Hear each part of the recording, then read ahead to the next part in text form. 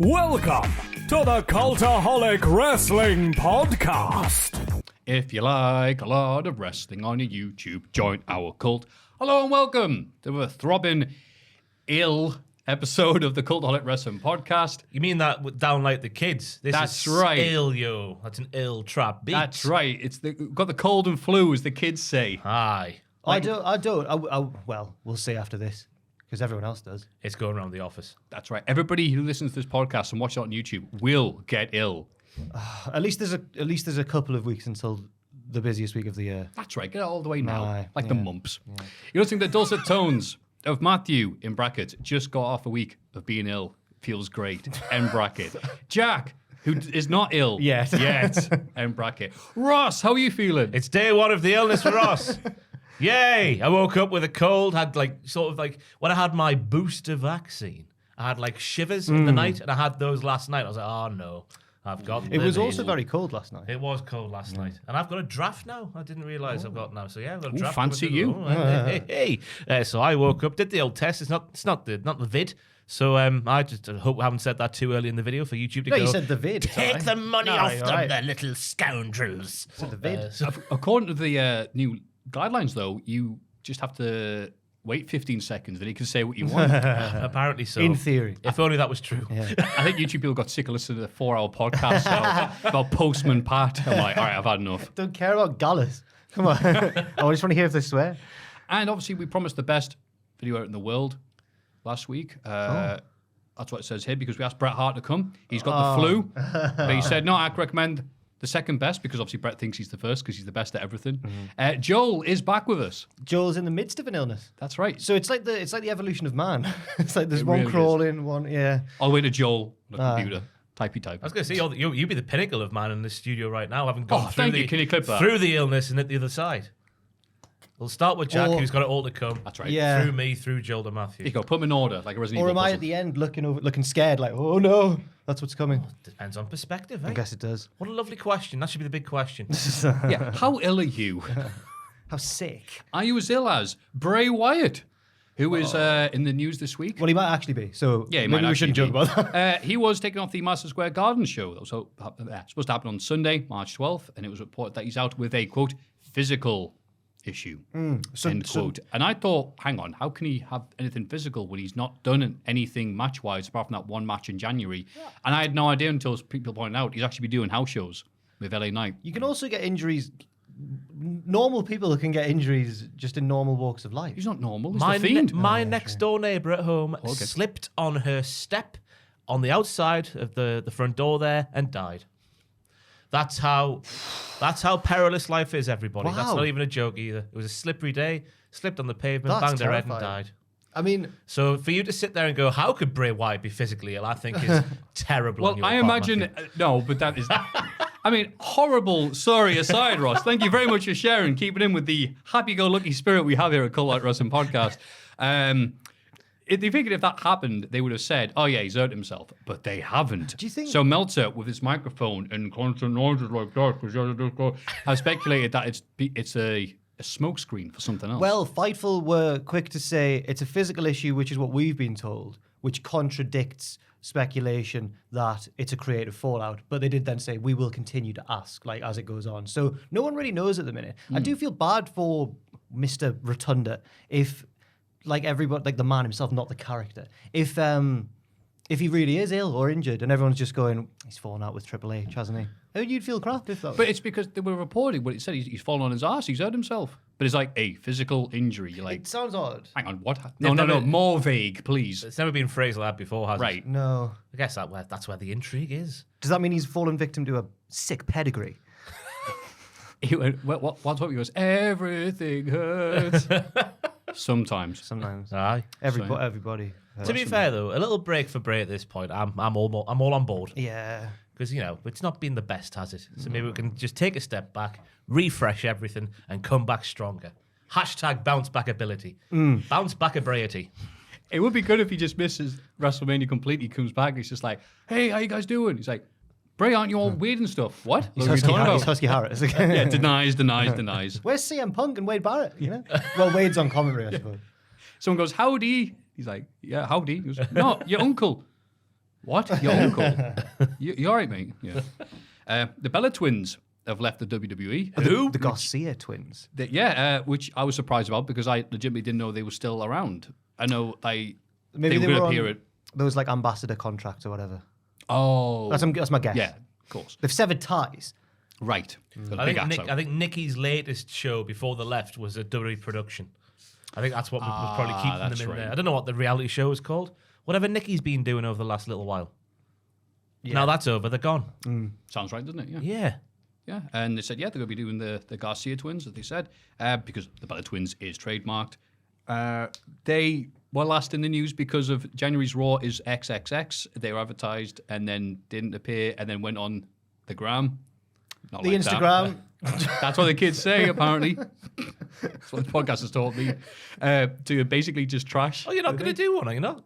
I thought that was a perfect tee up for a little joke. No. About whom? No. What are you talking about, Ross? Do you know what I heard? That's it, Paul Campbell are you on about there. Do you know what I heard last night when me and Owen were streaming? No. Ashton raided us because she finished her triple jump stream and then she did a Twitch raid on us. Well, don't say raid near Tom, you'll be... And then someone came in the chat. And went, pure like grassed her up and went, Ashton broke Tom Fabe. I was like, none of us have been saying anything about Tom over the past month. What's Tom Fabe? Nothing. But Ashton broke it though. So. What a bitch. She's a grass, which is something Tom knows nothing about. No, he's into the... No. We don't know what you're talking about. Let's move on quickly. I mean, to be fair, Ashton doesn't know anything about wrestling. So if someone's told her to keep kayfabe, she'll be like, what on earth are you talking about? Who's Kay? Yeah. Why is she in the cupboard? Yeah. Ric Flair likely to induct the Great Muta. This was like 14 hours ago. Muta is being inducted into the Hall of Fame. It's a big day for Sam Driver. Absolutely. It's his favourite wrestler. Of course. Let's hope that he doesn't do any speeches. But it'd be interesting because I think they said they were thinking of having Sting because it was last the news when he was... Because he was he's a little bit homophobic, wasn't he? Oh, I thought you meant Sam. Let's hope Sam doesn't do any speeches. I was like, that's very mean. Problematic Sam. What a very mean thing to say. His speech would go, his hello would go longer than Mr. T's and Hillbilly Jim's. It's the only Hall of Fame segment with first Hall of Fame show with one person inducted. Stop. They wanted Sting. It's not the roast of Sam Driver. It's not even here. Oh my God. Oh, Ric Flair's putting them in there, isn't he? Yeah. Everyone's catching strays on this Ashton, Sam. Shrapnel everywhere. It's like one of those rides. If you get on this ride, you will get wet. There's speculation that people in the queue getting splashed. Speculation that Sting's going to be doing it. Obviously, it's a bit issue politically, but have Flair do it, which is like, okay, fine, whatever. But you think at this point TK would let Sting do it, right? Yeah, but would WWE want Sting to do it? That's a good point. Have Triple H pin him before he's allowed to do it. What was the deal with Kip Sop coming back for Raw Triple X? Someone stopped that happening, didn't they? Which side was it? That. But then they say that they didn't. You know what? That got so tangled. But I thought I remember them saying if they'd asked, he could have done it, but he didn't want to do it. Or it's because they didn't ask. So will they ask for Maybe. Sting? Ooh. Yeah. I don't click on any news story possibly involving Road Dogg these days. I'm just sick of Road Dogg. So, unfortunately, Billy Gunn's been blacklisted from my Twitter feed by association. Completely understandable. Oh. He's a terrible father as well. What? Oh, Billy Gunn. Yeah. Oh, in story. Yeah. Now he's getting shrapnel. Billy Gunn, editor for Cultaholic. John Cena was asked about Vince McMahon's allegations. No, John boy. John. No, it's not hard to reconcile the feelings I have for Vince with the allegations against him. I mean, everyone has the right to have their perspective. I have the right to take mine. When you love somebody, you take them as imperfectly perfect as they are. With Mary Poppins. We all make mistakes. We all have poor decisions. Lord knows I've made my collection of poor choices. Why would you say that? You've been in the back of a limo there, John? Why would you say that, John? In 1980s, That doesn't mean I'm not going to love somebody. There's no way I can go on record and say I don't love Vince McMahon. But see, Cena, if you clip that last bit, then you are going on record as saying that. Yeah, thanks, Cena. That's exactly how Mankind lost that I Quit match against The Rock. Don't do that, John. Yeah. Also, even if, well, it turns out he does, even if he really doesn't want to criticize Vince McMahon, which he clearly doesn't want to do, just don't say anything. That's a bad answer. Yeah. That's a really bad Big like answer. Road Dogg. We've got 2 words for you. No comment in the future. Yeah. I'm surprised that he just was able to say it. Was he not in a controlled environment? Was this like a press junket or something, or an interview? I guess the guy who runs his Twitter wasn't there. Yeah. Pull the reins in. Stop there, John. Wrestlers have to have handlers. No, don't. Oh, Cena's got one for sure. Oh yeah, surely. No, he follows me on Twitter. That's him. Him following 3 million other people. Maybe his PA is Vince. And that's why. Say it. Say you love me. Bryan Danielson dealing with injuries following AEW Revolution. He was on the Unconsciously Coupled podcast. What's that? That sounds odd. Yeah. Unconsciously coupled. That sounds like. I don't know what one that Do is. you remember when the singer from Coldplay divorced Gwyneth Paltrow? And it was called like a. Was it Gwyneth Paltrow he was married to? They called it a conscious uncoupling or something like that. Their divorce. It was something really like spiritual and wanky. Yeah, it sounds it. That could be the name of a Coldplay album. Spiritual and wanky. You know what? The first thing you said, but the second one as well. Legitimately, I'm in a ton of pain. I just wrestled for over 65 minutes. I've got a black eye. I can't lift my left arm past here. Partially raises his arm. Yeah, thank you. For all the audio listeners out there. I have shooting pain going down my leg. There's this big gaping wound on my stomach. Oh. Why? That's a belly button.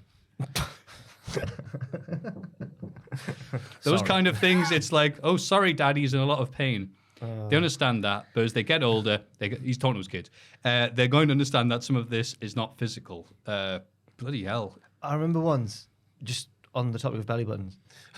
Yeah, go on. Weird start. This is how over Jericho was in like the year 2000. When me and my mate were kids, like my best mate when I was a kid, we were watching the wrestling, Jericho came out and he went, yes. I went, what? He went, he's got an innie like me. And I went, so have I. Statistically, I didn't say that, I was like 7, but I was like, statistically, most people do have innies. But I was like, wow, he wants so much to be like Jericho that even having the same type of belly button. That's how over Jericho was back then. Yeah. As a baby face as well. Right? Wow. A baby face and a baby button. And he's still going. Belly Baby belly button? button. Big E provides update on his in-ring future, but sadly not his belly button. He says to TMZ, I just want to make the best decision. I have to see what the scans say, talk to doctors, go from there. Right now, before I know anything, I'm not going to make any rush to judgments. Just see how everything looks. No anxiety. Everything is impermanent. Okay? If it comes to an end, cool. If it doesn't, cool. What will be, will be. I'm good with whatever. Que sera, says Big E, Aye, I which think- is fair enough. Yeah. The story was that he was getting his checkup, obviously this month, because it's a year since it happened, God, aye. roughly. So, whatever happens from this checkups, what's gonna be, I guess, and yeah, It was also sad to see some of the abuse that Ridge was getting. yeah. That was a story. Yeah. Luckily, well, not luckily, like, thankfully, like, I think Woods came out and defended him and went, like, come on, this is wrestling. Like, this Yeah. happens all the time. You can't, yeah. I mean, it shows how beloved Big E is, but that doesn't mean like having to go at people for making mistakes. exactly. Mistakes happen in wrestling. Yeah. It's part of wrestling. So, yeah, hope Ridge is doing all right as well. But it sounds like Big E's at peace with what's happened, and he's not going to be. It seems like He's these things, always you have to seemed- accept the things. Was that Roman Emperor or whatever? Because this is me, my All the mindset things last you year. can't control, and Yeah. that thing. Yeah. So, He was always, whenever he's not in, like, his wacky Biggie persona, he's always seemed like a really, like, level-headed guy, hasn't he? So, yeah. yeah, that's what we like about him. And you imagine there's got to be several roles he could do if worst did come to worst. That man there could do anything. Oh, he's so charismatic. Commentary, manager, all Yeah. sorts. Yeah. He'll be fine. Yeah. Exactly. He'll be fine. And he was a bloody world champion. Yes, he was. Yes, he was. Matt Hardy reveals what went wrong with the Hardy family office. Because I tried, when he started talking about this, I tried to piece this together going, I think I remember all this, but I couldn't have put it down piece by piece, like the stage of man we were talking about earlier.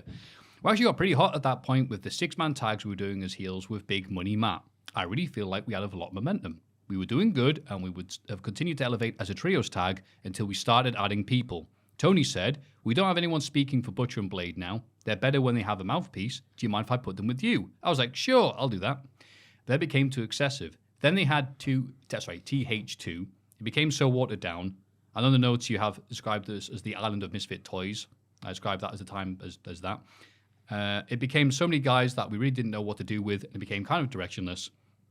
And it said here, the HFO will later undergo a merger with Andrade El Idolo to form the AHFO. The faction would vote to get rid of Matt before Jeff Hardy made his AE debut, and then Matt is now a member of the firm. He's been with Ethan Page since 2022. I'm like, when you put it like that, At what point were they, as he said, like getting good reviews and were over with the 6-man tags and about there? No. Who was he teaming with? That was Hardy and Private Party. Hardy and Private Yeah, Party. it's when everyone wanted them to realise that he was full Using of crap. them, yeah. And yeah. Oh yeah, when he was diddling with their contracts and whatnot. Yeah. Words not effective. Just their contracts. Yeah. nothing Yes. else. Thank you. It's exactly what he said there. It became a big, overcomplicated mess, didn't it? Yeah. I don't know what else you say about that. It's interesting that Tony sort of thought that Butcher and Blade needed a mouthpiece. Sometimes you hear reports, right, of Tony's booking, and you realise that 90% of wrestling booking these days falls under the same old guidelines or parameters, and you'd think like Tony might have come in with a fresh perspective, but sometimes he does fall into the same traps as other bookers. I don't know. It's a weird thing to look at. Anyway. Yeah, I get what you're saying. But sometimes he's like out of the box and everything. Although I think a lot of his more radical ideas are actually borrowed from the NWA, and they've not really been happening since Cody left. Just saying. I think Cody was AEW's best booker. Anyway, sorry. To be fair, that point there about Cody is very good, I might say. But I reckon they're getting slowly back on track. Okay. I don't know what's changed recently behind the scenes, but there was that period of time where things were happening that wouldn't have happened when Cody was there. It felt looser, didn't it? More sloppy. But now it's more tight again. Yeah. Who's the tight one backstage? Oh gosh. We always go like, yeah, good point, bad pun. Who's the tight end? Football. Dax Harwood reveals Cash Wheeler went blind at AEW All Out 2020, I've never even heard of this. The match of Hangman and Omega from that pay-per-view. It's probably the most difficult match we ever had. We went 35 minutes, performing at Daly's pace at an outside amphitheater in the middle of Florida, and it was about 96 or 97% degrees. I'm not kidding when I say Cash went blind towards the end of the match because he had oxygen deprivation. You get those spots in your eyes, and he could not see. He couldn't see anything, Deck. We got our belts after the match. We went to the back, and we were getting pulled in that direction for social media, and they needed a picture of us for the belts. And there was an interview person that wanted some words of us and Cash. After a while, he kind of just freaked out and said, "I can't see. Give me a second." So even the point where we were in the back, he was just having the effects of it. That was physically the most hardest match I've ever had in my life. I've never heard of a wrestler going blind during a match. God, heat's scary. Sounds it. Don't want to Overheating. do that. Careful, lads.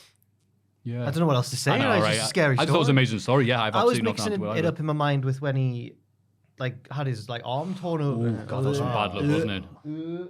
I reckon they need to bring in water breaks in professional wrestling, like in soccer. Well, like in the World Cup. Yeah, like every 10 minutes, everyone stops for a water break, get back in the ring there. MJF's doing it, going, you need a drink. He's like, yeah, it's all right. I remember some of those ones. Was that the same All Out where JR was just visibly, or audibly, really overheated and just like, I'm so tired, man. Yeah. It was a long show, I remember. I think if that much, I weigh 98 pounds. Jim was sat down, it's Friday night, and he, Yeah. It was one of the ones in Daly's place, and I remember it was meant to be like the most humid day ever. Yeah. Or whatever. Excuse me. Yeah.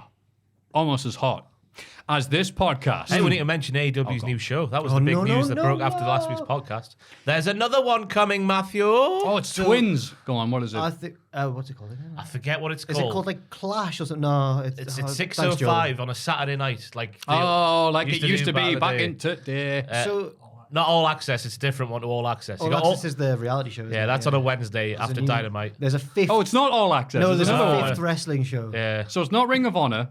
It's a not sixth All wrestling Access. show. I thought people would. I honestly, no, this isn't he's me trying to be trademarked a funny. new I thing. thought this is the one people meant. All right. Came from Andrew Zarin, who is a It's called, verified like- man. It's called like Clash or. I There's can't no remember. word of the new series, but Charge. as noted, the word on the street is AEW's filed to trademark the name AEW Collision. Collision. That was it. Collision. Yeah. So I think what we do is, if it turns out the Collision is more important than Rampage, then we probably drop Rampage from the running order. We can't do both. The podcast is long enough and it takes enough out of our working week. What if Collision is like the NXT 2.0, like the Bizarro land? I'd love that. As opposed to the super serious. But you know, actually, yeah, if they just went Sometimes- all in on skits, I'd be Yeah. alright with that. Abaddon is world champion. Yeah. Yeah, Let's do it. Let's make it. Go on, Tony. Make it the silly one. I reckon it'll be like what NWA was when it came back initially, like it's studio-based wrestling, that sort of vibe. I like that. Just because it's 6:05 on a Saturday night. I can't believe, haven't the NWA gone, I know they've not totally stepped away from it, but don't they emphasise that less now, the old school? I've got no idea. I've not I haven't watched it watched in a it for a long while. time. NWA. Yeah. I quite liked Power when it Yeah, first when came Power out. first Back started. in, yeah, but like that period's long over. Isn't Right, it? is it? Aye, Okay, aye. right. Yeah, the glory period's Why over. would But they you- should have another one. Why would they step away from that? It was going so well. I like that. Maybe Tony should buy that just so he can have a 7th show in tribute to Man United. 7-0. Oh. I thought it was Arsenal you hated, not Liverpool. Man United. Yeah. 7-0. Oh, they lost, sorry, didn't they? I thought it was Arsenal you hated, not Man United, but you do hate Man United as well. Yeah. I'm just happy when I see Man United losing. Oh, you're a child of the 90s. Yes, I am. Fair enough. Man United 7-0. More to come. Who do you hate more, Man United or Liverpool? Because I've noticed that Liverpool. I've noticed that Owen gets a lot of stick from you about Just football. Yeah, because yeah. I live with a Scouser and they are Ah. arrogant as a people. I never thought As a group of humans, they're all I never thought this about so arrogant. I never Well, thought like- this about Liverpool fans until I lived with Owen, and I realised it's not even a deliberate football fan arrogance. Right. It's just the belief it's that inherent. everything revolves around them at the just center of Liverpool. everyone's universe. Yeah. Are you not mistaken pride in where they're from? No, it's different. no. Different. Joel's sat there because he's a Liverpool fan as well. Liverpool. It's just like an inherent. Oh, why are we doing this? We're gonna get Great. I mean, I'm just like giving you just enough like- ammo to it's hurt like, yourself. You know but- how on Dynamite MJF went, "We're the chosen people of God." Sorry, not you. That's what Liverpool fans think. Oh, we're the chosen ones. 3 bar mitzvahs every Yeah, week in Liverpool. yeah. They do have some good songs, though. I will give them that. Some good songs. Well, you mean- two will be walking home alone forever after this podcast. I but don't live thank with you. them anymore. It's all right. Yeah, this is why. I know, yeah. Oh, More hatred for people. I don't hate Liverpool like Ross does, though. I think they're a proud footballing nation. I saw recently Thierry Henry said if there was one club he could have played for, he never did. He would have gone Liverpool. Couldn't believe it. Ruined. One of the top comment was like, "This is when the fit girl from school tells you she fancied you 20 years later." Okay, that's the line of closing.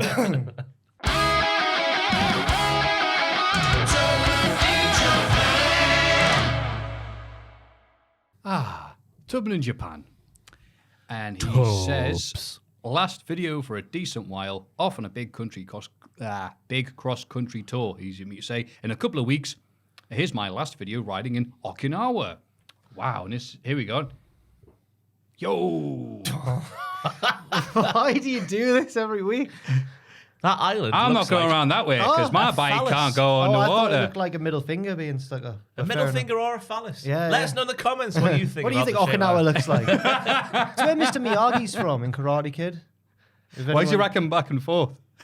Oh, yeah. He's just getting ready. He's getting pumped. Getting those thigh muscles jiggling. I talked to Richard recently. No, you didn't. I did. I said, sorry to hear that your last trip got... Because he was going to go on a big trip and then the inner tube or something burst on his bike. He had to get something replaced. Oh, But he said he's getting ready for a massive one across the island. I can't even fathom how big that one would be if he's saying massive one. Oh, it's bigger than... He seems to go on like 100-mile rides. a for casual... Just the crack, yeah. But no, this one's even bigger, yeah. That's sick, man. Good luck with it, Richard Tubman. I woke up on Ishikawa Island. I don't know what to do. What? Anyway. And he's off. He's gonna fight you when he gets back. Yeah, his leg's going to be massive. He's gonna I won't be able to run away from He'll him. have trained in the dojo. You'll nail you with a shoot Hurricane Rana with them thighs now. As seen in Total Divas. So yeah, whilst we're talking about that, that's Oh, one-handed, look how cool. no, that's dangerous. Stop that. Don't do that. No, his little bar's going to fall out his little bag. Oh. While we're doing that, it's also the sister segment to this.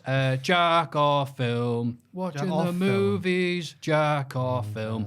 Have you been watching anything this week, Jack? Yeah, I've watched one movie this week. What have you watched? The Mission, it's called. It's a 1999 Hong Kong action film directed by Johnny To, I think he's called. And I loved it. 4.5 stars out of 5.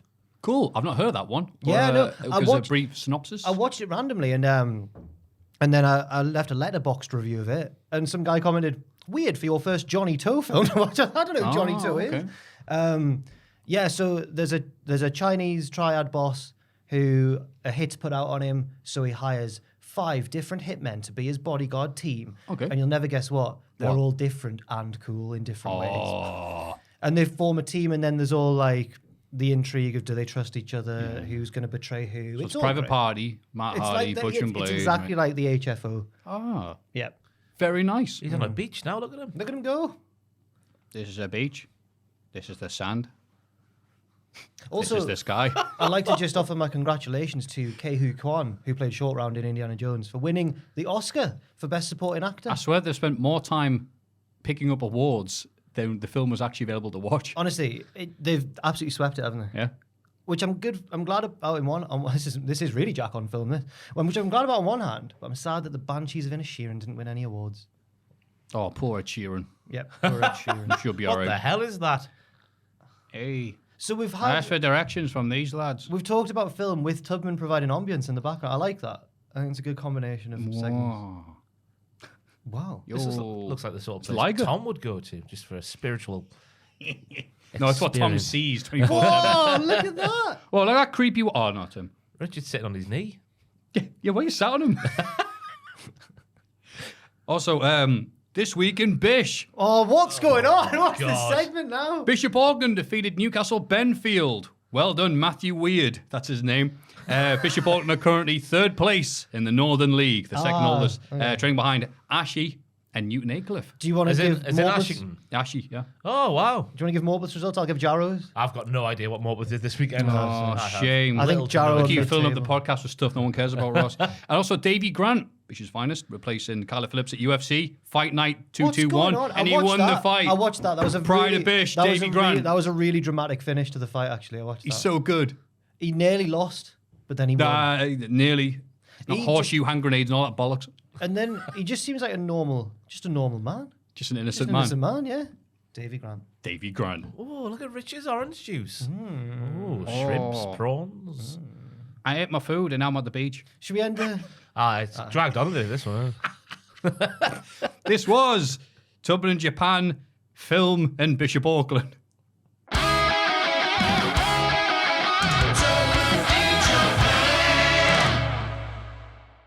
Everybody get excited for the Cultaholic Hall of Fame! Oh, yeah. Thank you, Andrew. Favourite time of the week. Yeah. What, home time? Oh, The Hall of Fame. In condescending honour from last week, the sheer optimism of JC Jane, 19%. What? I thought it was funny. You wasn't. sandbagged it. I remember now. Oh. I didn't sandbag it. I'm not Booker T. That's at least 10% off. The story of Brian Alvarez's head this week, 30%. Mm-hmm. Poor Brian trying to dress up as Mustache Vince and worked himself into a shoot brother, had to shave his head and his face. He did. And then Bored Liv Morgan, 51%, which is my pick, and it's the first time I've won in bloody months. Thank you, Liv, a.k.a. Sabu, who also has a Twitch now. Not Liv Morgan, Sabu. Oh, well, that's What? not nice. Is that a result of his professional wrestling injury? Yes, I imagine he's great. He's playing Super Mario. No, you didn't get it. He's got a Twitch now. Oh, God damn. Oh, God. Oh, God. Who is it who sells like that? Flair, innit? Oh, yeah. Yeah. Is that the aliens? No! Yeah. Says Ric Flair. Well, Luger would flex and Ric Flair take a bump off it. Anyway, thank you very much for voting for Bored Liv Morgan. My pick this week was picked via the lovely Twitch chat. Ooh, scrummy. As we talk about dialects and things like that, been watching a lot of Star Trek Next Generation and Picard, obviously because he's a proud Yorkshireman from France. He has this dialect, he speaks dramatically, and people are like, Yorkshire people don't sound like that. It's like, what's a good example of how Yorkshire people sound? Here's the commentary from Castleford versus Wigan on a video that has nearly 1 million hits. There's a man watching In the final rugby. run in a game. Andy A. Oh, what about that? Send him off! Send the dirty get off! The dirty The get. dirty get. Field.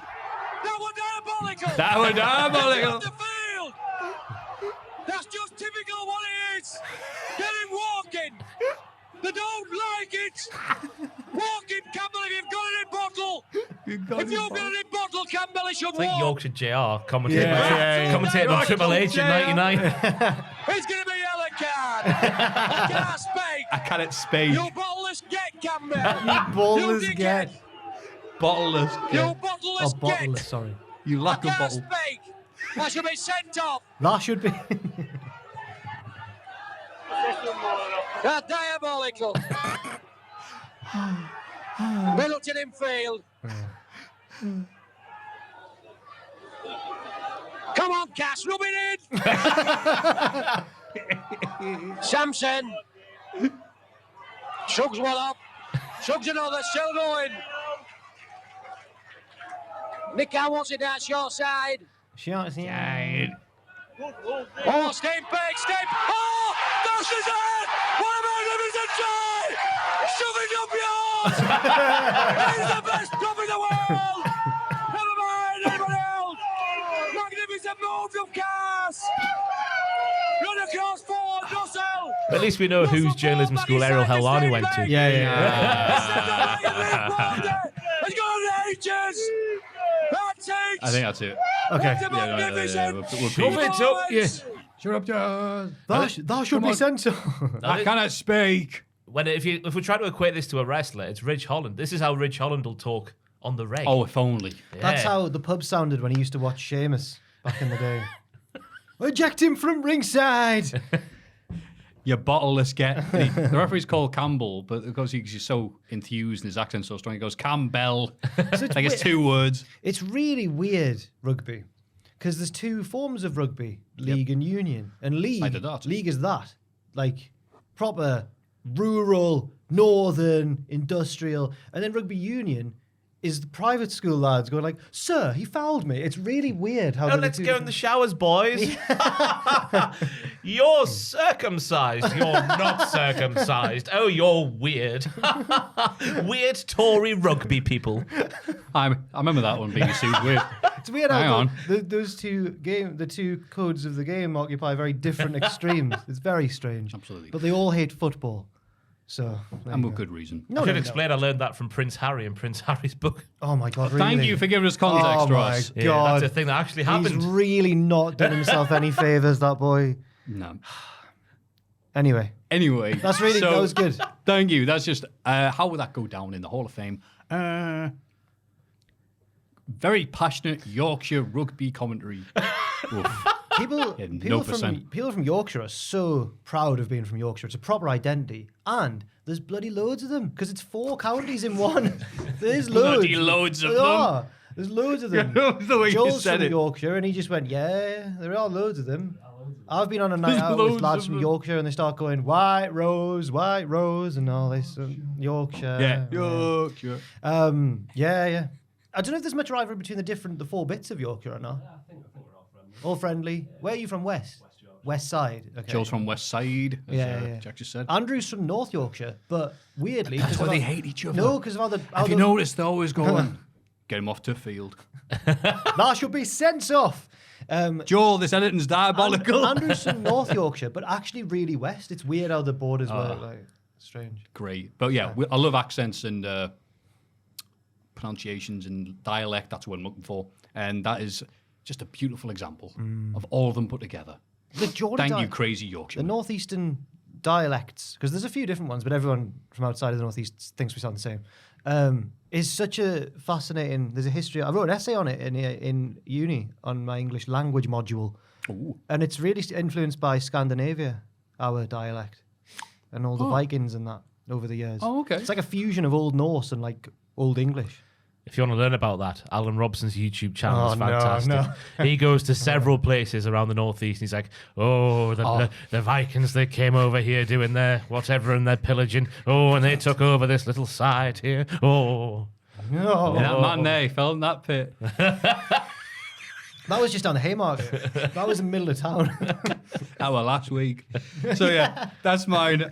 Second place was Brian Alvarez's head. Ross, what have you got for us? The beautiful friendship between LA Knight and Becky Lynch that took over Twitter this week. Oh, no. It was a tweet from the 13th of May 2022 from Goat God on Twitter, who said, why did I just now all of a sudden hear that LA Knight and Becky Lynch used to date Lamau? I didn't know this at all. It's just a picture of them. They're sort of stood near each other, and then Becky's on LA Knight's shoulders, and then LA Knight, almost a year later, the Kavorka was flowing through his veins. He put this son of a you-know-what right. He says, because we didn't, we were friends. You're jumping to bull-poo conclusions. Let me squash that before you guys take this anywhere. So I want to amplify LA Knight's message to not make things even more awkward backstage, because he said we were friends, so let's just make something up. What's happened there? I nicked a chip.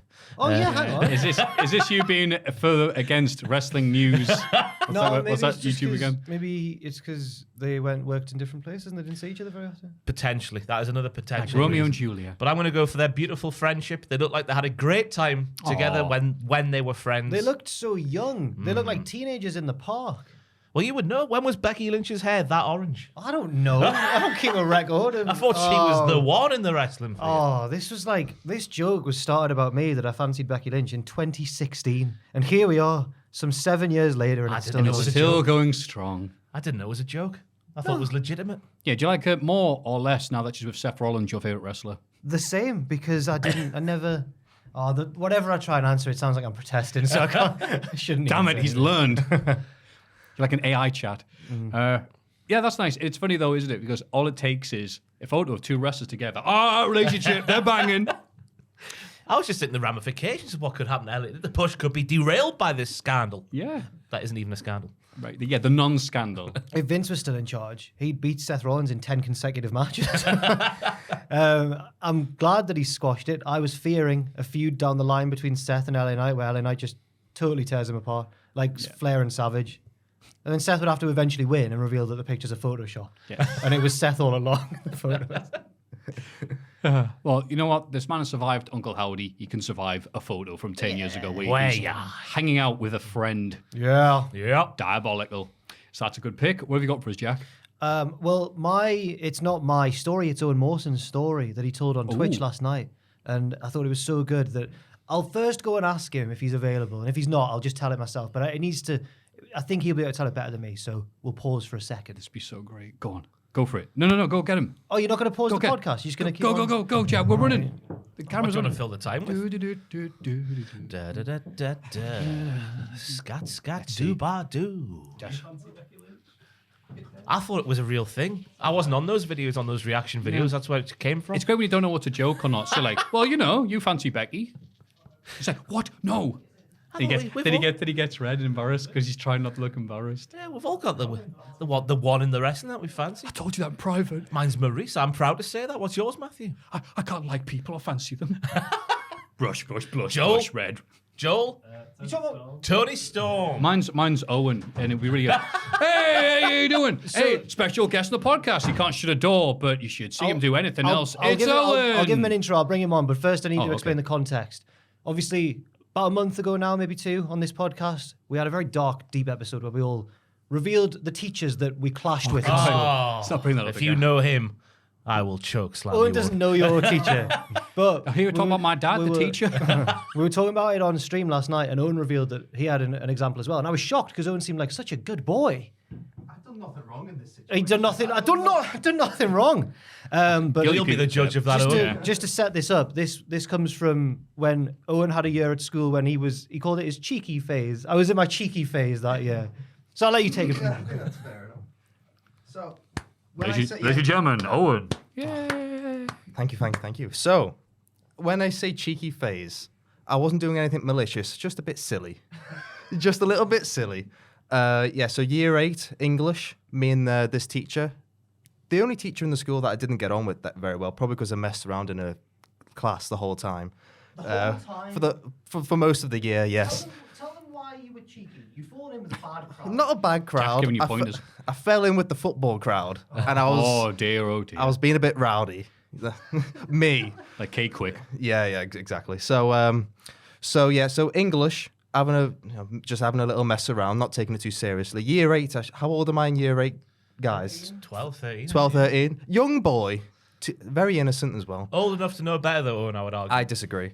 So I was just wanted to get out on the field and play football, Ross. That's all I cared about. So anyway, I was in I would have been in like set 2 for English or set 3, so like just above like the middle, and we all got given a spelling test to do for homework, and the entire class, not just me, the entire class did pretty poor, I would say, below average. So the teacher was like, right, that's nonsense. Everyone do it again in this lesson, and if you don't improve on your score, then you get detention. You have to do it again.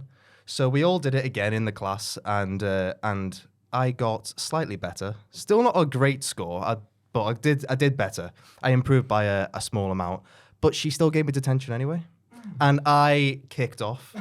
I got into a bit of a shouting match with her, and then I got sent out of the class. Describe what happens when Owen Mawson kicks off. At 12-year-old me. So as I said on the as I said on the stream last night, get the 2 pieces of paper side by side. You look at the score difference. You will see there is a clear increase in score miss. This is not on, but I got sent to detention anyway. I was the only one. It was outrageous, Ross. You should be doing better, though. Surely she wants the best for you. It was technically better. He's right. But I did do. So the grounds were you've got to increase your score, otherwise you get detention. Not by 1 or 2. Hang on. Rules are rules. She's a teacher. She set the rules, and I followed the rules. 100%. She didn't stick to them. 1 or 2 better? Is that was it? I can't remember. That could be down to sheer luck, Owen. I want a definitive jump, a 10 jump. It was probably 20, 30. There wasn't that many words. There was probably like 15 words, and I got a few more better. But yeah, so that's my. I don't remember the teacher's name, and no, I don't remember. Name and shame. I feel like I got on with most of my teachers throughout school, even in my little silly year. But just that year 8 English teacher put me in detention, and I did not deserve it. I think that's it. I think that covers everything. But yeah, there you go. What a lovely story. Yeah. Thank you, Owen. But my spelling's improved since then, so every while she's done a job. My spelling's got better. His spelling's got better. Yeah. Thanks, Owen. Cheers, mate. Thank you very much, you. Owen. Cheers, Owen. Definitely going to win the whole thing. It's gonna win. Yeah. Thank you. I wonder what. Are you going to be around next week to accept your prize if you win? What does the Scouse spelling? What does the Scouse spelling test look like? Gerard, smartass, Carragher, Jack chicken. did that, sorry, just to do that punchline at the end. But I just remember thinking the reason that story resonated with me so much is because I can't imagine Owen being a naughty boy. Nah. He's on the periphery, though, I think. He'd be one of the Giggler at the side. If there's people who's influenced by the naughty kids. Yeah, he's in with them because he's on the football team, but he's not naughty at heart, really. It's just not his focus. Focus is not on spelling, especially if he's a Scouser. He's like, no, there's not 6 O's in Liverpool. Do you still get spelling tests in year 8? We didn't. It was a year 6 cut-off. I think so as well. I think That's a sign his spelling's not very good, I guess, if in year 8 still be in them. I think this story's full of holes. No, I don't. Anyway, that's my nomination, but really it's Owen's in it, so there we go. Owen's school story. Owen's school story. Mm-hmm. Ross is picking the beautiful friendship between Becky Lynch and LA Knight. Yeah. And I am picking, oh, God, how even word it? That were diabolical. Yorkshire rugby commentary.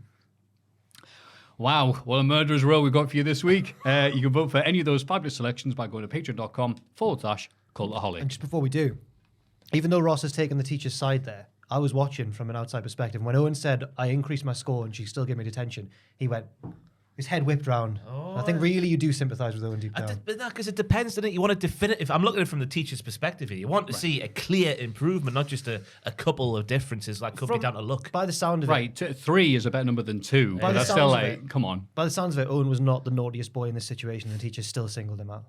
The weakest. The weakest of the pack. This week in the wrestling. It's this bloody week in the wrestling. This week in wrestling. Oh. No, it really is. SmackDown. Tope Gun Hilo. Oh, I don't know what I've meant there. Gun? Top Gun. Oh, yeah. Tope Gun. Tope Gun. Yeah. Nah, sorry. No, I'm not happy with that. Is this because Bray and Dom are on the highway to the danger zone? Mm-hmm. No, it's because there was a Top Gun vignette. Yeah. Oh, right. With Miz and Maurice. Yeah, and that pun took my breath away. Paul Heyman greets the Usos as they arrive at the venue, but Jay just wants to see Roman. He'll explain why he portrayed Sami Zayn tonight. Jimmy says that Cody Rhodes should stay out of the Bloodline's business. Nice to see that Jay, at this point, was taking no bollocks from his manipulative cousin, it seemed. I'll meet him in the ring, he was saying. The story rumbles on. Although I don't think Roman was even on SmackDown. No, this he week. wasn't. No, he wasn't. He's got better things to be doing. Ooh. Drew McIntyre and Sheamus both win a fatal 5-way match for a shot against Gunther, making simultaneous pinfalls. I love it when mates make simultaneous pinfalls together. Later, we see the pair arguing backstage. Is that an innuendo? Yeah, It was Swing and a miss. Over a swing, was it? Hey, Ross, Tope Gun, hello. Backstage over who won the title shot with Ridge and Butch I feel trying like to separate I'm them. the illegal man on the apron. If you just got Yeah. Eventually, Pierce tells Gunther that he's going to book the pair in a match against each other next week to decide the number one contender, as opposed to doing a 3-way dance. Yeah, sure, why not? Oh yeah. I think we'll still get the 3-way dance to WrestleMania. Something else will happen. Apparently, the fans were chanting for a triple threat. I wonder if that was piped in. It seems to be the direction they're going either way. Yeah, speaking of the crowd noise, the crowd weren't as into Drew and Sheamus when they came up with their entrances as they were Xavier and LA Knight. Yeah. Friend of Becky Lynch. I thought the finish was a bit weird because Jess, I saw the fall happen because I didn't know what had happened before watching it. So I was like, I'll go back 30 seconds and check who was the ref in the ring. And the ref in the ring was Jessica Carr, the referee. That's two names, not me just going, Carr! Hang on, yeah. So surely her fall should be the one that counts, no? Where did this other ref Yeah. materialize from? Oh, they're always in 5-way matches, I don't you thought- know? Is it too indie to do a double count with both hands? Like, is that too indie? I hope not. She should have gone.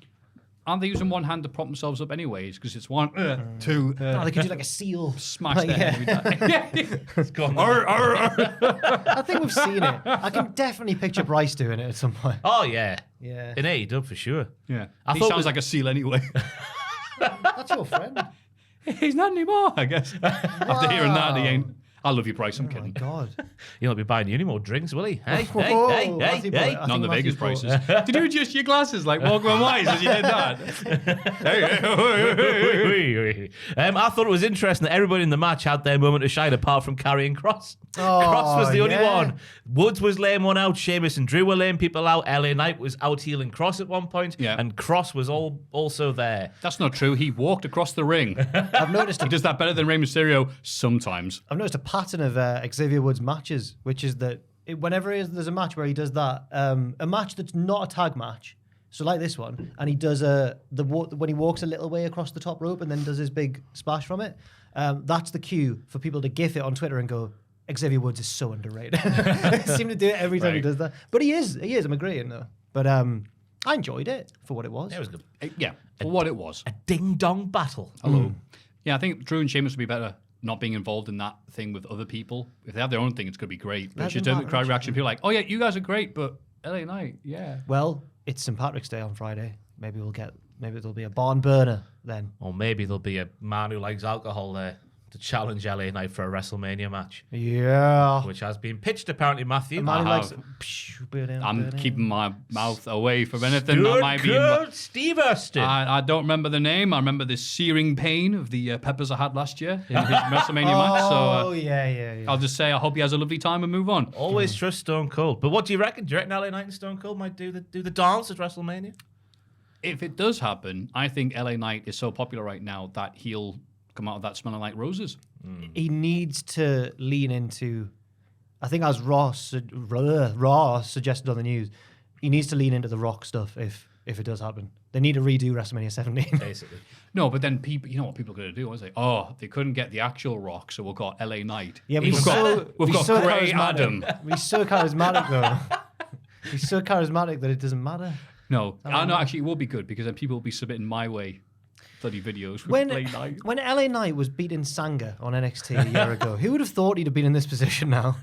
Or when he was Max We're Dupree. considering getting Austin in for you, depending on his schedule. It's like, Wait, oh, apparently, okay. he turned down Brock and then didn't get back to them about Roman. was But the LA story. Knight. But LA Knight. Well, yeah, wait. When we wrestled Brock Lesnar, Well, I think- my neck is dust. I think the you want me to crucial- wrestle Brock Lesnar? That couldn't have been real. I also bad. think the crucial difference is that he might actually beat LA Knight, whereas the other two would probably be booked to beat Austin.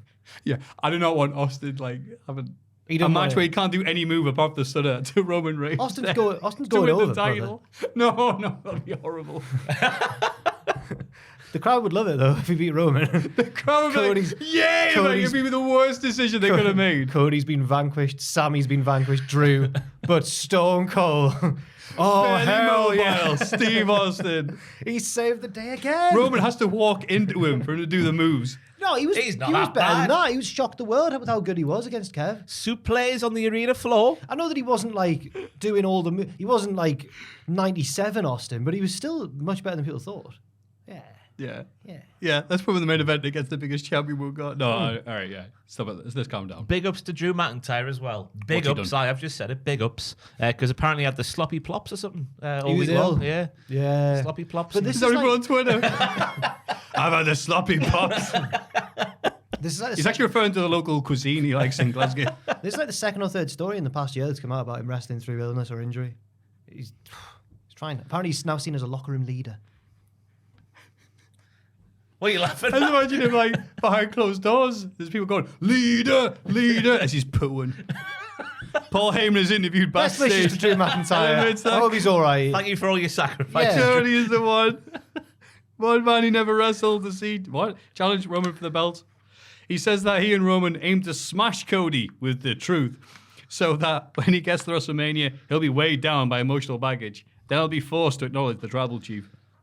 You know Yes. what? That sounded rubbish, me saying it, but Paul Heyman makes it sound beautiful. No, it was good. It was good. Did he? Oh, sorry. I was just going to say, like, he was on about stylistically, there's one person you don't want to see across the ring from Roman Reigns. It's not Lesnar. It's not Rollins. It's not Drew McIntyre toilet paper. Cody goddamn Rhodes. It's not. Yeah, it's not Lesnar who, whether he's beaten or lost to Roman over their many matches, has always dominated the matches. But until he's like won or lost at the end, no, it's Cody. It's Cody. Yeah, because he's. Stylistically, what does that even mean? Well, he's a stylistic. I was trying to think what is it about Cody that makes him a bad matchup for Roman. I couldn't think. Americana. I know he's.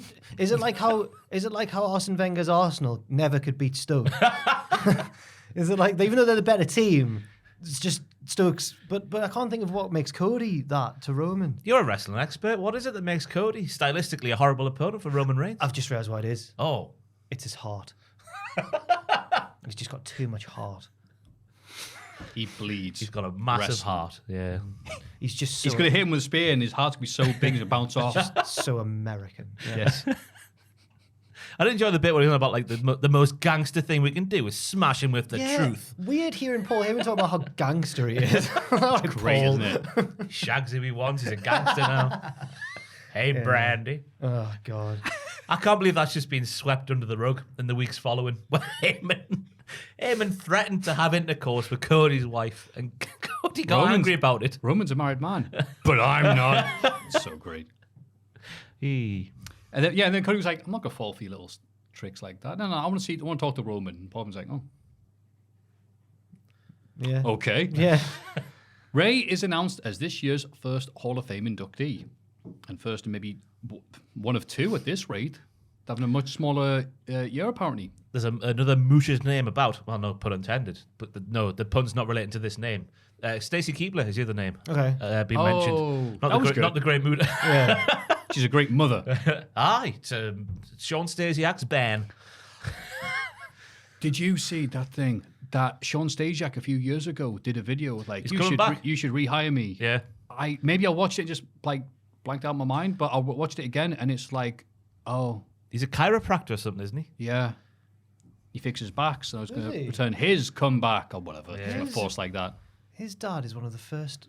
It was like the fourth WWF champion ever or something. something like that. It was like anyway. Stand the man. Rogers, Sammartino, Koloff, Stasiak. I'm like, it's crazy. Yeah, but his whole thing was, I should become the champion because my dad was. And it's like, Hey, he's not the only one to have tried that. To be fair. like that's it. That's the reason. Yeah. All right. Well, fair Cool. enough. We'll call you. Is Charlotte Flair the first one to proper buck that trend? Not saying that it's because of her famous dad. No, just like ascending to Oh, Similar level. Oh, the main event, a proper bona fide main eventer. Maybe Cowboy Bob and Randy. Oh yeah. Oh God, I have. well, The Rock. Well, his dad never really. Are you talking about ones where the child and the parent have both been huge? like I was going world to say champion. both worlds. Yeah. Well, I was going to say the Dory Funk Senior, but I don't think he was NWA champion. I mean, don't quote me on that. Cody, you could say.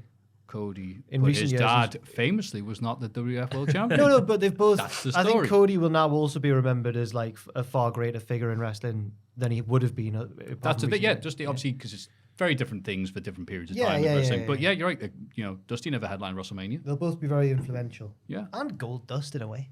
In a way. Yes. I've just like buried Gold Dust. He comes for a promo, but almost instantly is interrupted by the Judgment Day. Dom calls Ray a pathetic, washed-up old man and says he's ashamed to be his son. Legado del Fantasma arrived to defend Ray's honor and ended up having a 6-man tag against the Judgment Day, which they lose, which, considering Ray's win-loss record to be, really is keeping his honor. Dom tears Ray apart on the mic some more, but still Ray refuses to hit him. Dom charges and Ray hits a low-bridged, the 1 hour Kate said, to send him out the ring. I should have been Eddie's son, said Dom. Ooh. People like Oh, me did he went, not you tell? are, Was that aren't not you?" on Raw? Was that here? I don't know. I've There was, written it down for oh, this. fair enough. There was really similar segments on Raw and SmackDown Yeah. with Dom and Ray. I can tell the improvement Dom's had in the ring, on the mic even, it's been amazing. He doesn't even considering- need to be good, and he is. Yeah. Yeah. Considering how nailed well he it, was playing against the people going, what? Maybe this was the Raw one, but whatever I'll say now. Just like, like a year ago, he was just this stumbling, bumbling idiot. And now he's one of the best heels in the company. Big Mommy's giving him confidence. Ooh, and someone else, I guess. Yeah. He's nailing that like Kurt Angle, oblivious to what he's saying role very well because he's like, they're going to induct a washed up old man into the Hall of Fame. As if that never happens ever. People on Twitter going, that's the point of the Hall of Fame, Dom. To be fair, he was cutting a babyface promo to his horrible dad. You know, all the birthdays he's missed, all the Christmases Ray missed, Thanksgiving, soccer Oh games. no, was it Raw or the BMW? Yeah, that was on Oh, Raw. okay. I mean, that's another example of Ray being a terrible father. Disgusting. All the pals had Mercedes, but he got a BMW, not even an M Sport. All of his Ray friends, cancelled. all of his friends had a fleet of Mercedes. Anyway, What else was there? I thought the match was nice. Like the Gardo, you'd argue maybe should be used more in what they've been given over the last little while. now their faces. What's Zelina Vega gonna do? I don't know. Street Fighter. She's got she's got a glittery control pad as well, hasn't she? We also learned during the match that Ray wanted to kick Dom out the house when he was 15 and was only stopped by Angie. Oh, that's a bit severe. Cool Hand Ange was there. And Daddy Magic. Dom, you want to know what makes Daddy's nipples hard? No. Don't worry, let him stay. That was question. What did Dom do at 15 to try and get like Ray to kick him out the house? I don't know. Staggering news. Probably smoked a doobie, a fat J. Hey, come on now. Jay's just... Oh no. Jay retains water. Leave him alone. Yeah, like this. Again, it's the same time it's the same thing every time, but the crowd are just so into it. Boo! It's fun to boo. Why would you say that to Ray? He's a nice guy. Nice, terrible father. Missing all those big key moments in his life. Look what's happened to him. Convict. At first, I was on his side, and then on Raw, he kind of undone it all with his MTV Super Sweet 16 tantrum. So good. Miz and Maurice to a fairly ball-centric Top Gun vignette. Yeah, it wasn't all ball centric, I suppose, but there was a ball bit thrown in. There's a lack of punchlines to these segments they've been doing with the Hollywood stuff. This was the worst of the 3 or 4 that we've seen so far. I think Rhea Ripley's as 11 is just because that's it. It's just, hey, Got the point across. that's it. I bet they were telling you what's the main event on night one, obviously, in that vignette, because Cena's there doing the voiceover, playing Papa. And he's like, could you handle the pressure, whatever, being the main event of WrestleMania? Fair enough. Aye. I think And then a nose starts bleeding, which means you know what's going to kick off. It's all going to kick off. the Top Gun one. Not even a Tom joke. Well done, Ross. No. I think the Top Gun one. It just was them talking on a runway. I was just like, come on, like more Yeah. stuff, please. Like, I'm doing my hey, it's us on Top Gun. I'm It's like, yeah, great. critically analysing the Top Gun video. Yeah, I think people are like, can you just shut up and appreciate it? All right, well done, reference. Backstage, that lovable babyface Charlotte Flair asks Adam Pearce for a match tonight. Bad night, Adam. She didn't ask. She says, I want a match. That's demand. In a nice way, I want a match. Can't you not be rude? He says he'll find her an opponent. Good for him. she What a lovely segment. needs to go to the Wesley School of being a cheeky babyface. Because at the minute it's coming across too harsh. Aggressive. It's aggressive, is what it is. And if it's not, then it's at least passive aggressive. I want a match. There's a way to phrase things, isn't there, when you're a baby face? Do you think she's doing notes? She's like, all right, be nice and presentable. Give me a match. And the script will probably say, hey, Mr. Pierce, your bald head's looking lovely and shiny today. Would it be a big issue if I could just, have a little wrestle on tonight's SmackDown, please, live on Fox? Yeah. And she's like, I want a match! And she was backstage, she goes, nailed it. The Viking Raiders beat Braun Strowman and Ricochet. Nice match here with everyone bumping around, looking all big and stuff. It's weird how they're just a normal tag team now. Braun and Ricochet are just a tag team. Just normal tag They're just teams. normal men. They wear vests and combat trousers. Second mention of that. They're just normal innocent men. 2 for 2. Braun throwing Trevor over the top rope of the floor will never not be good. That was fantastic. Yes. I thought the Vikings looked better than they have done recently with their power moves and their tactics. Oh. They were wiping out Braun when he was on the apron around the ringside area. And then Braun, his total wipeout over the announce table was straight off that program on with the big bows and the pool and whatnot. Yeah. It was fantastic. Top Gun. Total wipeout. Total wipeout. I like this until the end, where Michael Cole seemed to be watching something that we weren't able to see. We kept on going, oh no, Valhalla! She's put a spell on Ricochet. He got and distracted for a second, But then he just ignored it. And I don't know, is Cole making up stuff in his head like Booker T pretending to watch NXT? Because there didn't seem to be anything that he was referring to Was actually there happening in meant to real be life. more of it? But Ricochet was like, I'm not selling that. I hope that's it. Yeah. Maybe that was Ricochet trying his best to look possessed by Valhalla. Yeah, maybe he's a This bad is actor. What Ricochet did was, Yeah. and he got on the apron. Yeah, Cole's like, he's possessed. No, okay. Gets backstage, reads the script. Ricochet looks possessed. The trance, Do you ever- 1,000-yard stare. Jailed Who was it? Yeah. Do you know when did Bliss possess Nia Jax? Yes. Or possess Reginald or something?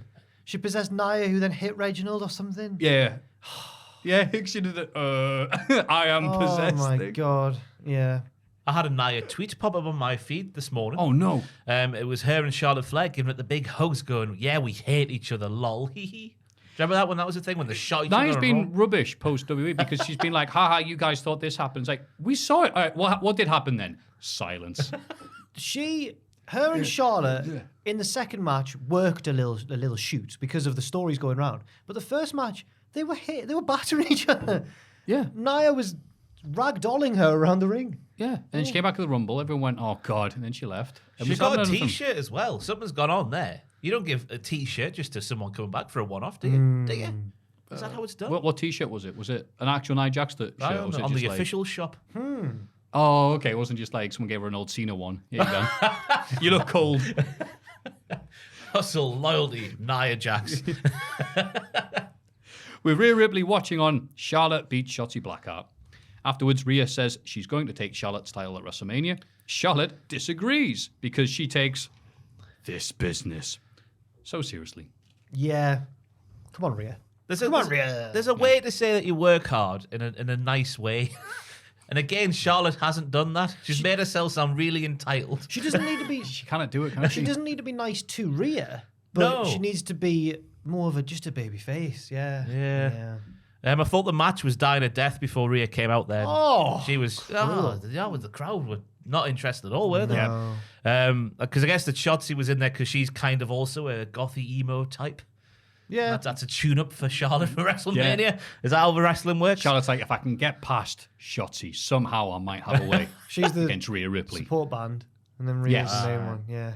She's the Blink 182 to Rhea's System of a Doom. Oh.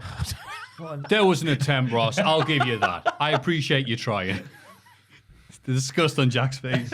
But one's a bit softer than the other. Oh, softer, yeah. But I thought you were doubting the popularity of Blink-182. Oh, no, I recognize right, it's okay, popular. right. Yeah. Shotzi's like a diluted Rhea. Okay, yeah. Now I understand. Now it makes A sense. Yeah. diluted Rhea. She's diluted. I hate it when I dilute a Rhea. Um, Drew McIntyre had that this week. Sloppy plops. Anyway, Charlotte's German to Shotzi was horrible. Shotzi nearly was headless. She doesn't take it that way, though. That's the Shotzi normal thing, isn't it? Yeah, If she's but, taking it flat on her back, that would be weird. Yeah. but please stop doing that, though. No. It's scary. Not you, sorry. I Oh, was talking. okay, sorry. Shotzi's listening to this now. Of course. And it was the setup for the talking at the end was really awkward because Rhea just wasn't looking at Charlotte, and then Charlotte had to say again in a very likable babyface way, "What you got to say, kid?" It's like, you'd be in the grizzled old heel veteran, aren't you? Maybe this is on purpose. Maybe they know that people are going to cheer Rhea. Hopefully. Bless you. Bless thy. Dankeschön. You kept it in, though. It was a silent one. I try my best. The Usos hit the ring, and Jay cuts a promo about the importance of family. He says that Sami Zayn is selfish for expecting him to even have a choice, which I thought was a nice line. Like, hang on. I think Sammy He maybe said, was... is he complaining? Oh, you thought I had a choice. So if you don't have a choice, did you want to do it? Maybe... Oh. Cody Rhodes interrupts and wants to fight. Jimmy warns him that if he gets in the ring, they'll put him on the shelf like they did to Sammy. All right, and cue, Sammy runs in from the crowd and says, I'm actually all right. And starts a big brawl, which he and Cody win to end the show, with Cody inexplicably throwing some beer on them a week or so after the MJF incident, and after Cody revealed that he watched AEW Revolution on an illegal stream. Why did he say that? I have no idea why he said that out What's loud. the context around that one? Hey, JW says, yeah, on like, some dodgy website. I'm like, all right, Cody, thank you for being honest. Hero there. Take care of the pennies, then the pounds will take care of themselves. It's quite a nice house showy ending, wasn't it? The two baby faces. That's right, yeah. Still intertwining Sammy with Cody for now, though. Interesting. It's good. Yeah, keeping them together means that they're not diluting, rather like Rhea, the pop they're going to be getting. And again, just a little bit of the stir, Jimmy. I'm fine. Just act like I had a choice. But he did have a choice. But did he have a choice? Because of family. I think Sammy might have been a bit naive in thinking that Jay had a choice. Yeah. I don't know. I thought it was a nice, you people promo from Jay. Because it was a nice, what would you do, eh? You dial-ems. So that was a nice spin on just, instead of going, you people wouldn't do, you know what I mean? You people. The Usos have got really good, possibly the best on the entire roster, really good shouting voices. When they shout, they're That's a good really point, yeah. good. They sound like vacuum cleaners, don't they? He sounded like a pod racing scene in Star Wars. You know what I mean? When a vacuum gets a bit that pitch, when they're shouting, they go. They're really good at shouting. They sound. I was going to say they sound like men, but apparently not. Men with hoovers. Definitely a massive, massive Dyson. So Henry. Yeah. And I really appreciated Cody not being able to talk until after his pyro and whoa were out of the way. Oh, yeah. He's trying to make it a thing, isn't he? The whoa, and it's getting louder every week. Yep. He knows what he's doing. Aye. Also, I'll put here down, JBL plus tattoos equals Karrion Kross. Isn't it? Oh, why? You know, think? No. What? Just in terms of sheer looks, or He's getting there with his hair and I everything. don't think he looks very that. 05 JBL and his mobility. I think Karrion Kross is a handsome man. He was when he was bald. Yeah, he was. Got Yeah. a reverse Samson thing going on. Oh man, I had a point. I can't remember. Sorry. I'm carry sorry on. for No, it's interrupting all your right, point. don't worry. And also, other news, it's been announced Conan will be doing Rey Mysterio's induction. Conan with a live microphone. About it. olale. Anyone watch my podcast? It was so great. I hope the disco's not the little weapon. To induct me by Hall of Fame, my lifelong friend, Disco Inferno. Hey, they might get the filthy All animals of the back filthy again. animals, yeah, that'll be class. Tigress come back. Moving to. Yeah. Tori Wilson was there for a bit. Yeah, was she in the? Was she in the Because filthy Kidman was Kidman in it. Yeah. Oh yeah. Right. Okay. Yeah. She was Conan for a bit, then Kidman. This Tigress was the main. I know. I recently Yeah. watched it. Lady. I'm sure it was Tigress who. I recently watched. It was for one of my weirdest episodes, and Yeah, it was yeah. the Filthy Animals versus the Misfits in action on like the opening match of the show. Oh, and it was when the Misfits had Grandpa with them. Oh, And it's just some old fella on the outside, and Tigress is there. He's like, oh my God, she's so beautiful. Looks like Jennifer Lopez. I'm like, oh my God, what are you doing? And then What was Conan- his wacky name? And then General Huge. Oh, well, the grandpa. yeah. I like can't remember. Captain Grandpa. Aye, Captain Some Grandpa's there. crap like that. And then Hugh Morris kind of flinch. Oh no, sorry, Conan it would have been because he's Yeah. kind of flinches at him, and the guy just takes a bump. Yeah. Right, okay, fair enough. Yeah. I thought he would pretend to faint, so Major Guns Major could Guns do has to mouth revive mouth. him, and he grabs her in like a terrifying Yeah. like, reptilian death roll, and the rest of the Misfits have to prise him off. And then they're all like, I'll grab him. Yeah. It's really terrifying. Yeah. AEW Rampage. That show that AEW wrestlers apparently really like a lot. Going to this promo on Dynamite. Thanks to interference from, big pardon, AEW Rampage subtitled New Outcast Order. Oh, as it says here, new. Yeah. Isn't it dark that they were all slagging off on Dynamite? No, Jungle Boy said, look at you, MJF. You never wrestled on Dark. You never wrestled on Dark Elevation. You never even wrestled on Rampage. You know, the crappy show. No, he said he's saying there that Rampage is the best of the crappy shows, I think. Which is good. But that's not a thing you should be No, it's saying. not. You shouldn't. Not even Rampage. It's like, what? Why? Oh, whatever. Anyway, we'll get on that soon. Thanks interference from Daniel Garcia. Sammy Guevara beats Action Andretti. Yeah. Sorry, the comma threw me there. Like it was going to be a list. So yeah, obviously Garcia beat it. Yeah, this was all right. I feel we've seen this a few times already. So it was like, okay, cool. Maybe I put the comma in the wrong place there. I'm so sorry. There was a table spot. He's so full of action, that Andretti. But Jim Ross hates him high-fiving people in the crowd, right? So he needs to stop doing that because JR said so. Why? What was he saying? I don't know what the point was, but I've just written down here, Jim Ross doesn't like Action Andretti high-fiving people in the crowd. Must have been during his entrance, giving it that they won, and then JR said something. I don't know. He needs to be more of a straight shooter like Dr. Death Steve Williams. Punch the fans instead. Yeah. I thought it was just a bit of a twink off, lots of nice, pretty moves. And then I thought the ending was quite interesting because we still don't quite know what Garcia and Sammy's relationship is. Is it a game of one-upsmanship, or are they just friends? Oh, wow.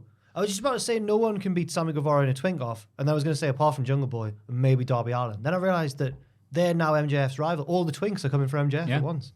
The four twinks, they're known as. Wow. The four The twins. fabulous four. Yeah. Going loco down in Acapulco. It's weird that table spots are just normal now in AEW. When it's like, okay, well, it's the timekeeper's table in WWE makes sense because it's like, it's not quite a table, it's a big bulky thing, but AEW is just because it with a cloth on it. That's fine. That's fine. I thought it was a bit weird maybe so soon after MJF's at the end of the pay-per-view. Yeah. Because this was obviously the next show afterwards, wasn't it? True. Yeah. We get a series of backstage segments. Woohoo. Darby Allin wants to go out in a blaze of glory, but doesn't elaborate on what he means. Thank you, Darby. Retirement, obviously. Obviously. Jungle Boy is aiming for title success. Didn't say which one, obviously. QT Marshall and Powerhouse Hobbs revealed that next week we'll see the first edition of QTV, and boy, you just have to wait for Tensing that up to just come thinking in. about QTV. Why? It was good. No, it was not. No. We'll get to it. We'll give it more airtime than it deserves. Is it a work or is it a shoot now? The can't bring in. Well, I think it's a legitimate question to ask. Yeah, it is bad. I still don't want to talk It was about Aaron Solo who workingly, shockingly did it. Or whatever. God. The Acclaimed win a quick match against Jack Cartwheel and Starboy Charlie. So that guy always brings a sign that says, sign Starboy Charlie. Hope you had fun. Yeah. He does Jack Cartwheel, right? He does cartwheels, which I thought was really impressive. It is exactly what it says on the tin. It I is, yeah. thought Jack Ronsil. I could have sworn Jack Cartwheel was like a UK indie wrestler. I've mixed him up with someone else. Maybe Jack. Is there a Jack Bandicoot? Yes. I think I mixed him up with him. Yeah. Right. Okay. Jack Bandicoot is mint. Yeah. He's one of those little flippy boys, isn't he? He certainly is. I should hope so with a name like that. Yeah. No, he's actually really slow and lethargic. 6'7". Jack Lazy, he started off as. Jack Cartwheel has been doing GC dubbing and things like that. He did for PWG, ages, so- didn't he, as well, maybe? I think so, yeah. I saw a lot of since I people pay attention to PWG. Why don't PWG make their shows available? You've got to wait. Because they're making too much money the way they're You've got to doing wait it. a year or get it on DVD. Who gets DVD? Like, the thing they're doing now is Excalibur's still... sorted out. It's still working for them. The situation they've got, which is crazy, because I never even Well, think it about doesn't them now. help my- But they're still making money, But so it doesn't help my Matches of the Month podcast, let me tell you. bless you. I saw a lot of people on Twitter taking the piss out of Starboy Charlie's attire.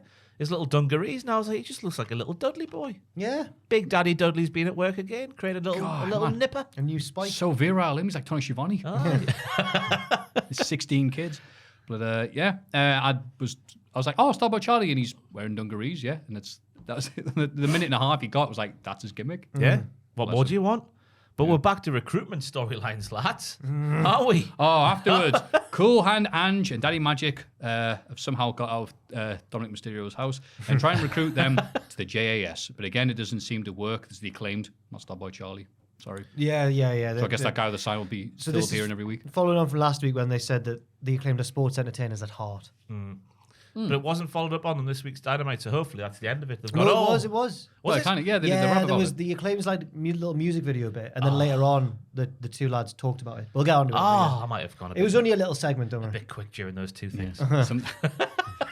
Maybe you sneezed. I got my notes in for this podcast. This is a shoot quite late on because there just seemed to be a lot to talk about on Dynamite, especially this week. Yes, there is. Which is good for us on Yeah. a podcast about talking. Despite interference from Jose the assistant, Takeshita beats Preston Vance, with Don Callis watching on from commentary. Because Don Callis is a bad guy, but he still manages the elite, who are good guys. It's like Anakin and Palpatine. Do it. But is Don actually a good guy then? Because he's going after No. Takeshita, who is also a good guy. He's going to corrupt him, Ross. Yeah. No, I believe in Don. He's going to make him do awkward bits with the elite. He's a heel. He's going to go to the Jedi Temple and do away with all the younglings. Maybe Start by Charlie, you mean? Maybe Don's trying to change because they say your behaviours are moulded by the people you affiliate yourself with. That's the saying, isn't it? We're all straight off the tongue. You said that really well. Aye, so hopefully that's just Don becoming a nice man to match his clothes.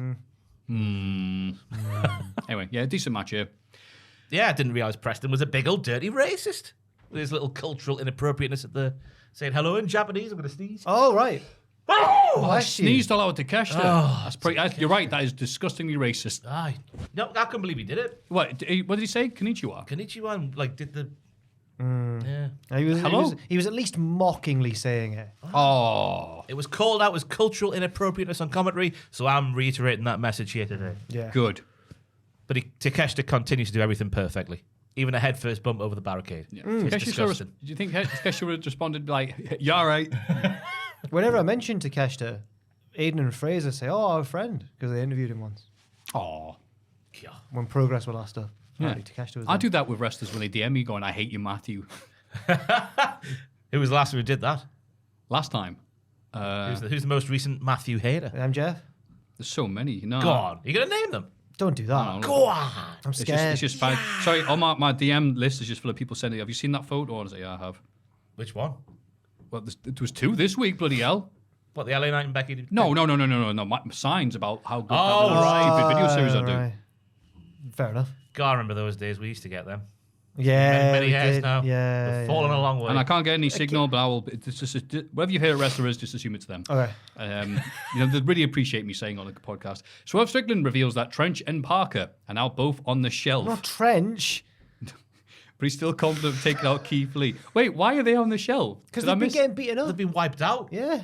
what? Keith's been taken. Keith. I beat him in a match. Keith and Dustin. You can't go up against Keith and Dustin and knock them out feeling sore. They're two big boys and they love to bang in the ring. They're both rubbish. They're rubbish. What? They lost Keith one and match and Dustin? now they're out. No, they've Trench been and- slapped around and all This is a sorts, dangerous man. business. Apparently so. Especially against someone as wily as Dustin, who is cunning as those who dance below, and someone who hawks from the Oh, moon. God. Like Keith Lee. Keith Lee is not a witch. But also, I reckon we could be getting a new affiliate because Swerve was like, he hasn't thrown every bullet in the chamber. And he was saying, keep your eyes in the back of your head and all that sort of stuff. It's like, ooh, a new Who's it debut going to coming. be? So, somebody who's hopefully trained to wrestle.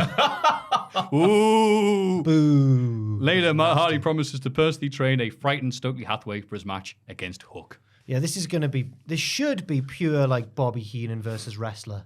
It should be Yeah. terrified. I hope there's not too many shenanigans. I hope it's mainly Hook destroying Stokely for a few minutes. I hope they bring a cage in. Come on. Go the full way. I hope that Stokely has funny attire. I hope he has little boxing shorts or something. Oh, it's going to be great because Hook's in it. Mark Briscoe announces a Reach for the Sky ladder match to decide the next Ring of Honor Tag Team Champions. He says in a weird way, but I got the impression he was going to also be in the match. Oh, I thought he was saying it's time for the belts to move on. Yeah, move on. Mark Briscoe is obviously the person you want to be. He's your spokesperson for something like that. But I assumed he was going to be in it as well. But He might be. maybe we'll have to see. If he finds a won't we? partner, I guess, there. But I think it's it's kind of a nice, respectful way, isn't it, of moving on Yeah. the tag belts. You know what? It's a perfect way of doing it. Yeah. I fully agree. Especially the name of it and the stipulation and everything. And the first person he announces was the Lucha Brothers. Yeah, Both that's these good cool. friends of Does that them. mean they've got a Ring of Honor then? The Lucha Bros. Oh, no. Good question, Ross. Rio wins the main event against Nyla Rose, but gets beaten down afterwards by Nyla and Marina Shafir. Why have we moved on so quickly? Because We don't know. Anyone know? Or I don't know care? the answer. Oh, right. I- Okay. Well, That's I've the got the Lucha Bros. Well, Are we I've- watching? No, wait. Are we watching Ring of Honor? No, but I No, want the Lucha exactly. Bros to stick around on AEW television. That's why. I don't want the varsity athletes. I didn't think. Well, wait. There's a lot of crossover though, isn't there? The BCC Is there? are Oh, on right, both okay. of them. So Is it like the wild card rule? I assume so. It's only Eddie Kingston who's done the. I'm only going in this brand. Remember the so wild card rule? no. Vince, You know who also doesn't remember it? Well, WWE. Oh, yeah, true. 10 seconds after announcing it. Rhea wins the main event. I've already said that. The Outcasts then come out and spray her with an L, even though she won. This match and segment made me nostalgic for the early, simpler days of AEW. Because Rio and Nyla was a great feud at the time, and it was. This reminded me that now it's far more complicated, isn't it? AEW as a promotion. What heady days they were. Yeah, it's almost like it was symbolic. Oh, it's the good old days. Yeah, hang on, here's the Here's outcast some here. WWE wrestlers to come in.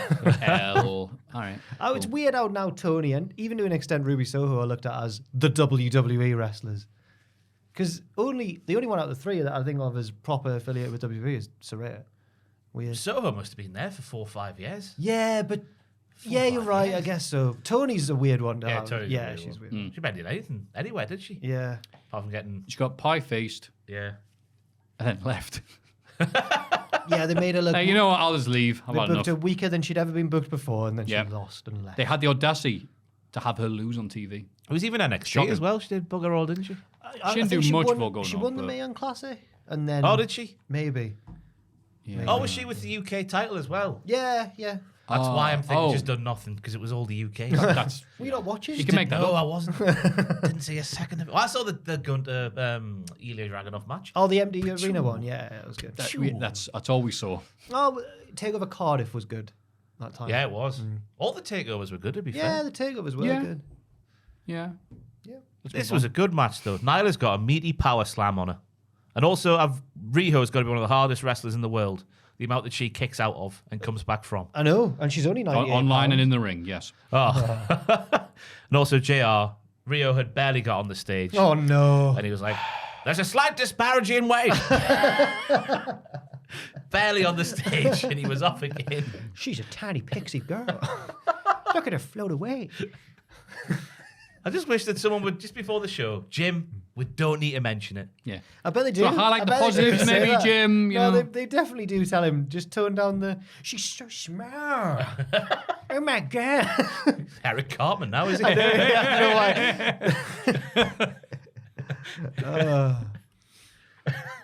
She's a tiny lady. Tony tries to put the reins on Jim. Said, Tony, Jim, don't do that. Screw you, Tony. And She's smaller even than Mr. Hanky. right, Jim, can you stop? But yeah, AEW Rampage, very important. Monday Night Raw, look at the mass. Look at the vascularity. Yeah. I think I remember That's that. why. Look at the striations. That's it. Gary Stridham. Wow. Edge calls out the Judgment Day. He says he wasted a year of his comeback in the stable and wants revenge for the I Quit match at Extreme Rules. And he said, does he remember the mixed tag match? No. Apparently this he's feud already is just got- going to go on forever. Yeah, man. I got shades of Jericho here, you know. You know, Yeah. you got revenge already. You won with your wife by your side. Never mind. He wants to wipe out Balor, that lovely, sexy Irish man. I can't stop thinking about you, Finn Balor. Can't have a match with just you and me. He did get a bit wistful speaking about the Judgment Day when he's like, you're Irish, Australian, Mexican, Puerto Rican emo delight. Oh, it sounds like a lovely cocktail, he's saying, or something like You got a that. weird That was reaction. really Jericho as well. Yeah, it's like, you all right? Yeah. Is he turning into Jericho? Yes. He challenges Finn Balor to a Hell in a Cell They'll match get at it on WrestleMania. wherever, damn it.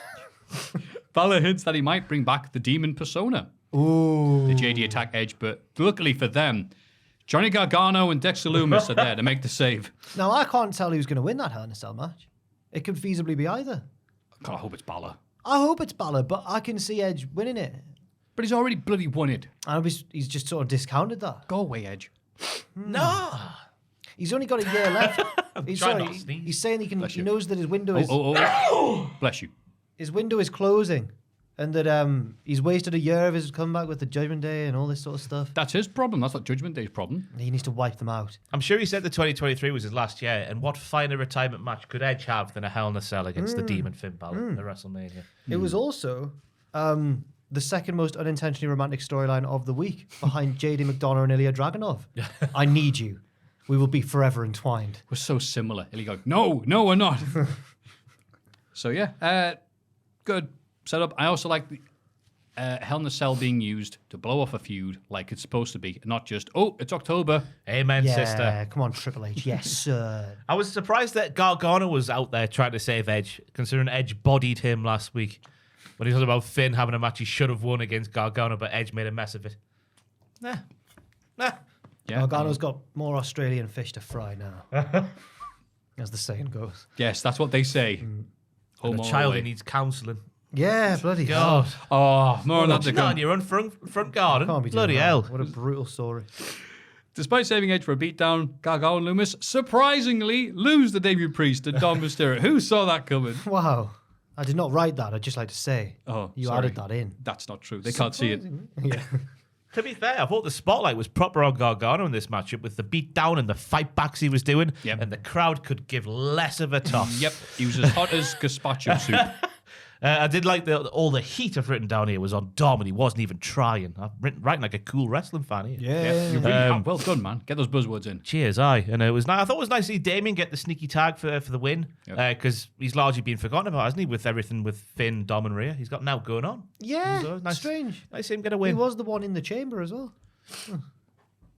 Elimination Chamber. Damien. I thought it was a good pun. This is the one in the chamber. I had to think. Oh, he's Swerve's new boy. Despite also no. Backstage, Chad Gable asks The Miz where Otis is, but Miz hasn't seen him. Miz laughs at the idea of a co-host at WrestleMania, while Damage Katal beat up Trish Stratus nearby. It's all going on. We don't really see it though, do we? Not Or did I really. blink? I think later on, didn't Becky and Lita say, "Oh, Trish is fine." She had bruises on her face, though. The proper, they've beat her up. So they have. So did well, I thought when I guessed LA Knight would try and usurp the Miz as host of WrestleMania, I thought I was really onto something until the rumors came out about Austin and everything, which is still sounds weird to say. So now who's going to try and take over the Miz's hosting position? Damien Priest, of course. Really? Perfect. What? He's got now going on. Yeah, I guess so. To me, I reckon MMM might be a good shout. Because they're not going to have a match, are they? That would be good. I would enjoy if MMM were the host of WrestleMania. Wow. In LA as well. Are Yeah. they not in a nasty way? Are they big enough stars for that? No. With Ortiz, yes, they are. Hey, No, with Ortiz, no. of Dude, course they they get are. no part when those backstage segments happen. It's so good. We should have asked him when he was on. Owen is because Alpha Academy are his favorite thing at the minute about WWE. He's gutted. He's so devastated about this. And I said, "Don't worry. I feel like it might have a happy ending. A nice reunion between Gable and Otis. But I'm invested. Otis is Mr. WrestleMania. Whenever WrestleMania comes around, he just turns it on. Him and Ziggler that one year. Yeah. Amazing. MVP cuts a promo alongside Omos, but Brock Lesnar interrupts. Omos offers a handshake but won't let go and throws Brock out the ring. The officials round to prevent a brawl. They were like, on comedy, they're like, Brock's walking away. Brock, I was can't believe smiling? Brock's, yeah. And then you're like, yeah, no, Brock's like, all right, I'll see you soon. I'm not getting paid enough for this Yeah, spot. that's fine. Omos using his hypnosis skills as seen with Valhalla on SmackDown. And Brock, like, no, he's just like, all right, see you soon. Maybe he poisoned him. As we've seen. Poison Omos. Like the Demon Balor. I get it. I think they're just trying to build Omos as a credible threat. Yeah. Which sounds crazy to say because he's 7 foot whatever, but against Lesnar, anyone needs to be built strong, don't they? He's going to get thrown somehow. Oh, yeah. Can't wait to see if he can do it. That F5. Of course he can. Yeah. I believe. Is the ring wide enough to Actually, you contain? got some blue fluff. Caught in the stash, is it? Lovely. You good? This is delightful. That felt like, I know it wasn't, but caught in the stash. It felt like I was like, Caught in the I stash. can't grow that sort of facial. Bless you. I wasn't having a go. I know you weren't. It just, in my head, it was like, Jackson Security heard us going, haha, no Tash. no. I had a shave recently and I was like, oh, Come on, January. it's going to take another month. Yeah. Sorry. No, it's fine. I thought this segment was an idea that was better on paper than it was in execution. Yeah. Because when Omos was going, That's good for the shot they've got there on TV, isn't it? But then everyone else is like, just the amount of time he took to get there, I was like, this is really that's awkward. as fast as he can. It's massive. Sometimes I never know what to make of it as well. When they kind of messed up the throwing out of the ring spot and then had to do it again. But sometimes I think it looks more real. Like Yeah. I he's think it really looked got bad. to Yeah, muscle him I think- over. Yeah, yeah. it's fine. Yeah. Alvarez was on Twitter, though. They had one spot. Sometimes. Oh, sorry, mister, had to shave your head. Doesn't know about blowing a spot. I think sometimes Alvarez, if he's having like a bad week, he just picks on things that don't deserve it. This didn't look like a synchronized swimming contest. Shut up, man. Oh, I like him generally, Alvarez. Yeah, I know, but like, The little hammer. I just think. you know who should have been in this match? What? Kota Ibushi. All right, idiot, shut up. Oh, you No, it's just idiot! that- Shut up. I remember. Look, I it's remember just in the Vegas seeing observer. you and Alvarez I palling like them. about. Yeah, because we want to talk about wrestling. It's just the Wrestling Observer Newsletter Awards. I got reminded again just They because don't vote obviously on that. It's the fans. he's the flagship. What? Is that the right term? Is that what you? What do you mean? He is the representative. Yeah, but of it's those their types of audience people. who- All right, those okay, types of people who sneer at WWE and go, "Oh no, Sometimes they are I'm going just- to pretend to watch Stardom instead." Oh, come on now. Oh dear it me! Sometimes- I'm going to complain about this thing that I Sometimes- pretend to watch on Twitter. Sometimes WWE is worth sneering over. You got to admit that. We do it sometimes. Yeah, but I actually watch the bloody shows. Oh, Brian, what? Not like the Wrestling Observer people who voted Sami Zayn versus Johnny Knoxville as one of the worst matches last Did year. they? Oh, well, that was- near oh, sense of okay. humour, near crack. And when you said that maximum male models one worst gimmick, I thought, come on. That's another, Yeah, that's another yeah. negative. Yeah. Who actually is the worst gimmick of the last year? The Fiend. Well, it's probably. Yeah, it is. Yeah, Bray. Yeah. I was going to say maybe Cross because it's just confusing and you don't know what he's meant to be. Yeah. But not But at maximum least male models. you each have to, get out your pen and paper and go, all right, so on the 7th moon, an owl will poo or whatever the hell's happening in the Fiend promos. Carlos Cross goes, I'm rubbish. And you go, I can take that, babe. In the culties, we've got like 10 awards and we spend a fair while discussing each one. Should we do more awards and less discussion? No, we've got quite a good balance the way we do it, don't we? With the culties, I think. More awards. 50 awards. A minute per award. Yeah. It's just really quick. Yeah, this match was good. Yeah. Cody Rhodes beats LA Knight in a singles match. Cody gets on the mic afterwards and cuts a fiery babyface promo. He acknowledges Roman Reigns, but wants Roman to acknowledge him too. He says on April 2nd, the sun will go down on Roman's generational title run. And also, he will have the Master Sword Oh, yeah. from The Legend of Zelda. Yeah, he threw in that reference out of nowhere. Reminding us all when he did a promo with had a line from Kung Fu Panda last year during his feud with Seth Rollins. I am. Cody Rhodes is a massive It nerd. reminded me of when MJF was pretending to be friends with Cody all that time yeah. and pretended that he liked Zelda. That was so funny. Even though he's clearly very disdainful. He was like, yeah, I love that crap or whatever it is. Yeah. The match was, the suplex that's been going around on Twitter was lovely. LA Knight's leap up, like, what was it, like a T-bone or like an overhead? Oh, that was lovely. Always got the name of that one, but that one. Fisherman's, maybe? No, Fisherman's where he hooked the leg. So Did he not hook the leg? Oh. Was it, did he butterfly the judo arms? throw. I don't know what. All the suplexes. I've forgotten what actual suplex it was. So I'm going to stop Was it a talking. butterfly? I don't know. This is not doing me any favours after bashing the Good People Wrestling so Observer. Now many. he did a move to him. There's so many supplés, though. There's just so He many. did the thing and the thing and we. What's your favourite suplex? Is that the big question? What's the best? No, that's type of the suplex? award that we're going to have at the end of the Suplex of the year. Best suplex. To be fair, though, with the storyline going in, it was a tune-up match for Cody, which I thought was quite disrespectful to LA Knight. Yeah. But LA Knight got a lot of stuff in there against Cody, which in turn was Cody doing good things for LA Knight. So that was a good bit of business. Yeah, I was worried when Cody in the build-up had described it as like a warm-up match. Yeah. But actually, LA Knight had a decent showing. Yes. Yeah. He's warming up because LA Knight is so hot. Yeah. He is hot. Yeah. Yeah. I like Cody's. I don't know if I'd liked it. He's a politician, is Cody. Yes, he is. He's a politician because he says like, I wear a suit because I want to be somebody, not because I'm a fancy Dan with lots of I money. think that might be. That might be. Taking shots at Uncle Howdy there. I feel like culturally, you remember when I was like wondering why?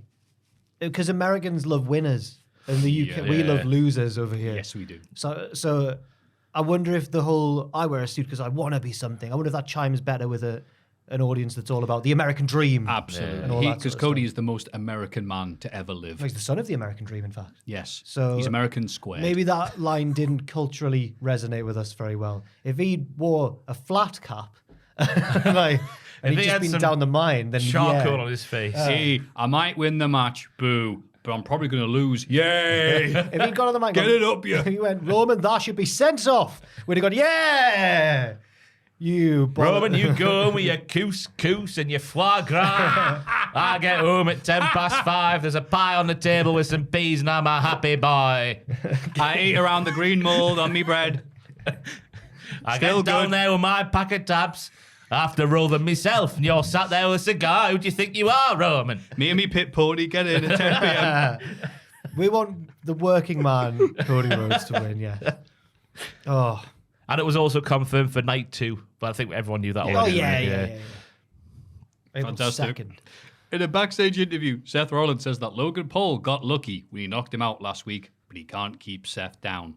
The Miz interrupts and reveals that next week, Logan will host an in-ring version of Impulsive, oh Jesus, with Miz as his guest. Baron Corbin arrives and hears people talking about, hey, can I help? Can I be the co-host of WrestleMania? The Miz refuses whilst looking disgusted. Corbin then offers to teach Seth how to box ahead of his WrestleMania match. He's a Golden Gloves winner. 3-time Golden Glove winner. Seth rejects him and says he'd rather get boxing advice from his 3-year-old daughter. To which Baron goes, oh, come on. She doesn't know anything about boxing. This sets up a match between Seth and Corbin. Miz tells Baron if he takes care of Rollins, he'll put in a good word with Logan Paul. Consequences, Corbin, So Miz is back with, or thinks he's back in with Logan, I guess. I don't know. Well, he was the one who broke him in, wasn't he? But then he The Miz. turned on him. I think it's just one of like, you know, every podcaster now has like sidemen, literally, just somebody in the background that's also affiliated. I think that's what Miz is. Yeah, it's weird whenever they show a clip of a wrestler on Logan's podcast because he's got his cackling minions all around him. I don't mind Logan because he looks like he's genuinely listening. Yeah. But his mates are all like, yeah, bro. And I'm like, oh. Yeah. Yeah. At least there's some chemistry there. Wasn't there a guy that you didn't get along with, but they had... It seemed like he was the guy who came in to like install the fridge and just say, "Hey, do you want to sit down for this?" Yeah, all right. Yeah, it's a little bit. But I like it. I like his the one that looks like Sean Waltman with a deep, gravelly voice. He seems like a nice fella. No, I don't like him. I know nothing about these people, by the way. He just does. in case He I've done does something. look like X-Pac though, just Yeah. with short hair. Aye. Then you've got the crazy one, the smaller one. The crazy one. Yeah, he's the crazy one at the end, isn't he? He's the one who's not on the main camera shot. He's always next to the guest. You see the side of his head. Yeah, it's Mike who's the one who looks like X-Pac. Mike. Because I've seen so many clips shared where they reveal to a guest that he went out with a famous adult entertainer. Oh! And they go, which one? And then he says her name and they go, oh my God. Which one is it? Can I say the name? Probably. Well, is her name a pun? No, because now I've got Amanda Hug and Kiss. now when I say this name, I've got to sound not too familiar with it. Like, I think she's called... Oh, I see. Lana Rhodes is her name. I've never come. Oh, Don't know that go. one. Fair enough. What, Maybe what she's... type? What genre? I don't know. You Adult. don't know. Adult. I thought I could catch him there. Oh, she's most known for. She specialises in it. I know. I tried to Google it, but it says you need to put safe search on. But they told Cody that, and then he went, fantastic. It's like a bit thrown, and he went, okay, fair enough. Bronson Reed makes short work of Elias. Yeah, man. Yeah, he's a proper jobber now. Yeah. But it's good. He got one elbow and one knee in. That's what. That's what he got. Good lad, Elias. But it's good though because Rick Boogs is obviously getting the better of Elias, and they might still be friends. I don't know. Rick Boogs was taking notes at ringside.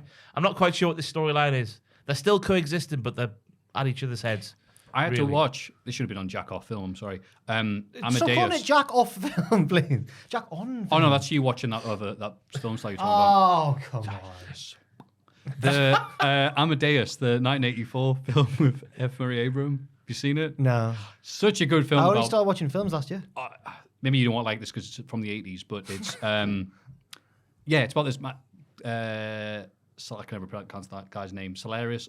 But he's beefing with Amadeus. Oh, right, But okay. the entire time, he's never like, I hate you. He's always just plotting behind his back. But in front of him, he's like, oh, yes, great Mozart. Yeah. He's obviously doing everything but. And it reminded me of this so much, I had to go back and watch it. Okay. What a good film. So this reminded you of it? Yeah.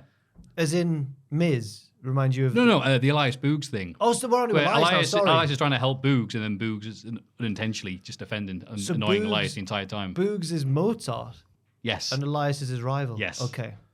Fair enough. I just felt the need to bring that up. He's Sorry, that's the ADD in me going, he's the- hey, a thing. I have to share every detail of it. He's the Tesla to his Thomas Edison, or whatever That the works. two lads were.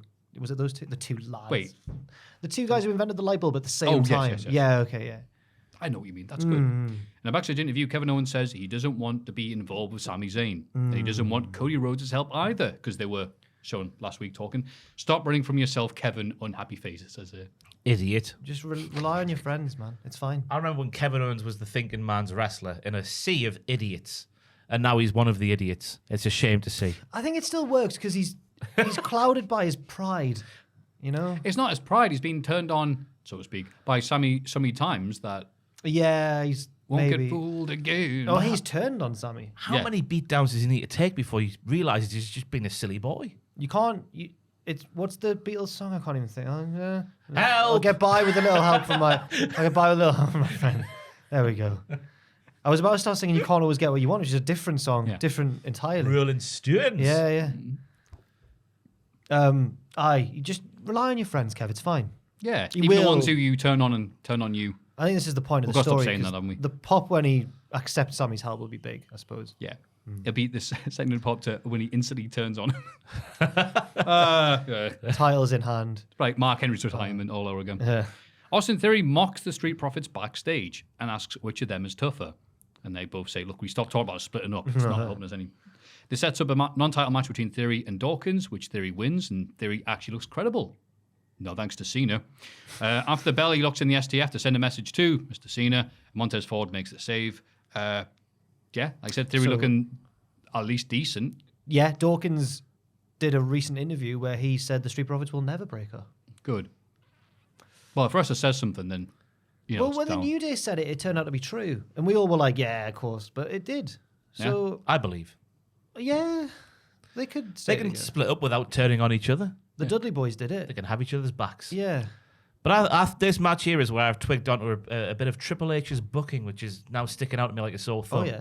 Every match appears to be someone beats down another person and another person hits either a knee or a kick finisher. The match is over.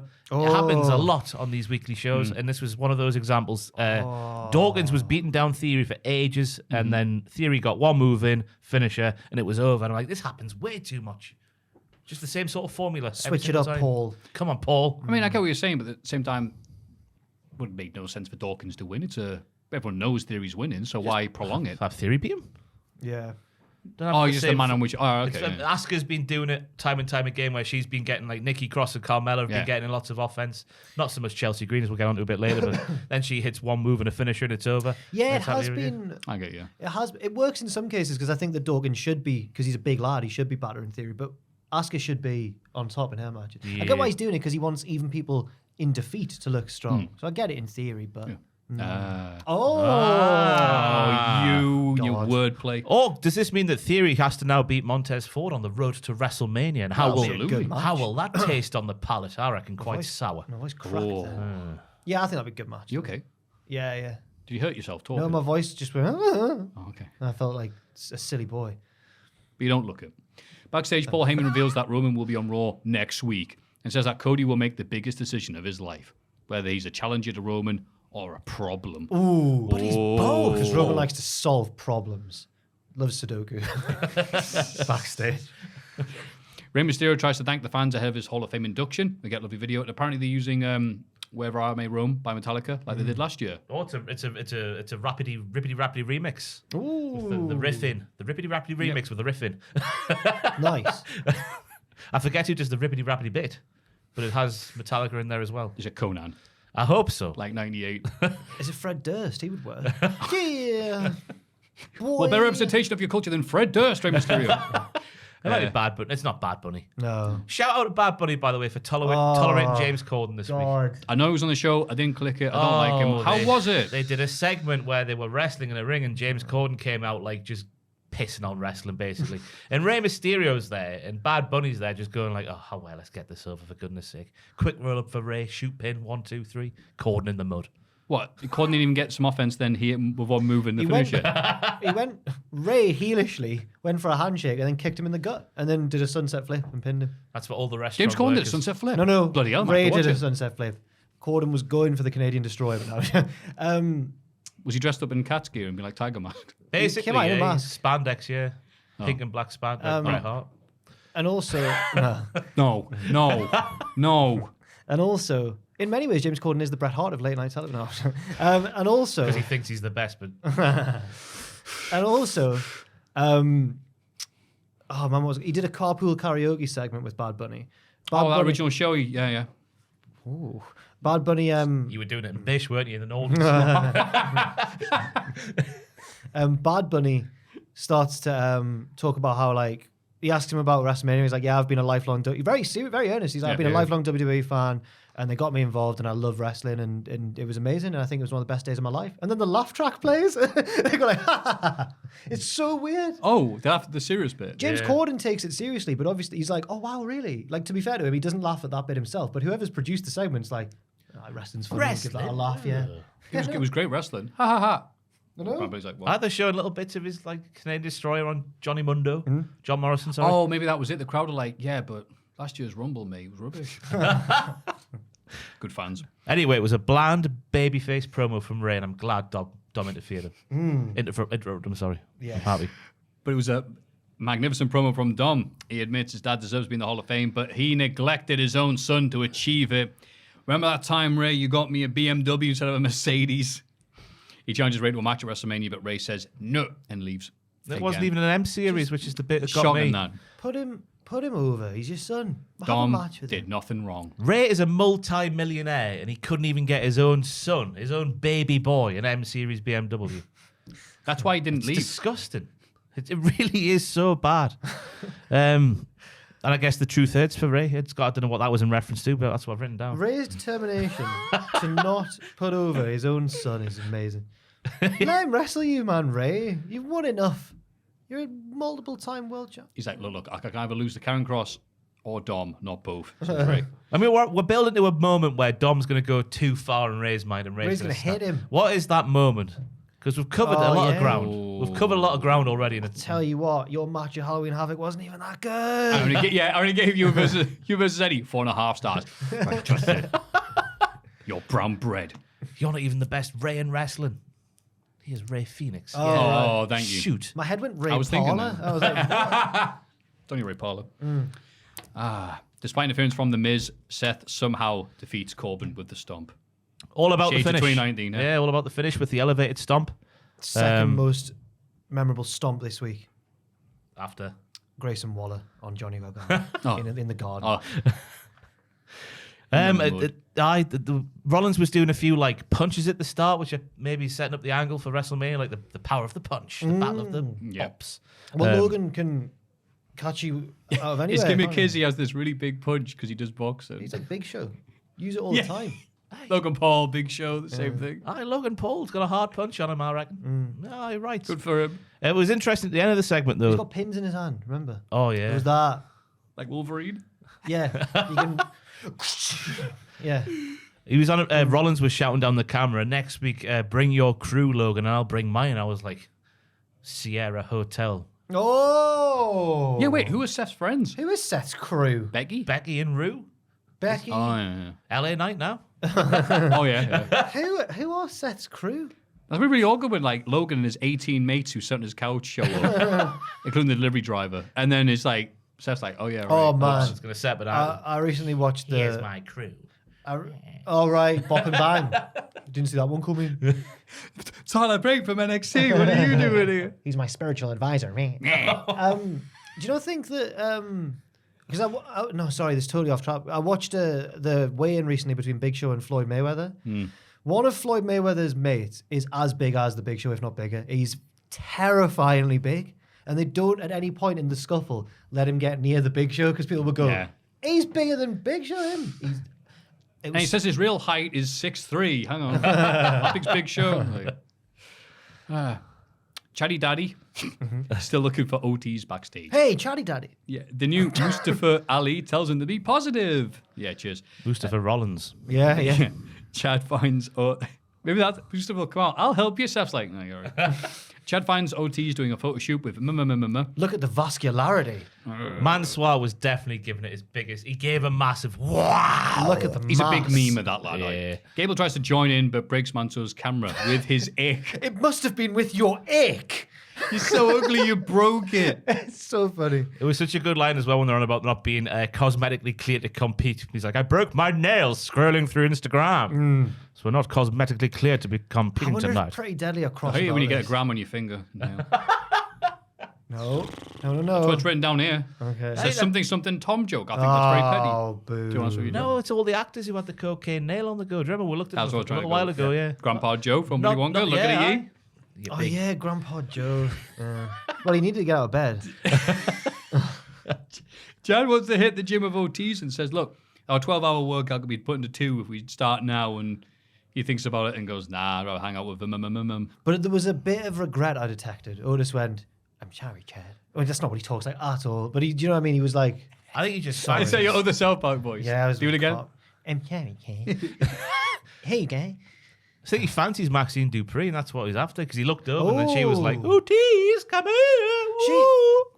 It's gone from Maxine being the one who wants to recruit him. Now she's like the least big fan of the three. The other two are like, wow, he's a sphere.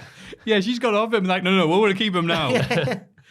So is this two storylines now in WWE where it's like, look, women, am I right? They'll make good men do bad things. Only two. Dom. Seems like every Dom's got storyline. Rhea Ripley. Oh, right. Ortiz has got Maxine. all of MMM apparently. Dom's They've never got polycule going. Dom's never been so successful as under Rhea, though. Yeah. Oh, don't make a joke about under. Too easy. Yeah, I don't know. It was quite heartbreaking seeing Gable going like, look, I could do it too, Otis. He's posing down the camera, but the voice he's doing, it's like he's speaking to a young infant. It was tugging at my heartstrings, so it was. I hope they do get back together. I hope there is a moment, yeah. Yeah. Or I hope Chad can just become a Chippendale. What are they called? Those Chippendale Yeah. lads. Become Rescue one of them Rangers. in MMM. MMMC. Oh. No, I don't want Chad to be. I want him to get with us back. It's so sad, this story. Genuinely, I was sad. But what if they stay like this forever? No. Like, it turns out it's not ironic. They're actually like, no, he's actually fit. Well, he is, but no. Look at the striations. Look at the vascularity. But I want him back with Chad. That's what I want. And then I want them to be. I don't think we appreciated it fully when they were champions because it was only for like a week. Yeah.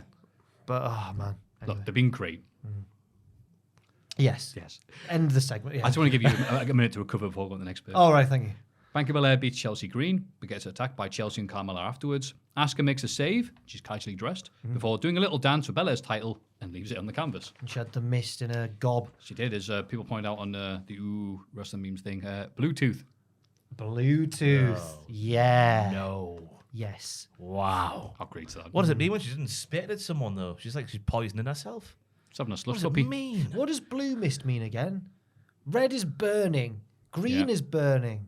Blue's ice powers. Black mist blinds Nydia for like That's 3 right. months. Yeah. That's right. Blue send you to sleep. Maybe Get you erect. Oh, there you go. Oh no. All right. I'm glad she's only using on women then. Well, you've heard of Blue too. Oh, no. Now we have Blue Mist. Tell him about him, Jim. Yeah, you can eat something while we talk about college football for 30 bastard minutes on the Jarrett podcast. Oh really? Oh. Wow. I look, my favourite people in the world now are the people on the YouTube uploads who say they start talking about the subject at this minute. Thank you. The college sports industry is crazy. It's not something we have at all over here. It's so weird. That's it. Congratulations to Bianca Belair. The longest reign of any black champion in WWE history now. Is that right? 300, I think it was 346 days on Tuesday, so a little few more now. As we're sat here. Whose reign did she beat? Booker's, maybe. I can't remember. Anyway. Yeah, but anyway, it's a big deal. She's a record breaker. Well, she won it at last year's Mania. God, you're right. Aye, yeah. Yeah. Wow. Good times. This is another match where she was just like, look at my flips. Yeah. Whee! Yeah, like on the build up to WrestleMania, it's like, look how good these ones are. Yeah. I felt a bit sorry for Chelsea because Chelsea got like 4 moves in, and one of them was like that swingy like knee thing. So I'm like one of those wrestling there observer we go. voters. You guys don't know what you're talking about wrestling. Swingy knee The thing that swingy Chelsea knee Green thing. does. You know what I mean? And Bianca didn't sell it right. And I was like, yeah, just give her one move, Bianca, you selfish woman. Hey, She's the Charlotte Flair of Raw. No seller, Bianca. You're too good for this. I think she's going to win despite being misted. That's my prediction for WrestleMania. Like, she's not gonna oh, the missus come in and use her hair to get out the way. Ooh. Or like in a what you say? 80s cartoon, she swings it really fast, so it just comes out and goes Yeah. back in Asuka's face. She hits it back like a tennis ball with her hair. No. she just holds a braid like that and it absorbs it like a sponge. Yes. Knocks Asuka down and just goes like, rings it out on her face. It goes into her hair, and then it's like when Mario eats a flower and she gets powers. To carry on. So many Tower possibilities. spawns out the ring and she turns into Rapunzel. It's going to be great this year's WrestleMania. In the main event, the Usos interfere to help Solo Sikoa win a street fight against Kevin Owens. Yes. He needs to stop making these chair structures in wrestling matches. 'Cause it never ends well for the man. Yeah. That's a CZW original, by the way, that he's just brought back. That's now his. He used to always do the chair palaces. Do you remember the one he made? And now Kevin Owens, of all people, who did used to wrestle for CZW, and miserably, according to him, it's like, yeah, I'll take that. Do you remember when he made it was it the Rumble of 2016 with Dean Ambrose? Ambrose, yeah. That was like a proper like Disney palace, like Yeah. House of Cards. I don't know what I'm saying. Where was Owens happy when he wrestled on the Indies? PWG? Yes. Because Ring of Oh, Honor, he'd he love fell that. out with Cornette, I think. Or was it a story? It was a story, but it also was real? Yeah, that was it. It was like, yeah, you're sorry as you're fat and you need to go lose weight and leave. And he's like, yeah, all right, why is that? Because you're fat and you I remember that was the first time I'd ever heard of him. It was Kevin Steen. And I remember apparently on the Ring of Honor website, they'd blanked out his name all through the archives going back years. Oh, it was great. He was there beefing with Cornette on Twitter. It was great. It was like a worky shoot, but also they actually didn't like each other. Yeah, that's the thing. Cornette didn't want him because he said, well, look at him. He's not aesthetically pleasing. Wanted How Davey about Richards. Jim, man? He wanted, Get with what the did Kevin Owens call times. him? Jiu-Jitsu jack-off. Davey Richards. Oh, right. Something like that.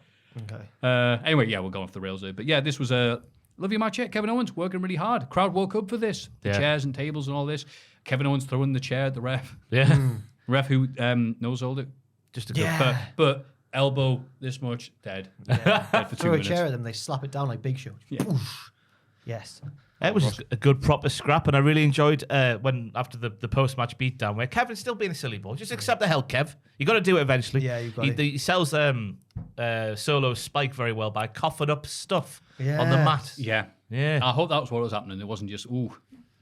What do you reckon? that A shoot Spike. I shouldn't have had that left over from Drew McIntyre's sesh. Sesh. The Sloppy Plops. Kevin Owens. That could be their tag team name. The Sloppy The Plops. sloppy plops. Oh, sloppy. Plop. Tag He's team sloppy. finisher, the Sloppy Plop drop. They'll make dozens. So yeah, nice main event here, but the rest of the show is just, hey, WrestleMania's coming up. Yeah. Yeah. Aiden wasn't a fan. Did you watch Raw this week, Jack? He said. I went, yes. What a load of rubbish. No. He's not on Did this he actually road. watch the wrestling or? Yeah, he was at an event where they screened it. Oh, so he had to. Yeah. Yeah. Bless him. Anyway. Anyway, NXT. Anyway. Just thought I'd join in. Yeah. Bless you. NXT. Bloody hell. Wait, what have I called it? I want to know, have you ever seen the rain? I want to know if you ever seen the rain coming down. on Andrew I don't know the song. You know Creedence Clearwater Revival? I wanna know. Have you ever seen the rain coming down? Rampage. If I hear the song, maybe this version I've wanna not heard. We can't do any better than Have this, you like- ever seen the rain? Do you know the song? I'm gonna see now. It's at I want to know. This is how Have you it's the ever podcast. seen the start of every happy film ever. It's so long ago. We will listen to this during the break. I and know. It's been such a long time. I'm going right up. You okay? I need to breathe, Is that clear? What Creedence Clearwater Clearance Revival. Clearwater. you doing? It sounds like Phil Collins. No, it doesn't. No. That sounded exactly like Creedence, Mr. Creedence. You know, Mr. they also do Some Folks About. Oh, I know that one, yeah. Oh, you know that one? Yeah, I know who they Not are. know the other one then? That was Tommy Fury's walkout music against Jay Paul, by the way. Was it really? Some Folks About. Our favorite son, Tommy Fury. It was but it was the most American song. It was weird. Yeah. Anyway. He's allowed to have it. Johnny Gargano opens the show and says he's back in NXT to finish his story. He calls Grayson Waller Hawaiian and calls him out for disrespecting NXT. Vic Joseph interrupts the promo and shows Gargano that Waller is live streaming from inside Gargano's house. And Johnny runs off. He said, I can't remember whether he said bro or dude, but he said something that made Vic sound like he was probably best pals with. He's like, he's in your house, bro. Lad, Are they you friends? ought to see him on the gram, aye? They did like a family picture the other day. Oh. But it was nice to see that Vic was so bored that he was browsing Instagram at the time. Oh, yeah. Of Gargano's I hadn't thought about that. Oh, the spirit of NXT. Johnny, I've not paid a single attention to anything you've said.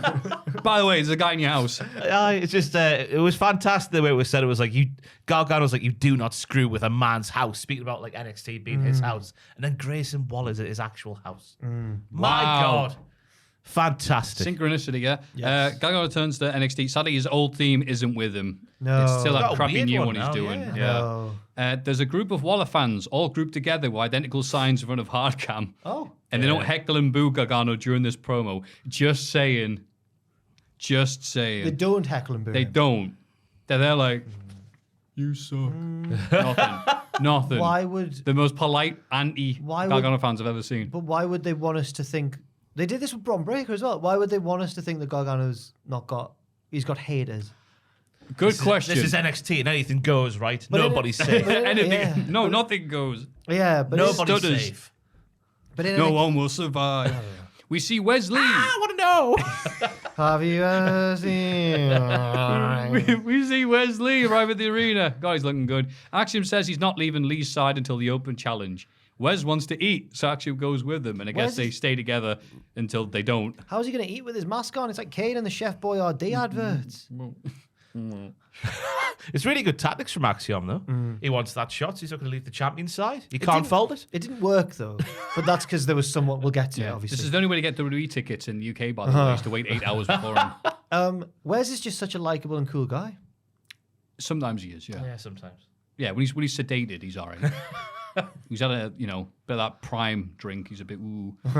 Gallus retained the NXT Tag Team titles against Pretty Deadly. The dream's over. Later, Pretty Deadly decide they don't need Stand and Deliver. Stand and Deliver needs them. It's Hollywood, baby. And they want to be the hosts of the show. And no one opposes them, and they just announced as that's it, they are. Yeah, I got good banter. No one else wanted the gig. Oh, okay. They're also, I learned in this match, actually the heels in this Gallus versus Pretty Deadly feud. Thank you, yeah. We knew that. Oh, I didn't want to believe it though, and this was the conclusive evidence because they were Elton Prince running away at the start of the match. Yeah. Gallus are probably supposed to be like this APA type of like bruising baby face. Like he's supposed to go like, "Oh, they're real men. Let's cheer them." Yeah. We knew all this. No, I don't think we did though. I just don't think we wanted to admit this. Last week, Pretty Deadly were going like, "You're Scottish." Ew. Were they the heels? Wolfie got a hot tag this week. Wolfie. Yeah. Proper babyface hot tag. There was like 7 minutes of no noise from the crowd until Mark Coffey got isolated, and the crowd were like, "Oh, that right, okay," and they started reacting. They did nothing to help them. Oh man. Because he kicked out like a valiant babyface would after the belt shot to the head. Yeah, crowd were like suddenly really into it. Now they figured out what was happening. They started making lots of noise towards the pop finish. Well, it should be the other way around though, shouldn't it? You can, yeah. think so, right? You can tell. Oh no, because he's not there anymore. I was about to say you can tell Triple H likes Gallus, but he's on the main roster now. I think he's forgotten who they are. They were always booked well when Triple H was in charge as well. Whenever they came over, to be fair, I think he really likes them. I think he sees them as manly men like himself. That's right. Yeah. So you guys get it. He's like, and they're like, What do you manly men listen to in the UK? Do manly men listen to metal? No, we listen to like pure dance music and that. I've got Bewitched on my phone. Like, Fallon Henley and JB break into Kiana James's office. Oh my God! Yeah, he's wearing Josh Briggs is covered in leaves. Yeah. And he says, "You're supposed to be in disguise." He goes, "Of course." Well, no one can see me. He did blend into that tree really well. He actually did blend in really well. In the corner. Maybe better than they wanted him to for the joke. He really did blend in well. He could still be there now and Kiana wouldn't know. He's actually behind Jack. You just can't see him. They find a contract for a qualifying match for the women's title. That bitch. But they also find I think Kiana's that's planner. fine. She's ambitious, it's fine. She can be a double She champion. didn't tell her partner. Yeah, but they don't. I mean, her partner would have messed partner up doesn't that trust her. information. Yeah. They find Kiana's planner, which is full of notes like win Henley Family Bar, fail, win tag team titles, success. Also included are plans for a date with Sebastian. Fallon finds the note from last week's flowers, also sent by Sebastian. And Thanks. also, yeah. Thanks for the date. It was an unforgettable night. ... And morning. Oh, they've been knocking boots. It's like the joke in The Fresh Prince where Carlton loses his virginity. Have you seen that bit? It's where Carlton's a nerdy little verge, right? That's right, yeah. That's the story. Will Smith's like, He's a Carlton. Chad Gable type, yeah. And basically, he meets this woman and then she takes him back to her hotel room and he's like, seeing her back to her room like a gentleman. He's not trying anything on. And he goes, "Can I kiss you goodbye?" And she goes, "Yes, you can. Tomorrow morning." And the crowd go, "Oh, that's what's happened here." And then does he walk up and goes, "I'll see you then." He does. I think that's the joke. He goes like, "Well, should I come back?" And yeah. What a lad. And then it turns out she's his like college professor's wife, and he didn't know. And it's a great episode of The Fresh Prince. I can't remember that one. Sounds What a good. show it used to be. Is that the one that Clearwater one? Oh, Credence were not in The Fresh Prince of Guest starring. I tell you what, though, JB's acting in this segment, we've complimented in the past, but the bit where he looks at the picture and it's of Kiana and BJ, and he's like, "Oh, Brooks, I hope we're wrong about this one, man." And the look on his face, he's so sincere. Forget about Brendan Fraser. forget about him. No, none of that. Give the Oscar to this fella. Yeah, Austin Butler. No, Josh Briggs. Jack swore. I didn't. It sounded like I did. Carry on.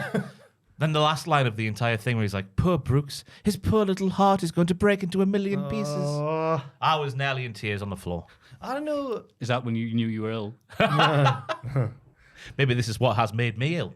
Just this entire turmoil, because it looks like now that Kiana's the bad person. I think maybe there'll still be a funny yet logical explanation why Sebastian was delivering flowers and saying, "Great morning."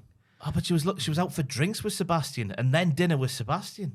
Maybe Sebastian's the lobster from the Little Mermaid. She's just out for a prawn cocktail. No, wait, that was the Lion King I was doing there. Sorry. No, you weren't even doing No, Under the Sea. Under the Sea. I did just can't wait to be king. That's just can't wait to be. Under the Sea. They're very similar sounding. Under the Sea. All right, Vanilla Ice. I want to know. Have you ever seen Under the Sea? Oh. They are very similar songs. Sorry, I have to speak through my head now. Shawn Michaels announces qualifying matches for a match at Stand and Deliver, where we may have a vacant NXT Women's title. So we may have a reason for this tournament, or we may not, because Roxanne has been released from hospital. Further tests are needed before she can wrestle again. We had that announced via Shawn Michaels' amazing tweet. And then we see a doctor who's like... Dr. Warren Becker. Put some respect on his name. Dr. Warren Becker, who just says, yeah, she's ill, but we don't know what's wrong with her. He's like, the head, yeah, that's fine. The heart's fine. The vessels, they're fine. There's no abnormalities on the brain. She's stable. We're unable to identify what made that woman collapse. Yeah, cheers. He's a sports medicine physician and seems like a very trustworthy man. But she's He's a exhausted. snake oil salesman. She's not exhausted after being taken to the limit by Meiko Satomura. Dave Meltzer reckons this could be a shoot He situation. thinks this is covering up something else that means they may have to vacate the title. He said that about Bray Wyatt. Is this Meltzer's way of saying, I don't know what's going on? Do you want to hear how conclusive he is and like how decisive Can you he do is? it with his microphone that he's got this close and there's so much reverb, it sounds like he's in a bloody cave. Well, there's not... Go on. The reason it's so vague is because the actual situation is so vague.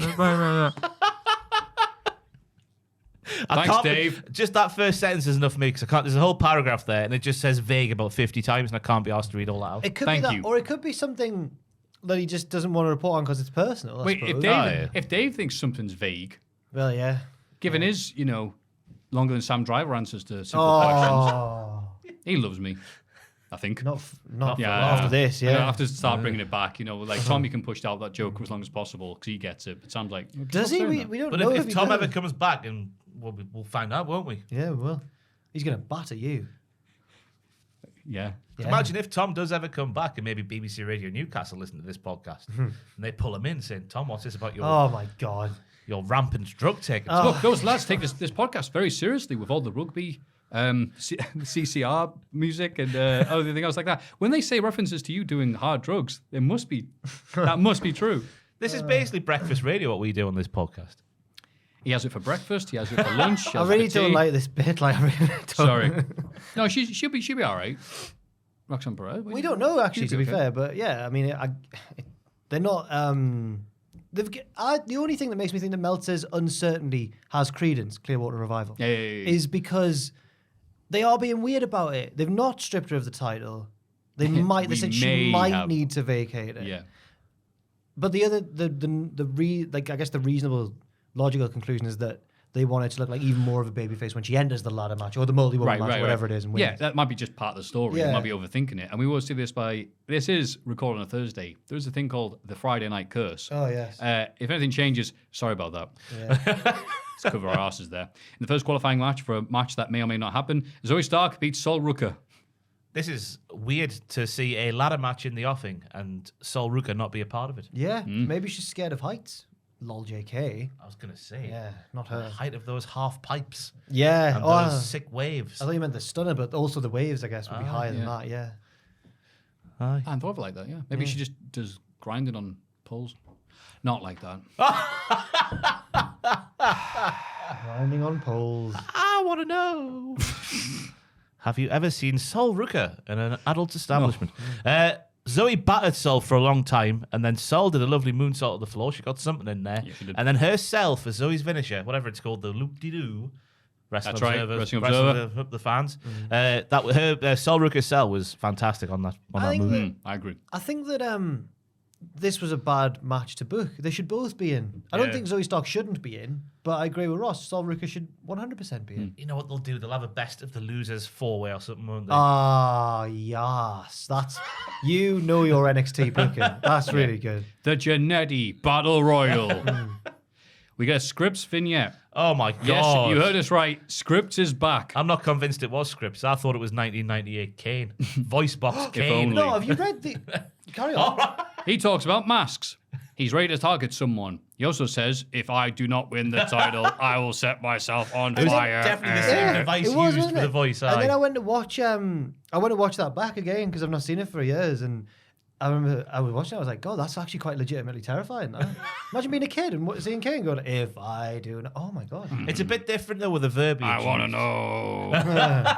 Well, Script is talking in WWE scriptwriter speak. I've written it down. Oh no, have you? Oh, Right. God. Oh, no, God. They say, give a man a mask, and he will show you his true face. From my corner of darkness, my eyes scan across NXT to see metaphorical, physical, and emotional masks, cloaking the ideals, faces, and the true feelings of many. But my gaze is drawn to one man. Sincerely, Scripts. Whoever writes this is the same person. They're a big dirty verge is what they are. Total verge. That's whoever writes these. It's the same person. It's the way they're written. It's the same guy who says everything JD said later on as well. Or Lyra Valkyria's. I didn't come for information. God. Who is it who writes these? Is it the sexy boy? It's A-Train, isn't it? Albert. I was wanting to be a writer. But I think it's a Dragon Lee mask he's holding, is it, at the end? Oh, I thought it was just Axiom because he attacked him later. I know it had eye holes, didn't it? Oh, God, I actually thought that was the new mask he's going to be wearing because Scripps realizes his old one was cack. Who knows? Which is why I've what not this seen could be. him for 4 months. It was Yeah. very Kalisto-ish as well. I thought maybe Kalisto can come back. No, Kalisto cut a better promo than him. I just want to reiterate how scary I found the Kane thing when I watched it the other day. Whoa. Bless you. What? Original 98 Kane? Wow. Oh, he kept me up many nights, he did. If I do not Well, no win nice to brag the it. title. And then when he, in the heartwarming story, when he throws away, X-Pac's like, you don't need that. And he goes, suck it. Why did they unmask Kane? You know that rumor that was going on forever on the internet? It's the example if you think like modern wrestling journalism's always been like, is this a new thing? It's always been like this. Because Kane was teaming up with X-Pac and was affiliated with EX, brought in DX, the rumors that he was going to come out instead of being red and black, he's going to have green and black here. yes. That was a rumor that was around forever. If that was in AEW, they would have done that 100%. green and black Kane. Yes. Brucey P's debunked it though, hasn't he? Of course he has, yeah. His son's called Kane. After That's right. Kane. Oh. Kane Pritchard. Yeah. It really is. Makes it less scary when he's called Kane Pritchard. Doot.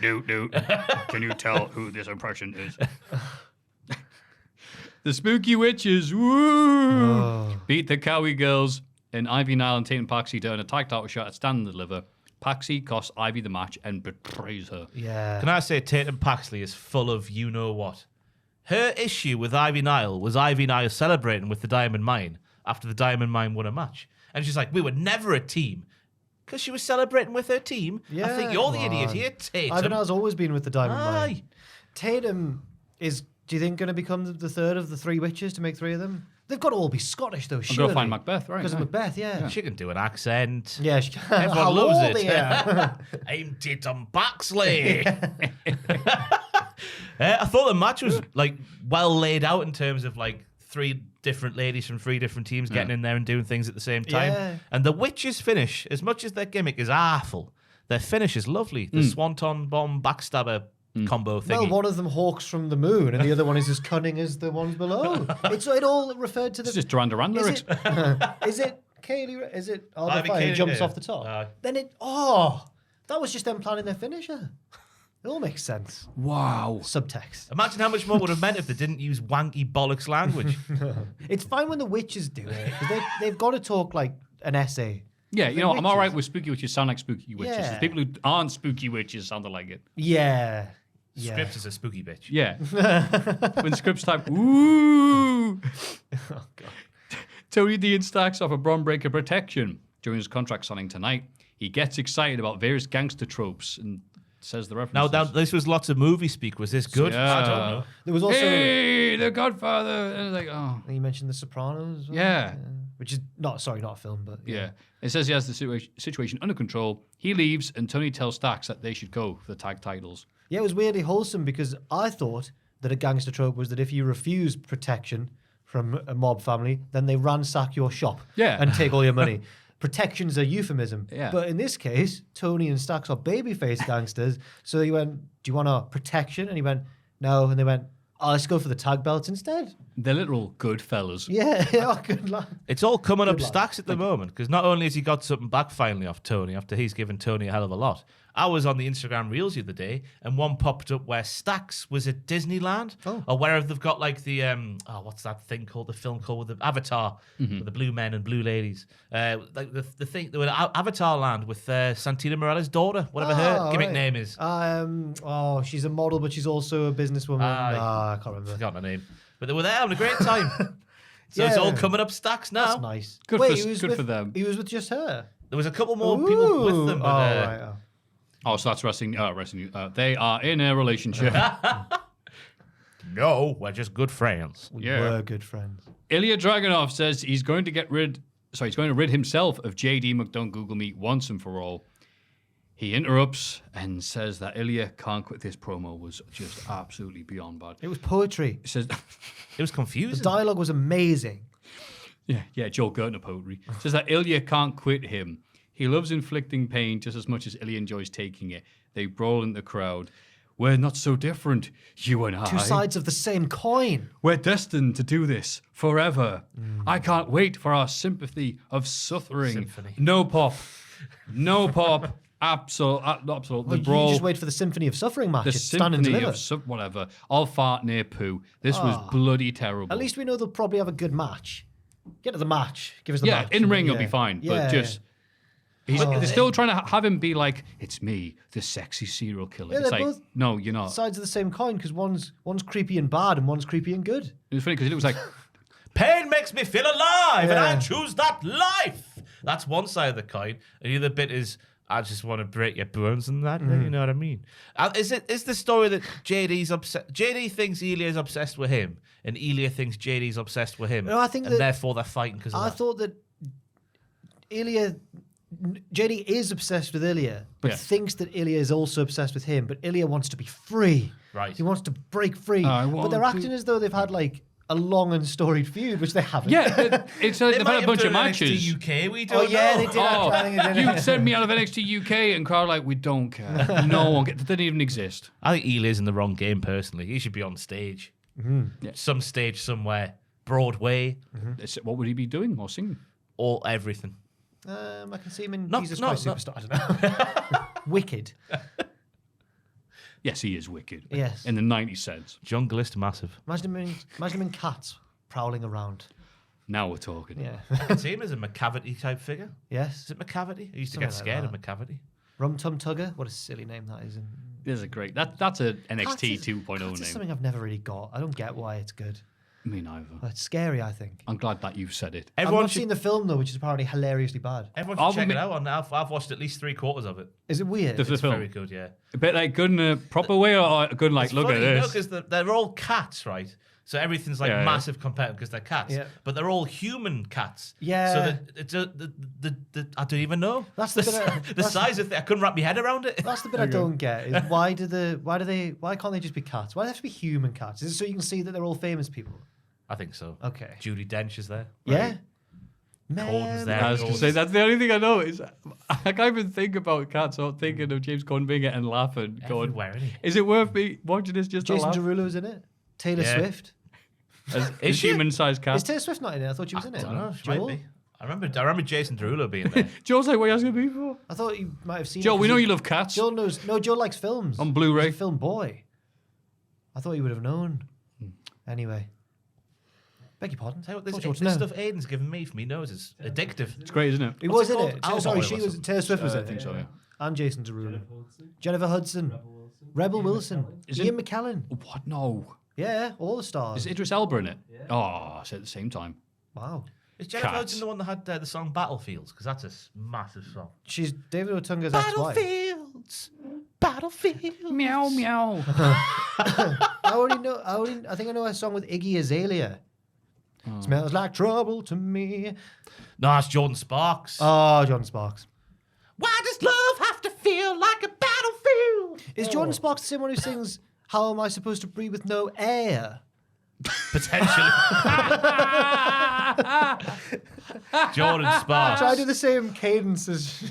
Is this him, like, reading the Wikipedia article for Space? Oh, it's a debut, Jack. It's What? a debut, a duet, sorry. Oh no, she did it with Chris Brown. Ah. Moving on to the, unproblematic world of NXT. Backstage, Tyler Bate is going through some yoga exercises with Thea Yell. Oh, they did this last week as well. We are rooted like bamboo. We are allowed to bend, but we don't need to break. Up the bromade.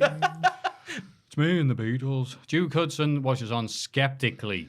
Andre arrives and tells him that they might not always win, but Chase U is a place that makes people belong. He says that Delightful used to skate along in life, playing poker and losing hair versus hair matches. But now he finally cares. Maybe Chase U has done more for Delightful than anything in his entire life. It's a bit harsh, I think. Andre leaves, but Ava Rain turns up and hangs her schism mask on the Chase U megaphone. Delightful looks conflicted. I tell you what, this segment was chugging along, and then Andre started speaking, and I thought I was watching Blade Runner, specifically the Tears in the Rain part, because I was The Ava in the Rain. the goosebumps on my neck, my arms everywhere. They were up a height, let me tell you. Right. What a promo! Which bit? Andre Chase's motivational. Ah, you're right. So he's like, yeah, wins are cool, but then Chase U was born. And for the first time ever, it became about so much more than what the record books say. Chase U is more than buildings and books and desks. Chase U is a feeling. It's where students can come and learn and grow and prepare for their future. Chase U is where I found my purpose in life, a place that I belong. And that's Because he runs it. He owns it. It's fantastic. And the same goes for you, Duke, because before Chase U, you were just happy skating by, but now look at you. You are living and dying with every single win and loss. You know why that is? Because for the first time in your career, you actually care. Yeah. Goosebumps. He No, was I'm working getting- as who a is- waitress in a Well, cocktail bar I think- before he joined Chase U. Who is the bigger cult leader? Him or him? Hang on.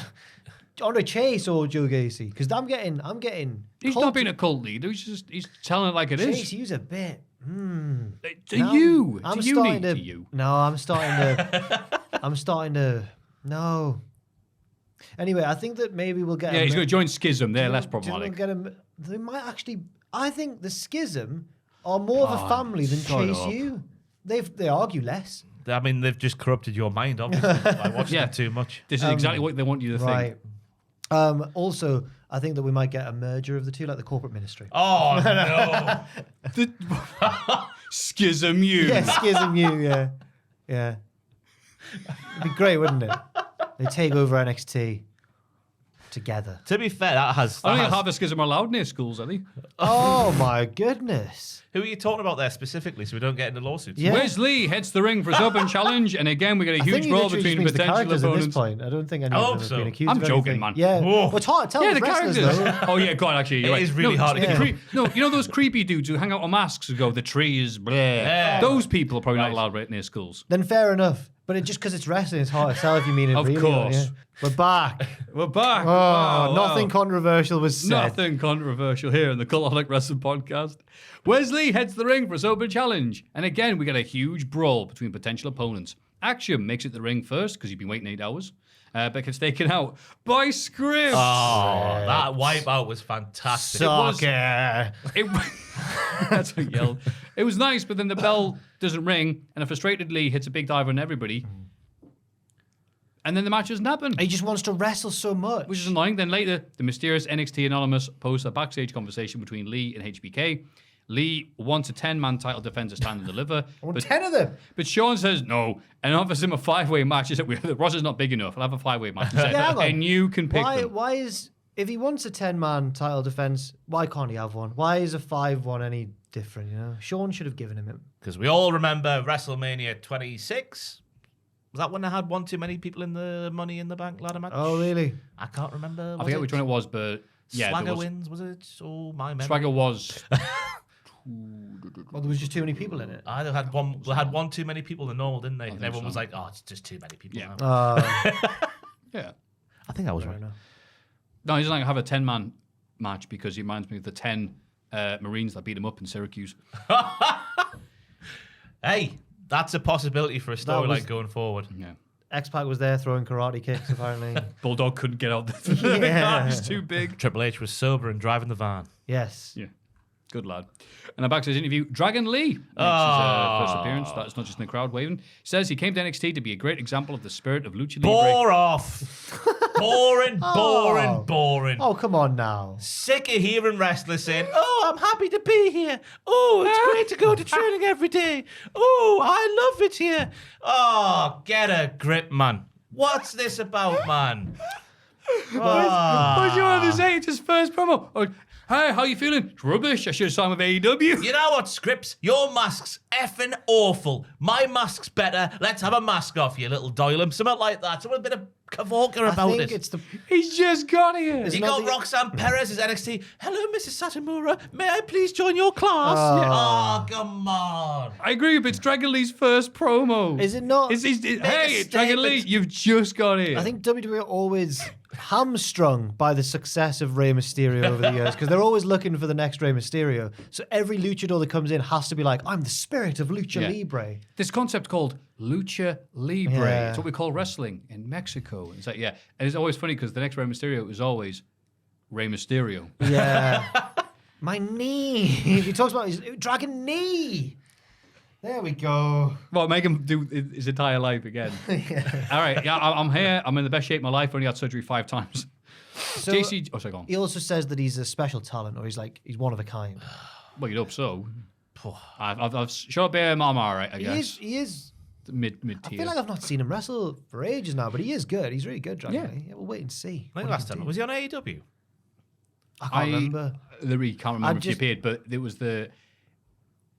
I'm sure he was on there. One match, did he, on Yeah, Dynamite or because that's the Rampage? thing. The same lucha blogs have been saying that the new success to get the WWE for luchadors is to appear in AEW first, and then WWE can call them for you. And he's the one who started it. So, JC Jane is interviewed in a sling. She claims Gigi injured her on purpose in their match and vows revenge when she returns from her injury. So her gripe with Gigi was that she took a shortcut in their match by injuring her, by being so much better than her that she injured her. She's done her. Oh, Finished. no. You think JC Jane? No. With the promos they're giving her, they're either really basic or really rubbish like this one. She'll be back. She'll That be, don't make much sense. Yeah, you think this be like, Yeah. back. better. How can... Oh, that doesn't matter. She can, once she's recovered, she can come back and batter Gigi. And NXT Women's Champion at the time, Gigi. You watch. no. Probably. Wow. She's doing it for her brother. Oh, yeah, she might be, actually. No. Apollo Crews takes on Dabba-Kato. Oh, boy. What a derby. And the former henchman wins. He's a big boy. He's massive. Go on, Ross. I had to Google this, right? Dabba-Kato has been signed to that company since 2016. 2016. He was in the Greatest Royal Rumble. 2016. But what, thought he you did were- NXT, like, I thought you were going to say, and this is his first win. It it might be. be. It looked like it was his first match. God, thank you. He was bloody Scathing. terrible. He's probably the worst guy on the main roster. Whoa, Like, lads. I've said this His for a while. leg Guy. drop. His leg drop gave me hope of becoming Hulk Hogan. This is brutal. His isn't leg it? drop, Joel, is my move of the week. Oh, baby.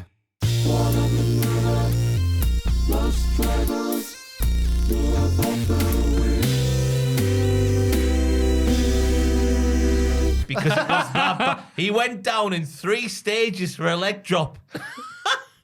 He was so bad. They got Damn you. off to a rip-roaring start with Dabba-Kato's entrance, where he had to confuse himself to allow Apollo to shockingly ambush him from the front. That The is direction not, he was. That is not Dabba-Kato's I know fault. it's not, but I'm just saying it got off to a No, good it was start. his fault. It It got was off his to a fault. good start and it got worse from there. I don't even know what you say. It didn't look like he's been working there since 2016. Oh, Yeah, it looked like he'd be working, carrying the lighting rigs around. boys. Poor guy. This Mate, is- it's See that? It's been such a long time since there's been somebody who's been proper bad in the ring. That shows you how good wrestling is overall. Because you be like so many people like, oh, this guy's That's a good spin on it, Matthew. That's a good This spin. is yeah, really. Like they used to be like, oh no, this guy and this blah, blah. But no, there's generally speaking, the average wrestling quality match thing has been way high in both companies in America. So when someone like this comes along, boy, do you notice Oh, it. he's stuck out like. Did you not like Wrestling's not it? about the moves. It's about the stories. And I believe in Dabba-Kato's story of being betrayed by Apollo Creed. He has had, good God, 16 televised matches. They're laughing outside. That's how much you've torn In him his career apart. in His WWE. best work was standing outside of a door, being greeted by Shane McMahon sometimes. I know he was. No, was Omos, That man. was Omos. He was the shooter inside the door. Yeah, he Dabba-Kato. was. Yeah, he was behind the bar. Beg me pardon. He was He serving also- drinks. He also cost Big E in the Nigerian drum fight. Yes. Maybe that's why he's so bad as a professional wrestler, because he's just that much of a shoot fighter. Oh my god. He can't not shoot on people. He went on a winning streak at Raw Underground, remember that? He had a winning streak in Raw On Underground. Raw Joe says, Underground. That's not of his life. Why do you know that, Joel? Do you remember that episode of Raw where it was the debut of both Raw Underground and Retribution in the same night. It was insane. Oh man. Oh my God. Yeah. The thing is, him and Omos inexplicably had a pretty good match on Raw one time. But that's it. He's just been rubbish ever since. So Well, I'm looking at You it. got to remember, he's in there with Apollo Crews, right? Who's really good. Yeah. And he's still it's just that leg drop. is he really good? He lost to Dabba-Kato, so I believe in him. I believe in DK. Donkey Kong. Donkey's right. Oh, donkey's not even a donkey. That's some Futurama, isn't it? He's a donkey. He's a monkey, and his name is Donkey. Yes. Something Fry says in Futurama. BJ, Garrett James are trying to contact Fallon and JB, but they can't get a hold of them. BJ offers to accompany Counter for a qualifying match, but she turns him down before losing to Gigi Dolan. Should have had him there. She's attacked by the witches afterwards until BJ makes the save and they don't put her in a cauldron, I guess. Backstage, JB and Fallon arrive and bicker with their partners. Over to Ross for more. What do you want from me? I thought you'd have loads of detail on Oh, this. 'Cause your right. favourite No, bit. just that bit where Keanu James was like, I want to be alone. But not like that. And then BJ goes in for a kiss and she leaves him hanging. It's all falling apart. As Zebrahead once said, I think, many moons Everything's ago. falling apart. Just like that. You can't control me. What a tune. Was that on one of the soundtracks of the It game? was SmackDown versus Raw, the first one, Ah. I think. That'll explain how you know about Zebrahead. I'm so impressed. That Raw I was recently watching had Maria come out to a Zebrahead theme tune. I was like, oh, legs like that. Here she goes right. again, like good man. Yeah.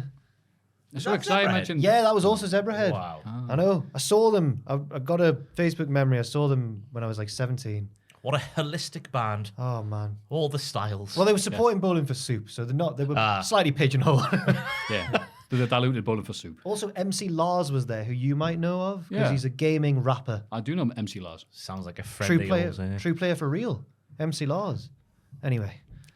I tell you what, Thank you. this match was the wrestlers' wrestling match on the show. This particular show, this was the wrestlers' wrestling match. There was lots of There fundamentals. was only one in the previous match. There was lots of fundamentals. There was lots of wrist locks and the like. And then there was a finisher out of nowhere. It was pretty much a Triple H laid out weekly television match. And that was that. And I've got to question the witches.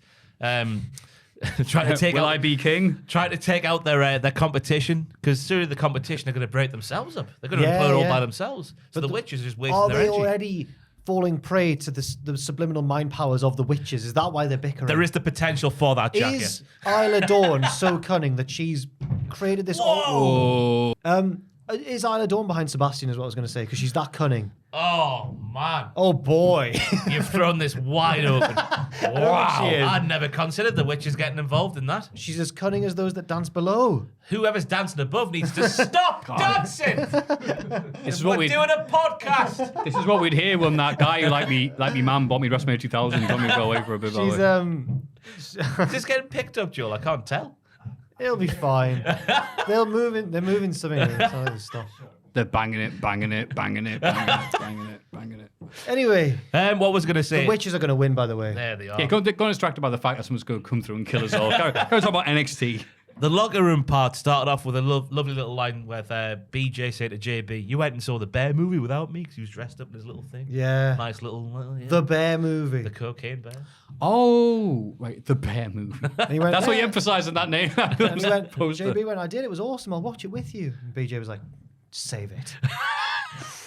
And again, it just displays how toxic Fallon Henley is. She's awful. Because again, another segment goes by and she knows the issue, but she doesn't confront Kiana with it. She No. just keeps it locked in. And why are any of them friends with Fallon? Because when her and JB, I meant to say it earlier, were the segment where they were infiltrating Kiana's office, the whole segment was her just crapping on JB. He'd say something and she'd go, "No, JB, She's in a lot of pressure, right? stand over there." No, she's not. Her bar's doing fine now. I'd Thanks to Kiana. yeah. Kiana and the bankers bailed them out. Yeah. She's trying to do a stealthy Splinter Cell type thing with a man dressed as a bush. They didn't, the door was open. I'll give her permission to She be goes mad. to pick the lock and he just goes, "It's actually open." See, he's been unhelpful. Gargano, this episode, this effing episode. Gargano finally arrives home, but is ambushed by Grayson Waller outside. Oh, yes. They brawl in like the mud and stuff. Oh, the And- garden, Oh, wasn't it? his Yeah. grass Whatever. needs some miracle growth. Oh, didn't by it? the way, someone clearly... Yeah, what a crop garden. They're in Florida, it's hot. Someone also clearly saw Christian throw a handful of dirt in Jungle Boy's face. Yeah, I we'll have noticed that. bit of pocket mud. Yeah. They brawl and Grayson gets the better of Johnny, hitting him with a stomp in front of Candice and the baby. All right, look. Candice and the baby, though. Okay, Candice. maybe they had something there. Okay, it's a bit like, takes a bit too serious. They're going from first to fifth gear, to be honest with you, from doing this. But it didn't matter. God, they really... Candice came out and had the real, legit baby. She's not meant to help. But because she had the baby, she clearly didn't want to scare her or anything else like that. So instead of being like, "No, Johnny!" Oh, she was yeah. like, No, Johnny, stop. Please stop. Please stop, Please guys. stop. Well, it's Stop." realistic.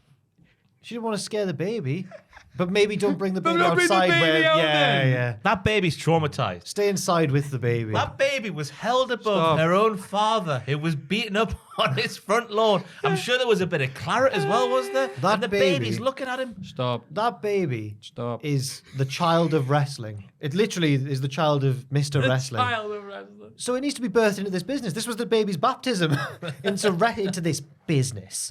And it's going to grow up to, I can't remember if the baby's a boy or a girl, which is why I'm saying it. This baby's going to grow up to be the best damn wrestler in the world one day. We'll meet 20 years from now if we're still doing this goddamn podcast. And we'll Probably. be like, wow, grandchild wrestling is the best wrestler ever. Well, people from the Wrestling Observer love the fact that we know all the names of the moves, so we'll just carry on forever. Yeah. But the fact that she couldn't give any emotion whatsoever made it sound like she couldn't be less arse. No. Doesn't care. Stop. Don't do it. That gets him out the house and stops him playing with his action figures. She's also playing the role of Johnny's mum. Yay! You're out the house finally, playing with your mates. I just thought, I know obviously the kid resides at that house, so the kid maybe had to be in the scene because it lives there. Why not do the scene without the kid? This is Candice LeRae we're talking about, and Johnny's going, "Go inside, Candice, go inside," as if she's a muggle who can't wrestle. Yeah. And it's like, yeah. By the way, that kid, because it's got those two as parents, is already a better wrestler than that Volcano. Oh, boo. Boo. So scared. Oh, wow. I've got nothing to add after that. There's no host for Bron Breakker. You should have said there's no hope for Bron Breakker. And Carmelo Hayes' contract signing, so pretty deadly. Happily Hello, filling. boys. Why not? Why Yeah. not? F the show.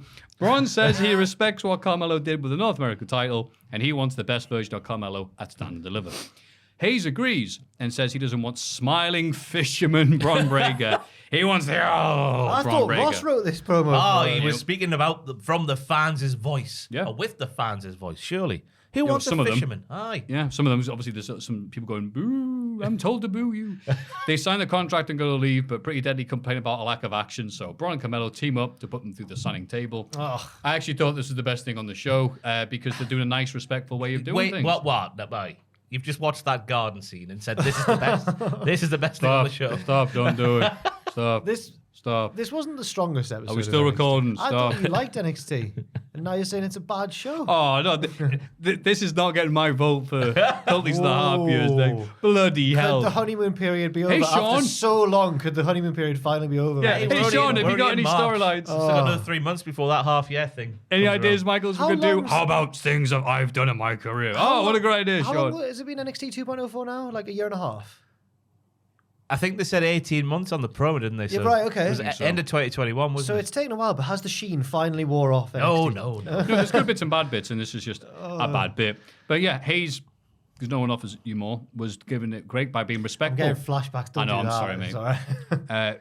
By being like, It sounded like they were a terrible company to work for. They were fine. it was nice that they were both going, no, respectfully, with everything else going on the show, it would take away if we both went, yeah, screw you, and start brawling like everybody else. So we're just going to go, yeah, I respect you. I respect you too. You're good. I want to beat you, prove I'm better. It's a great story. Fantastic. But what you've made me realize is what would make it better if he was Carmelo Hayes Travel. That would be an amazing gimmick. Then I will Carmelo Hayes travel to the main roster Yes. There we go. with the belt. Nobody offers you more action than Carmelo Hayes. Yeah. Any other thoughts? I've just realised that Hayes Travel only operates in the north of England, so we're not even playing to the UK The listeners. three people that like the Northeast stuff references are really digging this right It's now. called Bath Travel down south, which is odd.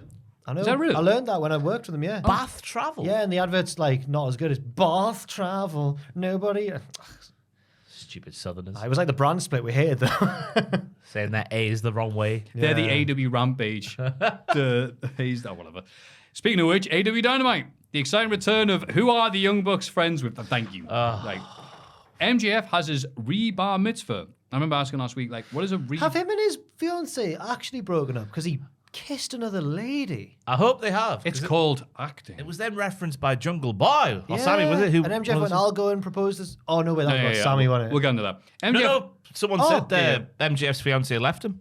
Was Well, it Sammy? He was saying it when he was in the feud with Brian. He was saying, like, I've been stood up and I hate myself and that's why I'm horrible to everyone else. I told my ex about what happened. Anyway, I followed his fiance on the Twitter. She's She an artist, does isn't art, she? yeah, Yeah. and the arts are good. And she's not mentioned anything on there, so let's slide to her DMs and find out, Maffew. yeah, like a dirty old creep. The No, crowd. just ask. But also, I know that it's acting, as you say, but I don't know. It feels. I love Jack's weekly bit of going, was this real? No, he was. Right. First of all, after last week, there was a comment or a tweet saying justice for me because they also thought. Justice for me. They also thought that the concerto at Revolution looked stiff. No, I know that the chair was good. No, you didn't. It was your way You of mocked saying me. it was your because you were being all cute and adorable No, it and going like, wasn't. I thought he hit him for real. Like, No, I just thought it was a stiff concerto. it was. You never agreed. You never admitted that. I agree, last you were week. right, but it was just funny to do that Changed your instead. tune. Safest houses, so it was. No, it wasn't. It boinced, as they'd say in Northern Ireland. It boinced off his cranium. God damn it, that was awful. The crowd booed the rebar mitzvah. And like Yeah. that, Tony's funny pointing out, like, a rebar mitzvah is a thing. It's what you do if you get to 83. Oh, really? Yeah, so I was like, I've never heard that expression. It's supposed to be a pun, and it's like, no, it's something you get. Well, you have your bar mitzvah when you're 13, right? You become a man. You stop being a big dirty verge. Well, MJF said he lost his virginity at his bar mitzvah. I was like, oh dear. That was a shoot bar mitzvah. I saw the picture on Twitter this week. How amazing were they? The are they strippers? I assume they are. Let's go with yes. I thought they were sports entertainers. His theme was, what was it? Wrestling. He had a wrestling theme. Oh, yes. WWE, yeah. It was Along nice with- they had a picture of him like main event against Jericho, I wasn't thought it? that was the thing. It's like, wow, that actually I'm happened. surprised the M doesn't stand for Mark Jacob Friedman, Oh, who has that theme part. get him. Surprised his mates didn't rip the crap out of him. Yeah, I can have me, that's why. It was good to see MJF, like, yeah, as I said, don't know his mates or anything else like that, but like, Because, by the way, this wasn't the Attitude Era, because MJF's younger than we think. So this would have been like Is he ruthless 20 aggression. No, 25. oh yeah, the photos they used for the whatever This it was. would have been in 2017. He had a Y2AJ shirt on, I believe. Yeah. So his justification for the rebar mitzvah was that you have it when you become a man, and in beating Brian, he says, I am Iron Man. He says, if I do not win. He says, I am Iron Man. Yeah. MJF is lifted up in a chair, as they do in the bar mitzvahs, but Jungle Boy interrupts. Then Sammy Guevara interrupts. Then Darby Allin interrupts. the 4 twinks. Twink 182. Yeah. I reckon you would love Sammy's promo in this segment where he's like, he overcame every obstacle they put in front of me.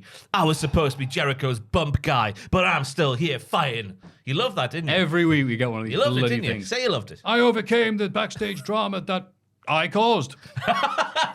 Good one, Sammy. Well, the Andrade one doesn't sound like it was his fault, to be fair. Nah, it's his fault. Judaism is the only true religion, says MGF. Don't boo me because we're the chosen people and you're not. Really and then funny. obviously Tony was great at this because then Jungle Boy's music played and he goes, "Oh, Jack Perry was invited. That's nice." Jungle Boy complains MGF has never been on. He's also doing a bit of the Sammy. He's never been on Dark Elevation, or even Rampage, and that MGF is taking other people's time. I'm like, are we really doing this? Yeah. Is everyone just obsessed in AEW now complaining about AEW? We're all shooters, bro. Yeah, but they're complaining about the company itself. This company Yeah. stinks. You're taking it too much. It's a bit. I don't get it. It's a bit WCW, isn't it? A little bit. It's all you bloody Yeah, read though, actually. in the dirty sheets, though, isn't it? Someone's fallen out with somebody else and someone's not happy with something else in AEW. It's the inmates running the, as we all said when Brawl Out, we didn't, to be fair, but as everyone decided when Brawl Out happened. But now I'm worried it's true. Yeah, but like, everyone what's the just hates what's it. the purpose of saying this on a promo then? That they have full control over? I Apart from think Sammy, I guess. in any wrestling And promotion, MGF, I guess. MJF's a tyrant champion who gets his own way no matter what. Ah! I think in Anyway, any, Sammy does the "I worked hard in the Indies and I ate it. What a burger" promo. I know he's a pillar too, I guess. Because that's my Plotus notes. I'll leave that alone. They all outline their reasons for wanting a title shot. There we go. It's better. And MGF is furious. He says all of them had a distinguished mentor in the daddy clubs. He says, but he never needed anyone's help, so they don't deserve it. It's Oh, sound totally. logic. Yeah. He shoves Jungle Boy in the face and starts a brawl, which leads to MGF getting knocked into his cake hit the cake.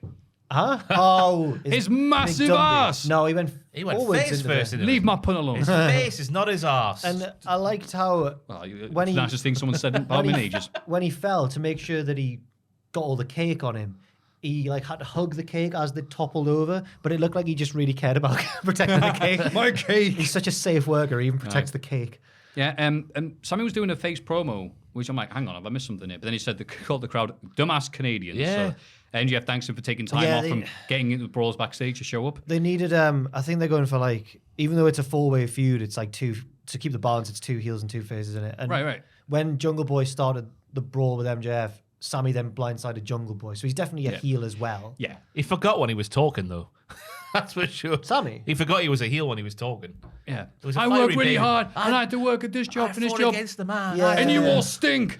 Yeah, he had to, yeah. I You was, bottleless get. I was shocked that even Darby, like after he got the whole his bit about like remaining himself and true to himself, that was all right. Then he I was like, submitted a film to film school, and they dared to tell me to change it, so I Yeah, dropped they gave out. me criticism but even to get a better grade, and I said, no, I'm happy with my D-. 'Cause he's like so- Owen at school.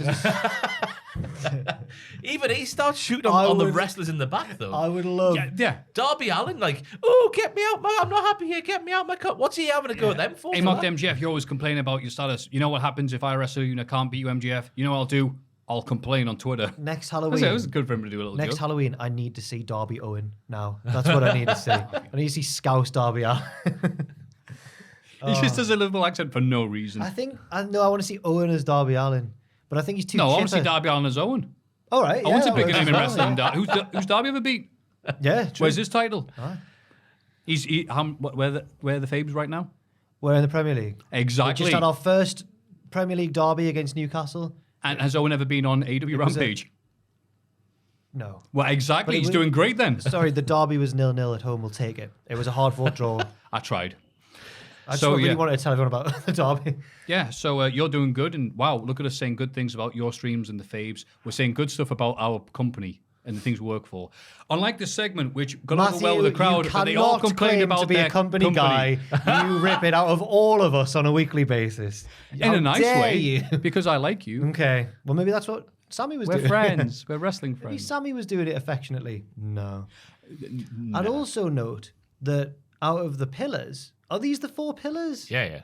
I thought Ricky Starks I was a thought pillar. Ricky Starks was a pillar, Who's the one? but he's feuding with I think Juice. Starks and Britt Baker are probably your Are they fifth, honorary your pillars? 5th and 6th pillars. They're buttresses. That's if you get an extension. Yeah, they're the conservatory. Yeah, they're the not the conservatives. No. Yes. Conservatories. Tory. That was amazing. Wow. Me. That was actually deliberate. You're like Nas, the rapper. Take, How do you do that? take that.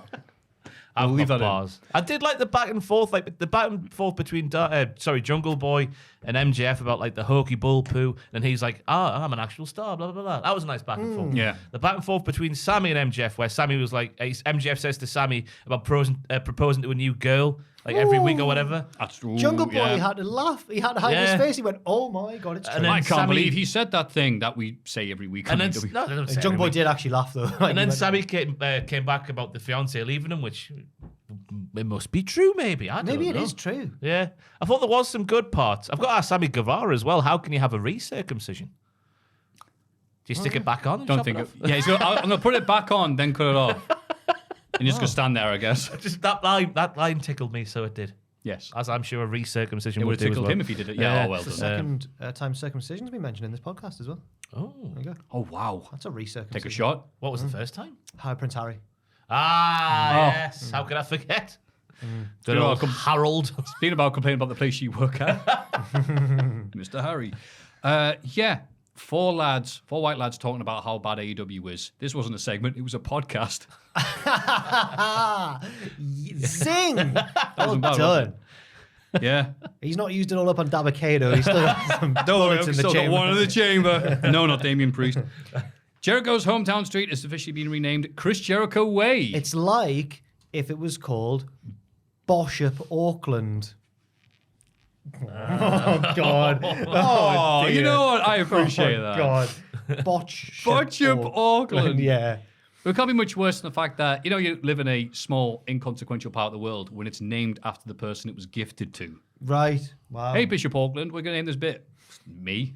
Wow. All right. Is he the same Auckland who had a bit of like New Zealand named after him then? Oh, don't know. Yeah, you call it New Zealand, so I don't want to confuse the two. No, Auckland. No, they're so Auckland, close. Auckland in New Auckland in Zealand. New Zealand. Yeah. So, do Oh, right. you mean no, this one, another one, like, all the way up. Whatever. Anyways, it's dying. I think it was a fitting name because obviously Jericho has been such a locker room leader we've been reading about over the last little while. So to do it the Jericho way, on Jericho way, it's really like- So is that street going to have to call up Meltzer whenever something happens on the neighbour? I liked when the street sign was revealed. Jericho started the round of applause. But yes. The Blackpool Combat Club beat the Dark Order in a 6-man tag after Utah hits Hangman yeah. with the ring bell. They beat down Uno and Grayson afterwards until Silver and Reynolds run out to make the save. Oh, The tides have changed in the Dark Order. Now They really Silver have. and Reynolds are the A team, and Uno and Grayson are the B team. yeah. and B this team, is- B team. This is sorry, we've buried the lead, haven't we? Dark Order with Stu.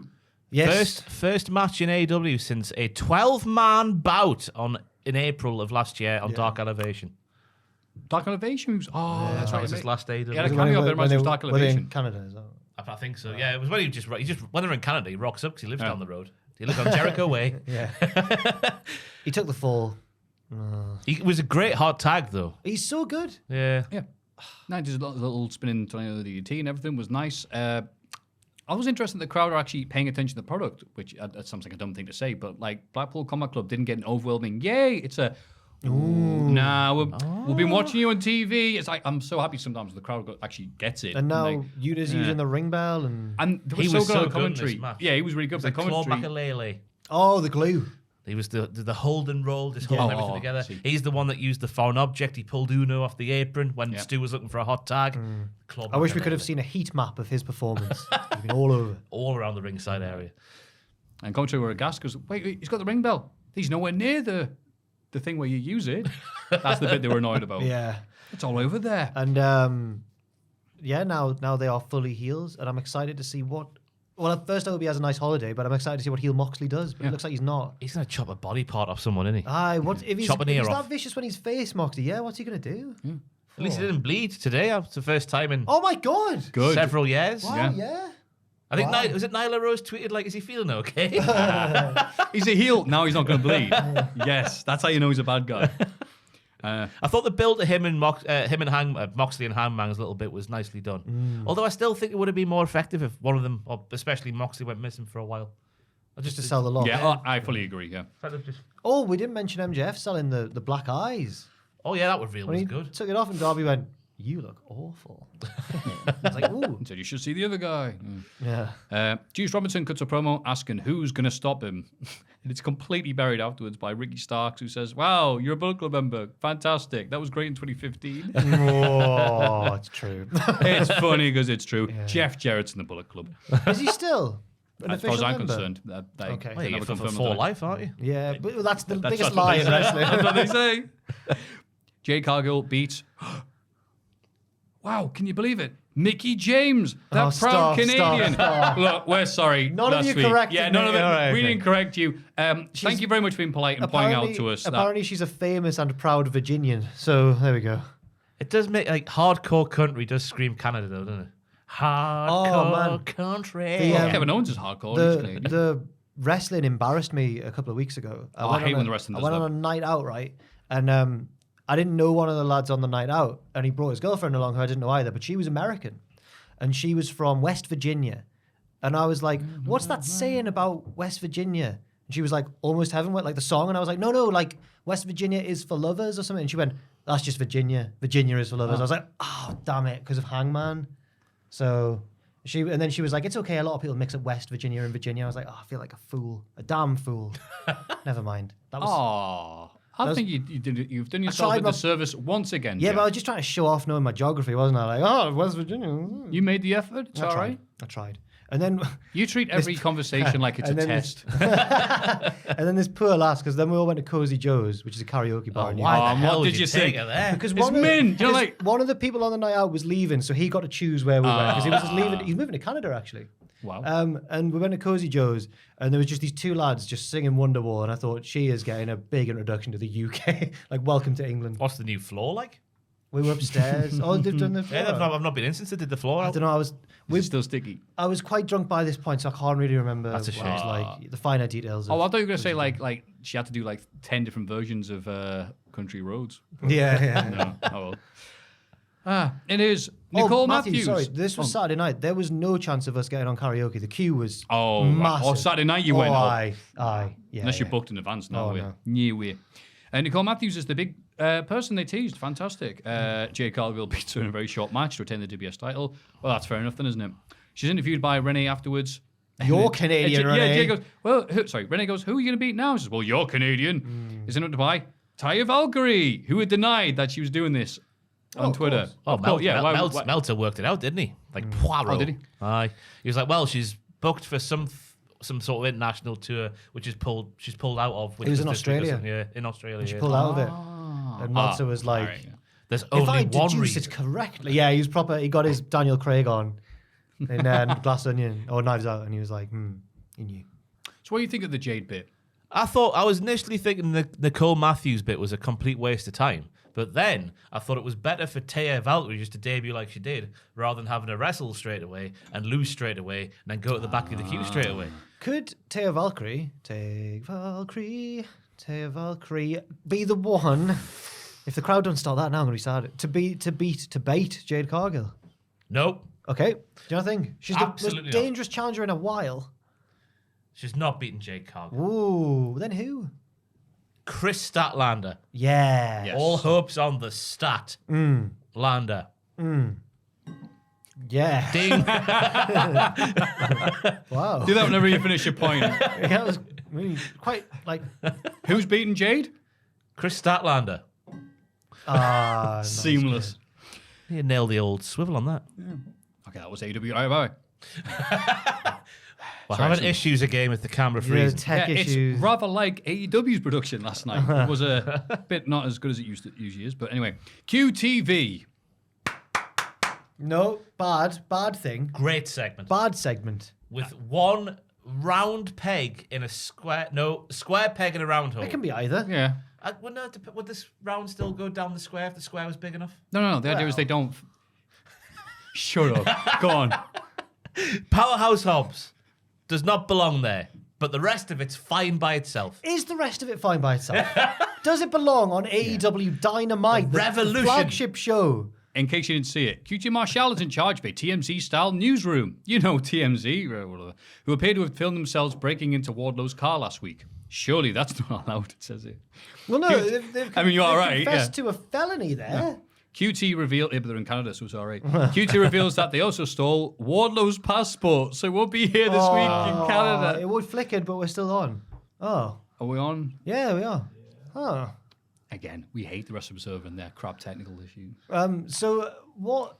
Oh, we're actually recording, sorry. Yeah, we're still recording. Yeah. So QT's got the passport. Wardlow's not going to get them. Is this feud helping anyone involved apart from QT and maybe that Australian woman? Who is that Australian? I don't know who she is. So, guys. I'm like, who are you? What? That's what she said. She went, so. She was the most Australian woman. And she was healing it up. I hate her. Fair enough. The noise you did there was like Fred Durst's in Crack Addict. You know when it builds up to the core? No. Here we go again. You sound like McLaren. Do you remember Moxley's theme before Wild Thing? I feel like a massive Callaway, lads. A big old Callaway, a big massive mark. Because I thought the robbing of the title was a shoot happening. Well, I thought it wasn't. They've just turned it into an angle. Turned it into this. Yeah, I it don't might know have what been. I think anymore. This is QTV. Oh, cute. This is a reputable news source. It's the real wrestling news source. Exactly. Yeah. Is this Tony's hatred of the media? I think so. Is this him projecting? Well, he only really hates one person in the media. Ariel. Ariel Oh, Helwani, yeah. Ariel Helwani. They do say at the start, wouldn't it? And us, apparently. It's TMZ, a QTV with no biased opinions to ruin people's careers. Wow. So take that, Ariel. This is after QT Marshall took shots at Everybody. on Twitter. And you made me break up my stable by saying it was rubbish. Wow, guess the appearance by QT Marshall. That's an amazing impression. Sounds just like It's crazy how even in AEW, the most like progressive wrestling company, we're going to change the business. There's still someone in a John Laurinaitis role who gets amazing amounts of screen time despite being better used backstage. I'm not saying I don't like QT. It's just that when the roster's that jam-packed full of talent and QT does have a considerable role backstage, why is he getting this spot ahead of innumerable amazing wrestlers? I'm all right with QT doing his thing because I remember him getting some of the loudest pops on AEW Dark and Elevation. I was like, yay, QT. Oh, wow, Dark and But Hobbs, like I said, did he not hear the massive reactions he was getting?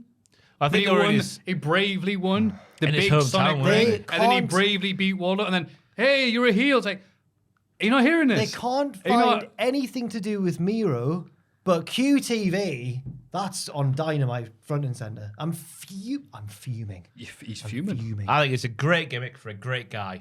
And the only misstep is a Powerhouse Hobbs being there. He just shouldn't be there. The rest of those jabronis, Aaron they're Solo, fine. Australian lady. Yeah. QT. Get, what's he called? 2 Dimes in there as well. Oh, yeah, 2 Dimes. Like the AEW Avengers. Get the varsity athletes in there. They're all fine for QTV. Who's the Australian woman? I don't know. And they all acted like, I've never seen here this she woman. is. I've no idea who she is. There was a random fella stood next to her as well who was just nodding along. That was He his role. didn't even, I don't know if he was a wrestler or just an extra in QTV. Fantastic actor. There was one good line I liked in the segment. They were like, what is next for Wardlow? And they were like, whatever's next for Batista, but just not as good. And I was like, yes, that's a good line. There was another shot at WWE in it as well. I can't remember exactly what it was. Ruthless aggression. Yeah, and it didn't really work. I don't know why that was. Understand it, no. I mean, The But they all second laughed line was about random. It was like, ha ha, yeah. To save it, we need to get Tony Khan in QTV in the stable. Then I'll be interested. See what he really thinks. KTV. Yeah. Or as Tony does when he merges 2 stables, it'll just be K and QTV. So, yeah. Jeff Jarrett faces Orange Cassidy with the IC belt. That's Not not to right. sound I think the hypocritical, international but title. Jarrett should have won this match. 100%. JD then interferes, gets taken out by Trent Beretta, leaving Cassidy retain the belt. And I love Jeff Jarrett because everyone gets really worried, intense. Nobody else elicits that reaction, do they? Bless you. Yeah, they're like, oh no, Jeff Jarrett's actually going to win. I can think of QT Marshall does and me now. Like, I mean, that's genuinely. QT. He's rubbish. This is the king of the mountain we're talking about here. Jeff Jarrett takes him out, and then all Orange Cassidy needs to do is, ow, my leg hurts. And Jeff Jarrett's like a pantomime villain going, oh. And then him going, time for the figure. We're in Canada. The sharpshooter. And Carl like, no. I love the reaction he gets. Oh. And of course, Orange Cassidy won this match, not just because he's great, not because he had the power of friendship, but because the Shockmaster. Stormtrooper Jones. Jinx, Touchwood, Black Magic. You can't say anything. All right, Biden. I helped him, said hello at the start. So, loved it. Loved the crowd. Was like, ha ha ha. Yeah, but don't really win. For Jeff Jarrett. I like the silly bollocks at the end with Aubrey Edwards getting involved as well. Yep. I saw a considerable backlash on Twitter of people who did want Jeff Jarrett to win, actually win, and take the title around the world on a beautiful trip. Would it not have been funny if he was the international champion? He should have won it and then climbed Kilimanjaro. Yeah. And then held that title aloft above his head at the top of Kilimanjaro. Going Blue Chew, now sponsors Kilimanjaro. To be fair, it's not as if he's crapping the bed, Jeff Jarrett. He's keeping up with Orange Cassidy every step of the way. Every step of the way. He's in phenomenal shape. Do you remember Wrestling Media Con, right? Yes. There was a moment where we were going to do our bit on stage and we had to talk to, I was there, stood there, and Kenny came over to ask a production-based question, or someone involved in the running of the order of the show came over and asked a production question with two wrestlers, and I didn't appreciate it at the time because I didn't even really talk to them much at all. It was just more to clarify what we were doing. I didn't go, it's great to meet you. It was Jeff Jarrett and LA Knight, and I didn't... LA Knight was there? Yeah, we was Eli Drake at the time, yeah. We didn't realise that we were in the presence of greatness. Yeah, we took a photo. Was it me, Pichidi? Was Zayn over? Yeah. Right, that's right. Yeah. Brian Zayn was over there. Oh, I thought it was Sammy. Yeah, I've hardly be there. And the Wrestle Talk crew, and we took a photo together. And then Jeff Jarrett, photobombed it. Nice. Because he's in every good group. Liger was there. Bullet Club, NWO, Four Horsemen, Wrestle Talk. Carry on the podcast. Company guy Maffew again raised his head. yeah. Okay. Next, we get Outcast. Oh, what? I made a joke. Yeah, I said, it's Outcast. Oh, no, it's not. It's The Outcasts. What a shame. I'm a fan of the hip-hop duo Outcast with a K, but not of wrestling trio The Outcasts with a C. The English language. They all cut a promo on AEW. It's a popular thing this week. And Soraya Sunshine says that without the three of them, there is no AEW women's division. What does she mean? That's not true. Bray and Jamie run in for a brawl, but they're outnumbered. They get beaten down. Rio, Willow, Nightingale, and Sky Blue run in to make the save. I said Willow. I said that, so on it. There's a page break there, so you may or may not notice. Jeff Hardy's alter ego runs in. A big tree came out. They're getting heat, I guess. It's okay. I'm wanting it to go places. I'm not like, this is going to be crap. I'm wanting to see and hoping it gets better because it's going to elevate people like Willow and Nightingale to their level. But that's what I'm hoping as well. But I am a bit worried.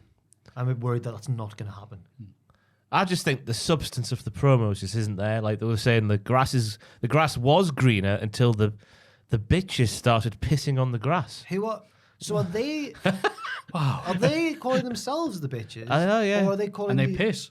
Or the other women the bitches? I guess it's the first ones who left WWE to go to AEW. They are the bitches who do be the pissing. But what? I didn't understand what they meant. Me neither. It's a guy. The crux of the feud's got promise with the originals versus the outcasts, outsiders, whatever. I thought the best thing about the segment was the Canadian tuxedo making an appearance on the show because they were in Canada. I don't know if you heard. I love that expression, the Canadian tuxedo. Earlier, we saw a heartwarming Acclaim music video about how cool and popular and friendly they are. Cool Hand Ange and Danny Magic say they loved it. It made their nipples hard, but they're disappointed the Acclaimed turned down the JAS. And then elsewhere, Ray Fenix announces himself as Hobbs' new challenger for the TNT title. Sounds a bit nice. QT Marshall to screw him out of a championship win. Don't. Then they'll deconstruct it on Dynamite next week and it'll be fantastic. Is it not going to be... Oh, they will as well. You're right, yeah. I can picture the vignette now. Oh, look at this. So, if you look... I love your dirty Australian accent. Who's that woman? I don't know. Oh, no. Oh, God, that's really bad. Sorry. Then the House of Black I retained... like Australia, me. I like it. I like Australia. I've never been, but I want to. You won't have to see this. I can wear earplugs, but I'll go. No. Oh, no. Look, mate, there's going to be protests. He didn't want the seawater to get in his ears and give an infection. Yeah. That's right. When I'm surfing the waves. Yeah. The House of Black retained their trios titles in a three-way match against the I hope Elite we bloody win the Ashes. Come on! at the Jericho Appreciation Society. After the match, Jake Hager starts a big brawl between the JAS and the House of Black. Meanwhile, Hangman Page brawls down the ramp with the BCC. The Elite stand by him, and the BCC think better of it. The episode ends with Hangman realizing that his old pals have his back. Could it be? Interesting. 3 years apart. Is it time Same thing for happened. who are friends with the Young Bucks? Yes, it is. One of only 2 storylines they know, the other one being Let's Beat Lucha Brothers in Pac. And they've already done that one. Third not got one, over that, have we? Let's save our father. They're the 3 stories. They did that once and couldn't be bothered ever doing it again. We didn't mention when Johnny went to save his family home, he kind of power walked out of the arena. It was like, oh. But it still looked more urgent than the Young Bucks Baywatch jog to save their dad. It's a shame. Is it a shame we're back here? I think it's what people want, though, isn't it? Like, not just us 3 miserable. And as Excalibur farts. says when the best friends hug, you got to give the people what they want. I think maybe My we- God, you weren't kidding, Ross. Yes, that does smell like Christmas, Jack. The thing you're chewing, I can smell it all over here. I'm so sorry. It's okay. But it's not an unpleasant smell, right? It's not a bad smell. Should I chew it and get I it just out of realised, the way? like, hang on, that's that thing. What, I did what not were you about realise to it was say? carrying right over there. I'm so sorry. It's okay, mate. It's the second week in a row I've done that. We're exchanging fluids. What were you going to say? I can't remember. Oh, wow, I genuinely can't. It was a good match. The crowd lost their minds when the Canadians went at it. I've remembered. Or teased it. Oh, go on. So I think maybe we're more bitter about the whole Hangman being, mistreated by the Bucks, and now he's forgiven them. I think we still hold on to. We want Hangman to realize his true friends of the Dark Order. Yeah. But now the crowd are like, no, we don't care. Dark Order haven't been used for much. They're kind of feuding with the BC. Well, they are feuding with the BCC, but Hangman's like, I'm here, but if it means I don't get to feud with Moxley, then I'll leave. I'll help the Elite, I guess. I'm not in favor of it, but it'll lead to some good matches. Yeah. I'm intrigued to see where it goes. That is spicy And if- now. And if history... Jack is eating a cinnamon sweet, by the way. He's losing the battle. What is it, a cinnamon one? Yeah. Aye, Christmas. Christmas in the mouth. If history's going to be rewritten, just forgotten, repeated, I'm intrigued to see that part of it. But again, it is just that, who are the Young Bucks friends? Yeah, I don't want the We're back Bucks down to be again. like the best guys in the world. Yeah, they're arseholes. Yeah. They were arseholes to Hangman. He was justified to fob them off. So hopefully... Fob them off, YouTube. Fob them off. Fob them If off. there's one thing that I didn't like about the end of the Hangman arc when he beat Kenny Omega, was that before the Bucks shot lariats to beat him, on either side of the ring, one of the Bucks like almost gave him their blessing, like, Yeah. go ahead, Yeah. beat him. I'm like, you don't need We that. are nice, aren't we? No. Yeah, Hangman's like, yeah, wait. What about those weeks you beat me up? Yeah. Anyway. I thought Nick Jackson was sensational in the match, though.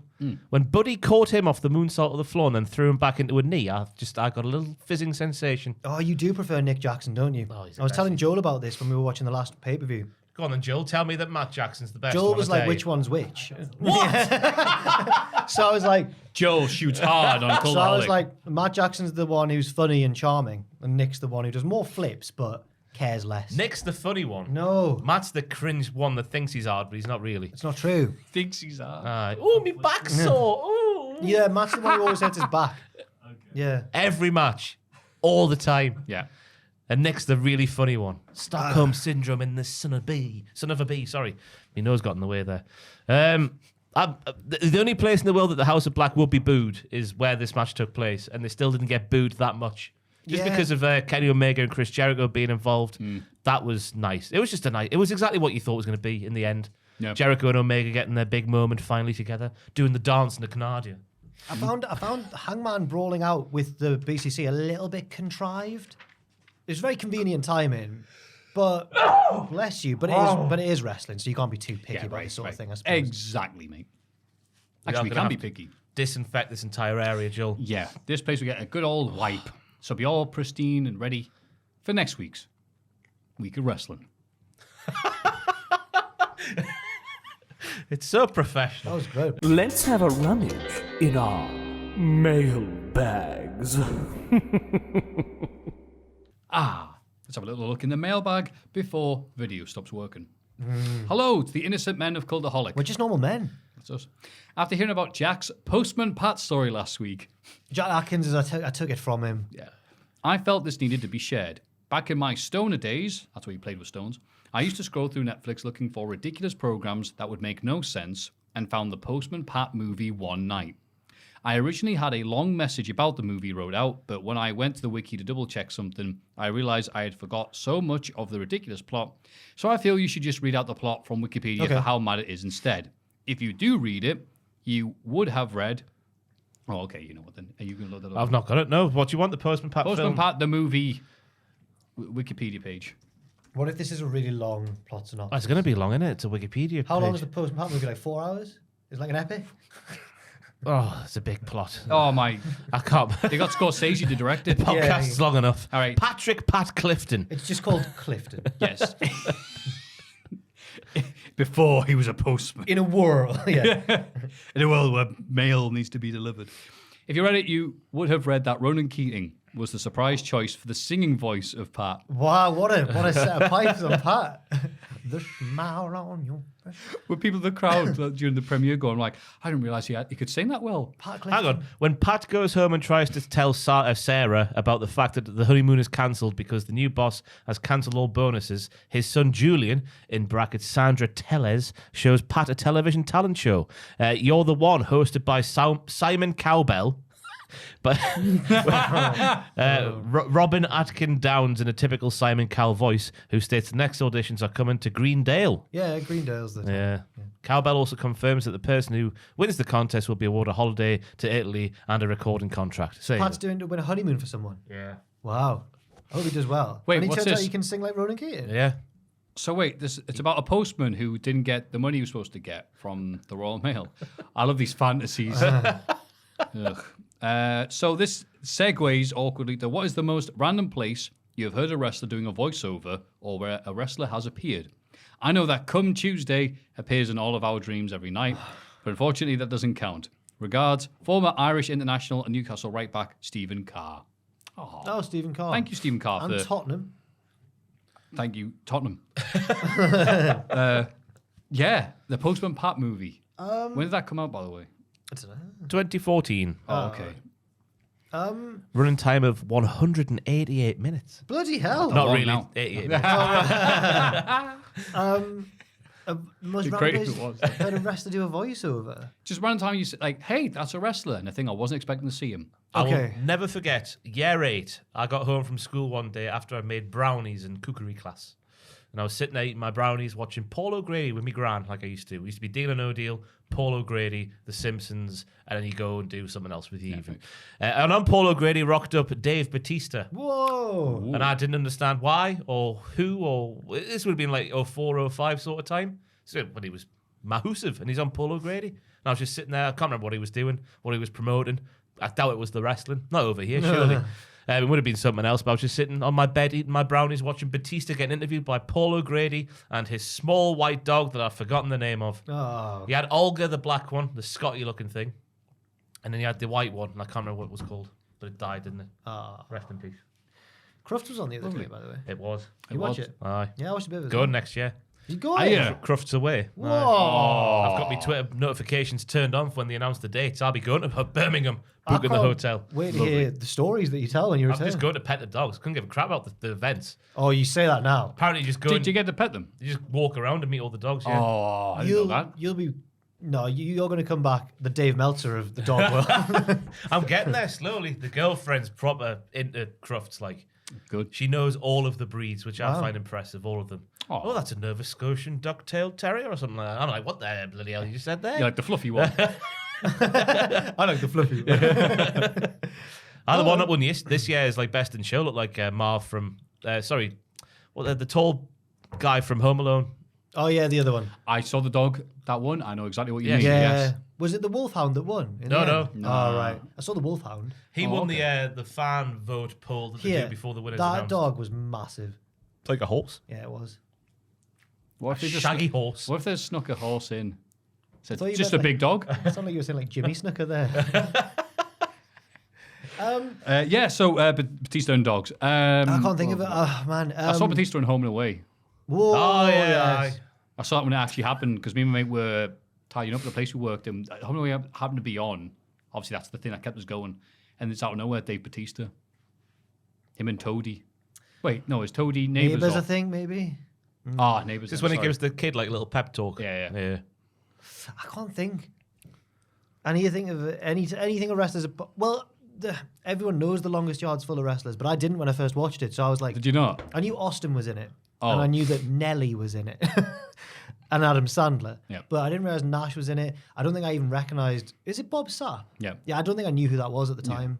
I think I was too young to be watching it. Slightly, maybe. I remember just Austin was a racist. Yes. In the film. Massive racist Steve Austin. In the film, In the The Longest film. Yard. Phew. Yeah, because he was mean to Nelly. Means underselling it slightly. He was a bit nasty to Nelly. But then don't worry, the prisoners bested the gods in the end. That's right. So I'll go for that, but just because I didn't realise that mainly Nash and Carly were in it. It's Carly who lifts up the whole side of the bleachers. Yeah. Yeah, great. Great. Nash takes estrogen by accident and ends up being all sensitive like what women are. It was a different time. It was a different time. It's an Adam Sandler film. Aye. Although, Uncut Gems I've watched now. Yes. And that was, You've watched it. Tom's lived it. Hello, guys. Long time watcher. I've never even seen it, but I can just guess what that means. It's not actually, it's more about gambling and jewels than it is. Name redacted news. First time writer and also a member of the Cultaholic Live audience at the Little Buildings. Yay. Oh my God, was it the curry lady? Sorry. Let's find out. First off, thanks for being a big part of my life from my uni days and out of my late 20s. Oh, shut up. No, that means they're the same age. That means it's really similar age. We got that notification on Facebook yesterday, didn't we? That it was Oh, man. 7 years ago today, or yesterday, that the old place's channel hit 500,000. 7 years. Yeah. Yeah. Oh. Yeah. How are you feeling about that? Old. That's the house that we built. Yeah. But also really old. I only have time to watch the premium live events these days, but listening to the podcast every week keeps me up to date with all of the Well wrestling. done for still calling them the correct name. Well Premium done. Live Wow. Events, yeah. I've always loved the graps, but to be honest, the best part of the pods are the really obscure, tiny, weird references that pop me every time. There you go. There's the one. There's the one person, all right? My question is, on a purely kayfabe, graps perspective, who is the best wrestler in the bloodline, including the whole family, such as Rikishi, Tamina, Rosie, Dwayne, etc.? Wow. Not the best talker or the most protected, but if they were to all have a pure wrestling match against each other, who would come out on top? On surface level, you would probably go Roman or The Rock, but honestly, I think their moveset is so limited, and they are protected by other aspects, such as mic skills, facials, selling, etc. But you're saying just in a kayfabe sense. Main event Jay has my vote of the total package. Ooh. The Will Ospreay of the bloodline, if you will. Keep up the good work from former Brighton and Hove Albion legend Kazenga Lualua, a.k.a. Lualua. Steve from Bertley. Steve, thank you very much, Steve. Sorry, Lualua. From Bertley. Bertley. Up Team Phoenix, the basketball team I used to play for. Oh, from lovely. Bertley. Bit of Bertley for the lads. We'd all go in So- before a match. 1, 2, 3, Phoenix. and go, "Caw!" and the team would run scared. Every year we'd sacrifice a player and then they'd rise from the ashes. With the stats better. And We'd they're like, burn hang on, we them. played them last Yeah, year. yeah. They weren't this good. Anyway, including the whole family in the bloodline, who is the bestest wrestler? Better than all In the rest of kayfabe, us? it's Solo Sikoa. At the moment, yeah, I would you're right. agree. I think in Roman kayfabe. never wins clean. Mm-hmm. The Rock always won the belt and then lost it soon after. Only had short title The reigns, Rock, that's right. The Rock was a strong wrestler in kayfabe, though, wasn't he? He did win a lot. Well, I mean, he he's was- won more titles than Solo. He'd win he'd win handicap matches and stuff. He beat the and Hangman, you're right. He rock bottomed, I think it was Booker T and Shane through the table at the That's same right. time. That was the pinnacle of my childhood when he did that. Yeah. I'd say Rikishi, just how long he's been going. He's probably got the longest longevity. Wow, it's great English there, Maffew. Of all the bloodlines, but I have to check that. He's so many different iterations. Small squad, small SST, the Sultan, Too Cool, Bad Car Driver. Yes. Well, No, you good nailed car it, didn't driver, you? yeah. Yeah, you nailed it. Oh yeah, wasn't it? Yeah, really good driver. Yeah, if you put it like that. This isn't Strike. This isn't part Jumping off cages. I was going to say super this kicks, isn't part ass. of this isn't part of the parameters of the question, but that bump he took at Armageddon 2000 is the scariest Yep. bump I've ever. How do you take that and not look back? Going backwards off that. I'm just going to fall backwards and trust that the truck is there in the right place. He's like reverse Del Boy. Yeah. So my pick is Rikishi. Mine Imagine- is the. He just fell off because he was trying to impress a lass in the crowd. He's like, Now then, Trick. Now then. Now then, Tiger. Now then. Mine is the. Take us on top, like. Sorry, go on. Taker's like, I've got this shovel. It's the same shovel I've had for 20 years. Anyway, the High Chief Peter. Now then, Marlena. Now then, Michelle. Yeah. The High Chief Peter Maivia is mine. Because his tattoo, you can't not be the hardest man in the world to have that tattoo. What's It's the one of tattoo? those, I'm going to get it wrong. It basically goes from his belly button down to like his knees. All that area of body. Wow. Oh, is that coloured in? Or you mean? I'd say, but that, the way the Samoans have it done with the, Right. I don't know what. Oh, but it's in a painful in area. a painful area though, like round the groin and all that. When sort of you've just had that done and you let it heal, how do you like live? How do you sleep? How do you sit down? wrap it in cling foil, I think you'd land. cling film. Yeah. You'd land everything like Rikishi, wouldn't you? Just back. Yeah. Right, make sure nothing touches that. That I did not know he had that tattoo. I was watching that series Corey Graves used to have on the YouTube channel called like Inked. Superstar Ink or something. Oh, aye, that was right. Reigns' episode came on my YouTube, recommended on the site. So I was like, oh, I'll give it a watch. And he's on about his tattoo around his tit and down his arm, and the High Chief gets mentioned. And it's all down there. And it's Bloody like, hell. apparently, yeah. I looked at Undertaker on there and he goes, so what's that tattoo there? Says, it's my brother. Can you not read it? He goes, yeah, Rooney. Says, Don't know if I went too far, only fools and horses. Joke. Oh, right. Yeah, got it. I tried. No, good pick. I was thinking High Chief, but we're watching him. But you see this tattoo now. So, have I named the Oh, wrong? there you go. Yeah. Yeah. Yeah. So it starts just below his belly button and goes all the way down. They do like a good tat. Yes, they do. They do. Saw that. Beautiful. Look at that. Whoa. Moving on from that. Thank you for the question. Sweet chin music into pedic greetings, boys. Oh, you filthy rascallion. Really good. The Star Wars saga is infamous for utilizing a lot of PowerPoint-esque wipe transitions from scene to scene. Oh, yeah, it does, yeah. Well, obviously it's before Power or whatever. It's not something that I've ever really noticed in any of the film series, but George Lucas clearly liked them. I wanted to find out more. You should have done the Star one as well. Oh. According to Quora.com, I don't know what that is, user Jennifer Quayle, a self-certified full-time Star Wars geek, Lucas had probably watched and been heavily influenced by Akira Kurosawa. Yes, that's right. Oh, my God. He was a huge fan of varied wipe transitions. Kurosawa. Yes, Brilliant. your friend. Yeah. With that in mind, I must ask, what is your favorite transition in wrestling? Oh. Is it when Claudio goes from a swing to a sharpshooter? How about Rollins superplex into a Falcon Arrow? The greeting matches the question as well. I'll stop giving examples now in order to not steal all the possible answers. They're learning. genius, Every though. week they're learning. That was a genius. They're like the AEW crowd going, oh, we're not going to cheer these guys That too much. They're question heels. was crafted like a Kurosawa film.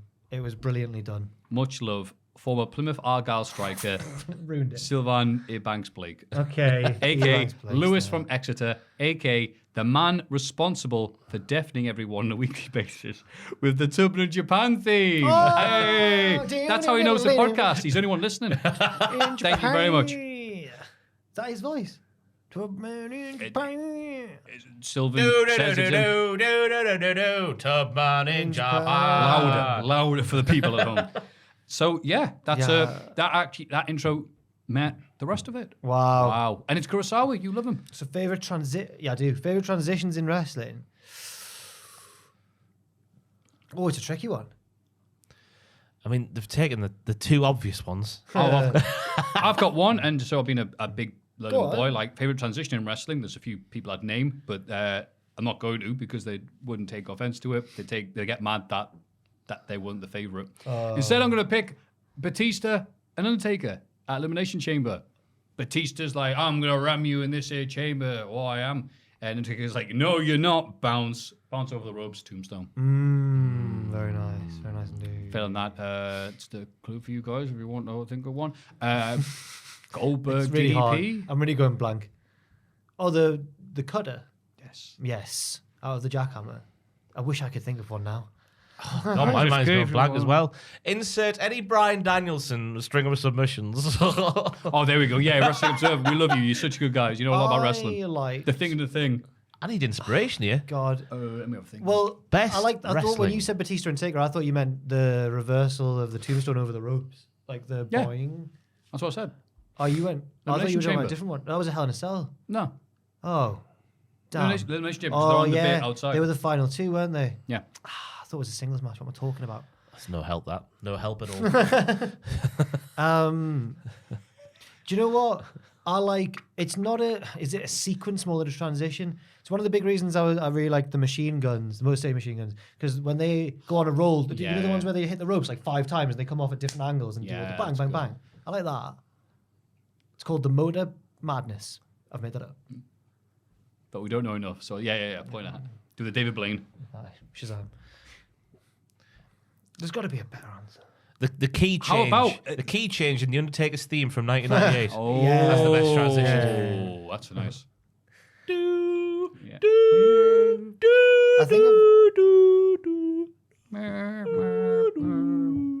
I think I've made a joke in several voiceovers now that whenever someone does a stretcher job into an ambulance job, I call it great chain wrestling. So I'll say that one. So Roxanne Perez did a great bit of chain wrestling on the last week's NXT. Oh, there it goes. Dead man walking, rolling. What? I always like that transition. Yes, we've done it. We've come up with some answers. Or when Sarai would go from young schoolgirl. She's gone, by the way. She's gone, aye. Yeah. Back in Japan. From young schoolgirl into mystical fighting machine. Was it Tiffy Stratz, who was it, who ambushed her before she could Yeah. do her transition? Fair play. Genius. Yeah.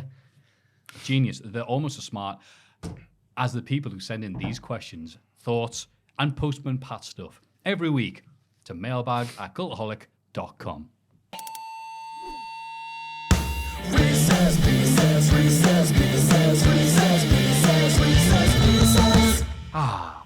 Wrist piss before the video breaks again.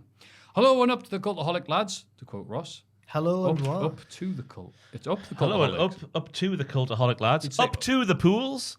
Oh, Up to the wrestling. Yeah, that's how it goes. Long-time wrestler, back in the name redacted days, and been subscribed since you've become Long-time Cultaholic wrestler? Wrestling. Oh, You've right. become cult. Okay. I want to thank you all for the many hours of entertainment you've provided for myself and my English as a second language student. Oh, no. Don't I look like a big fanny? I apologize. We then, are mate. bullies. We are big Sorry. bullies. So sorry. Yeah, I We've know. been absolutely done. No, your English is great. Yeah, you're doing really well. If anything, you've made up the whatever slightly better by saying up to that Yeah, thing. you know what? That's absolutely fine because it's actually bad English anyway. So. Yeah, it is, yeah. Many of them are fans. Many of them are fans of wrestling, and we have bonded over this wonderful scripted sport. Stop laughing, John. They watched the Spanish translated versions. Just of write properly, man.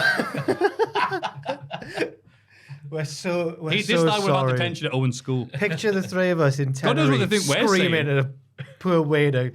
and we turn it into lesson plans. Just finished watching the podcast 266. I want to point out that Eddie was supposed to beat Batista for the world title on the full-on SmackDown before he passed away. Steffi stated as such in an interview. But anyways, I wanted to send this Reese's Pieces, wrist piss, yay! No idea what that means. To hear your valued and informed opinions. This is an alternate timeline scenario where you pick the answer to the question and what you think would happen afterwards, good or bad. A butterfly effect, if you will. Oh, okay. Thank you and cheers, Mr. Raya. Thank you very much. Thank you, Mr. Ray. Thank you, Mr. Ray. And sorry, Mr. Ray. Sorry, so sorry. Thank you, Sean, Mr. Ray. So here we go. Pick a different person to be the face of I hope WWF. that he's not reading this to his class, and we've just gone up to. Like, I don't want it. Be a different person than the face of WWF. Hogan does not join WWF. Who's Vince using as the guy? And then we've got to say also who we think and if it's good or bad. I think he would have used Savage, and I think it would have been pretty good. Insert a Von Erich into this, and it'll be completely fine. Ooh. No. What are you talking about? No, it'd be a horrible thing. Very, very horrible. I literally can't see anybody else other than Hogan working, no matter who they pick. You think You'd have picked Savage or Wrestling would or never have Orndorff. taken off. It would never have gone mainstream. Yeah. Oh, boy. Pick a different person to end Hulk's title reign. Ultimate Warrior is not chosen. Sergeant Slaughter. What, 91? Yeah. Oh, with Colonel Mustafa. no. No. Man. I'm trying to think. You know the whole like. Roddy Piper. He never won the belt. I don't know if he was actually around in like 91 or whatever it was. 90. He was in and out. I'll go Piper. I'll go with his film Piper. career He and never stuff won like the belt. I know he didn't need it, and that's what Yeah, everyone always of says. course. But I would have loved for him to have won it. I would love it. Ted DiBiase. Pick a different person to be the third member of the NWO. Hogan is not chosen. Wait, Sting, innit? Yeah. The other alternative was Bulldog, who... No, wait, I'm getting the timelines completely wrong. Ignore me. Yeah, Sting. Sting wouldn't have worked like. I Didn't think, have that Hollywood cavorka, did he? I think it still would have worked. Not quite the same level, because then who's going to be the conquering hero? But at the same time, there wasn't anybody else that could have picked it, that could have been in that position that would have kind of worked. No, I can't think of anyone. Kevin Sullivan. The Yeti. He was busy elsewhere. Maybe. I'm trying to think of other like WWF people who jumped ship, but it's 96. That wasn't... why is it always Hogan getting replaced? Because he's so important. Maybe. I really can't think of anybody who would have been. Not picking Sergeant Slaughter. Yeah, go on then. Yeah. Pick a different person. Be King of the Ring 96. Steve Austin does not have his 316 moment. Ooh, wasn't it meant to be Triple H? Yes, but then he was the only person who got punished for the curtain call, which he bitched about for 15 years afterwards, after all his world titles. Did he? Yeah. What if a guy put me over? No one helped me. Like, what? WrestleMania headliner? All right, okay. I'll go for. It's a difficult one. This is hard. I'd say Triple H, if he wasn't punished, got his run as scheduled, Austin would still have gotten us over. Do you think he would have still? Absolutely. Do you think He was so good. It's just that it so happens that was the moment, but he would have had another moment. That's the where he moment they got over. focus on, but he didn't do anything for months afterwards until Yeah. Bret Hart showed up. So Bret Hart's still going to show up and go, "Hey, Austin, Yeah. I started for Cultaholic, and now I'm going to beat you." I'll say. Oh man, this is really tricky. Ahmed Johnson. No, I don't know. Oh, yes. Yeah, go on then. Ahmed Johnson. That was yeah. really mine. Ahmed or the What's going to be Sultan. yours? Or the Sultan, one of the two. Yeah. Oof. It's one reason why Steve Austin would have worked all right. This is the alternative. Who else was in that similar vein Mark though in Miro. 96 Ooh. though? Ron Simmons was he even there. 96, he was still doing the bloody Condom gladiator head gimmick. thing. Yeah. Oh no, they're not him. Condom head. Jake Roberts doing his Retribution storyline, but not really. Oh, Mark Miro. Mark Miro, yeah. King Oh, Miro. Pillman. He was still in. Damn it. Nah.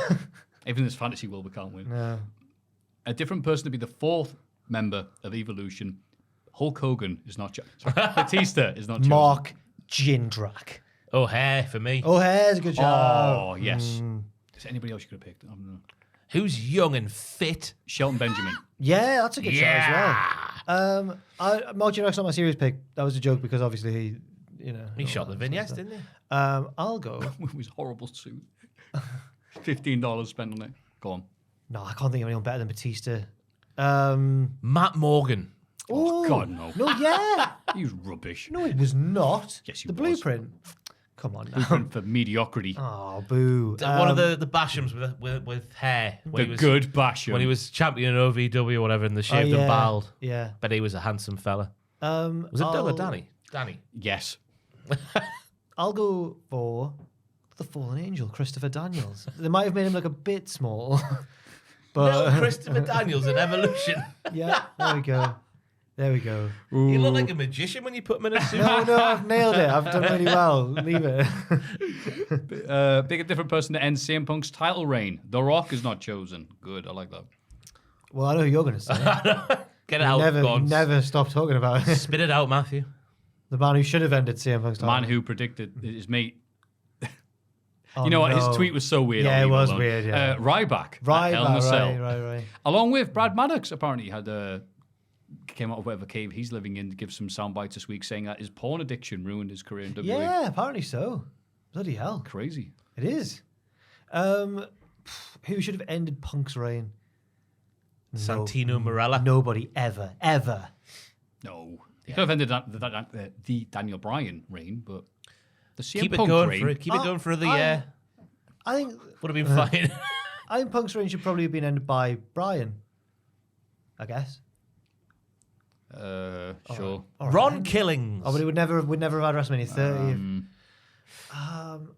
No. No, not a fan. No, no, Archer. Ron Killings. He was What point was he? having tabs when he the year before. Yeah, he was evil. Oh, okay. Yeah, if they kept that going and Cena hadn't just beaten him after he lost to a kid or whatever the hell happened in that match. Yeah, okay. I can see that. What about Dean Ambrose, the leader of the Shield, turning on the man who? Yeah, I'll go for I like Ambrose. that Yeah. Pick a different person to end the streak. Lesnar not chosen.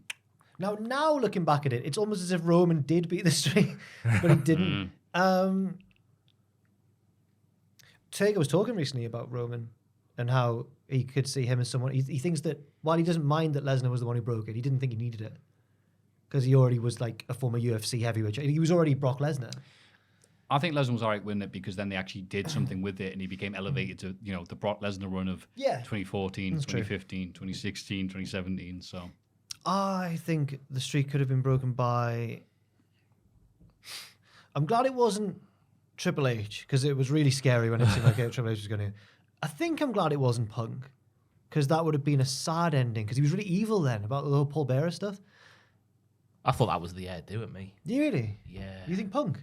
That 2013 WrestleMania with the Paul Bearer storyline, because that's what a lot of people say. Don't they? A lot of people say that if Paul Bearer didn't pass away, maybe they would have done it. Nah, I don't think that helps CM Punk. I'm so shocked. He's already been the top of the mountain. mountain. The streak. This is before he was an arsehole. Punk was really good then. What do you mean before? No, it's just before, Before he was born? Just before we knew he was an arsehole. Oh, I see. He's still the greatest of all time. I'll say Roman. I'll say Roman Reigns. Now my real pick would be Bray Wyatt. If we do it at I was going to pick him. 2014, instead of having him job to Cena, ugh. Passing of the torch. Yeah, Spooky torch. spooky torch. Ooh. Pick a different person to be the face of the ruthless aggression era. John Cena never has a chance to reveal his Thugonomics character and is released. Wow. You've absolutely buried them. God. Simon Dean. Yeah, Okay. Who's left after that? Billy Kidman. Oh. Anyone from the SmackDown 6 will do. Well, not anyone. It's just Edge. Oh my. Famous Five, of course. That's how they were known. That's right. Enid Blyton presents. I'm trying to think of someone who didn't get the push that they deserved in the mid 2000s or early to mid 2000s. Super crazy. He was super and he was crazy That's at right. the same time. Mr. Kennedy. Yes. Kennedy. Yes. I watched an interview with I him think- this week. He's now a fully bald man, which is how I knew it was like a recent interview. And he was telling like how he lost money in the bank and just his triceps left the bone, Ooh. and then Edge basically did what he was going to do to Undertaker, and yeah, he never got back there. Wow. No, that was the thing. He got diagnosed as that, and then they checked him. He says, he said, "Oh, I'm injured." It's all right. Well, Undertaker needs time off. He needs to lose a title, so this will be your thing. Then he went and checked it afterwards. And a week later, he went, "No, you've just got a slight sprain here." Yeah, I think Stephanie was the one who said you're going to be out for 9 months or something, or No, 7, it was 8 like months. the doctor went. The first doctor wasn't like Steph. It was the first doctor he went and see said, "Oh man, you're knackered." Hey, It's was like, it Dr. Nick? You can see Kenny's just like, "Oh, really?" So Wow. yeah, And then he got screwed. The that flew, lad. the flew to Alabama to the proper fella, and he was like, "Oh no, you're fine. Yeah. You'll be back in a month." Yeah, and he's Yeah. like, great. Wow. By the time Edge had already beaten Undertaker, so I was like, oh, gutted for him. Yeah, he deserves it. Bless him, he's probably had to answer that question every time he does any interview. No, he's bald, bless him. Pick a different person to be AEW's first champion. Jericho is not chosen. I think Jericho was the perfect choice because he was so famous. It helped get eyes on the... Yeah. So famous compared to the other wrestlers. That Jericho says the same. Well, fair enough. But in this case, he is right. Tony Khan, Oh, yeah. Starting off hot. Oh, him as the champ. first ever AEW champion. That's the only other. I think it could have The been... crowd wouldn't have booed him at that point. Like, yeah, sure. It could maybe have been Kenny, but I really don't think in that position they had anyone better than Jericho to do it. Yeah, if not Jericho, then Kenny, but you're right, but it doesn't have the same Actually, I effect think if not without him. Jericho, then Cody. John maybe. Cena. John Cena, yeah, that would have helped. Should have signed him over. Yeah. Maybe Jack Whitehall, who of course was there in the building and the first ever pay-per-view. Pick a different person to dethrone Roman if Cody stayed in AEW. Wow, this guy's really confident about his chance at WrestleMania. Sami Zayn. Sami Zayn. Nice, easy pick there. Yeah. Or Jay, if we're not having Jay. Sammy. Yeah. Yeah. Thank you and cheers, Mr. Rhea, for your delightful question. Thank you very much. Thank you, Mr. Ray. Sorry again. Sorry, that's just us being dicks. We didn't realise. We're just a trio of dicks. Yeah. Us being putas. Thank you very much. If you have any Reese's Pieces, it's only Spanish insult I could think of. I'm sorry. Hopefully that translates. Thank you very much for the lovely Reese's Pieces and all the questions had in the mailbag. If you have any of your own, please send them to mailbag@cultaholic.com. It's Cultaholic's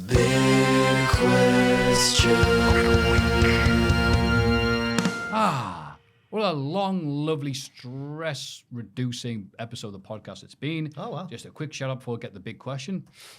To the lovely producers, Reno2200 and Noah Anderson. Face of the ruthless aggression era. Right. He's bald now. Thank you very much, you two lads. The big question this week is, with Night 2 being announced, There it is. Officially. did a time. Whoops. As being, obviously, Cody versus Roman Reigns. What is going to be the main event of Night 1? Is this what we think's going to happen? Or what we want to happen? I don't know. We're doing a video about that. No, we won't be doing a video about that. In that case, we'll say specifically, but whatever we want. Aye. I need to know because I've got different. Oh, should we say one for each? What we think and what we'll. Yeah, we'll do one Yes. each. Yeah. Okay. So far, we know that on night one match is being confirmed. That is Seth freaking Rollins versus Logan Paul. I don't want That is the only match confirmed. I don't want for night Logan one. Paul bragging about main event WrestleMania. Other matches we have to pick from are Charlotte Flair versus Rhea Ripley for the SmackDown Women's Championship. Who else? Bianca Belair versus Asuka for the Raw Women's Championship. Okay, there we go. Getting warmer. Brock Lesnar versus Omos. Okay. Singles match. Main event night one. Boom. Gunther versus Sheamus and or Drew McIntyre. Golly. Austin Theory versus John Cena for the US title. Trish, Lita, and Becky versus Damage Control.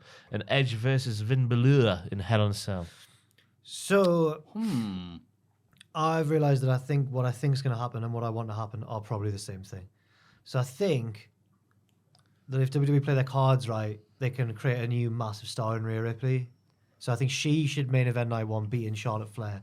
But I also think that will be the main event of night one too.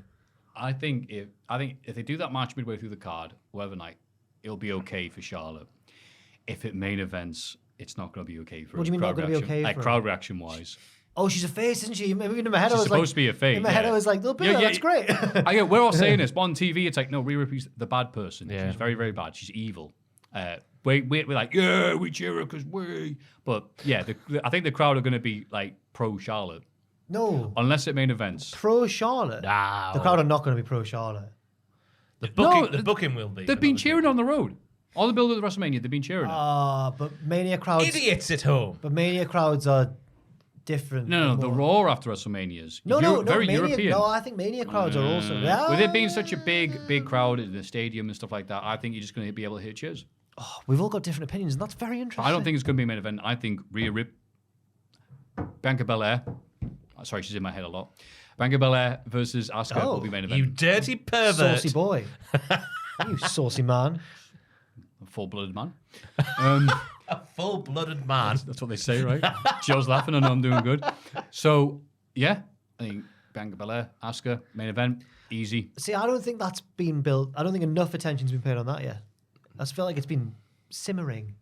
That's all you need. Well, there's need to be some crazy angle where she tries to run her over an ambulance or anything like Oh, that. there should be, yeah. Now you've said it. In a clown car. She tries to run her over. Doesn't work, so she parks the car, gets out, spits in her face, then That's a great bit of chain wrestling. Car into mist into car. I'll stick then with Charlotte and Rhea. Ross. Out of the matches that have been announced, I do think it should be Rhea Ripley versus Charlotte with Rhea getting a big win. But I think it should be a match that hasn't yet been announced, which is the tag team titles bout between the Usos and probably Sami and Kevin. Oh. horse. Who was it saying? Was it you? Someone was saying that if that those two matches could maybe happen on the same night, the tag match and the Cody Roman match, because something will happen to feed into the next match. Yeah. It Roman could will be be alone. Yeah. Imagine if Kevin and Sami wiped them out then. It's just Roman and Solo. Imagine if Kevin and Sami beat them and win their respect, and they shake hands and don't accompany Roman. No. No. That is not like He said on Raw, it's not an option. Imagine if QT Marshall gets involved.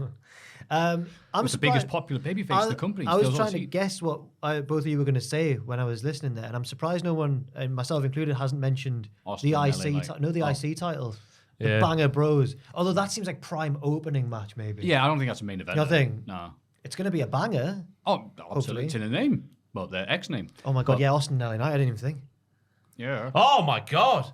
If that gets announced, well then. Just let them talk for an hour at the end. Or they just, like, if they go home up there. in That a might row. force their hand because can they? If Austin agrees to any match, can they have him in not be the main event? It's Steve Austin. Or it's just a segment. Like, and it's like, well, I've beaten all the head, or whatever. We've seen Austin Thank do you. that a million times though. My favourite film was Longest Yard. Great Carly's in that. Bob Sapp. I'm excited to see how high LA Knight tries to jump off the stunner if he does. Wrestlers love taking the stunner. Of respect. Was it Woods who took it and went like? It was like he was being shot. I think it was like He did a great sell. Yeah. Right. We've done quite a few It options. looks like there. a good card, though. We've actually done enough that we'll get a decent thumbnail out of it. Stacked. Oh, It does. two look- dimes. It could be a good WrestleMania. This, the first of the Triple H era. Yeah. Ah. Wow, more great thoughts like that next week. Go on.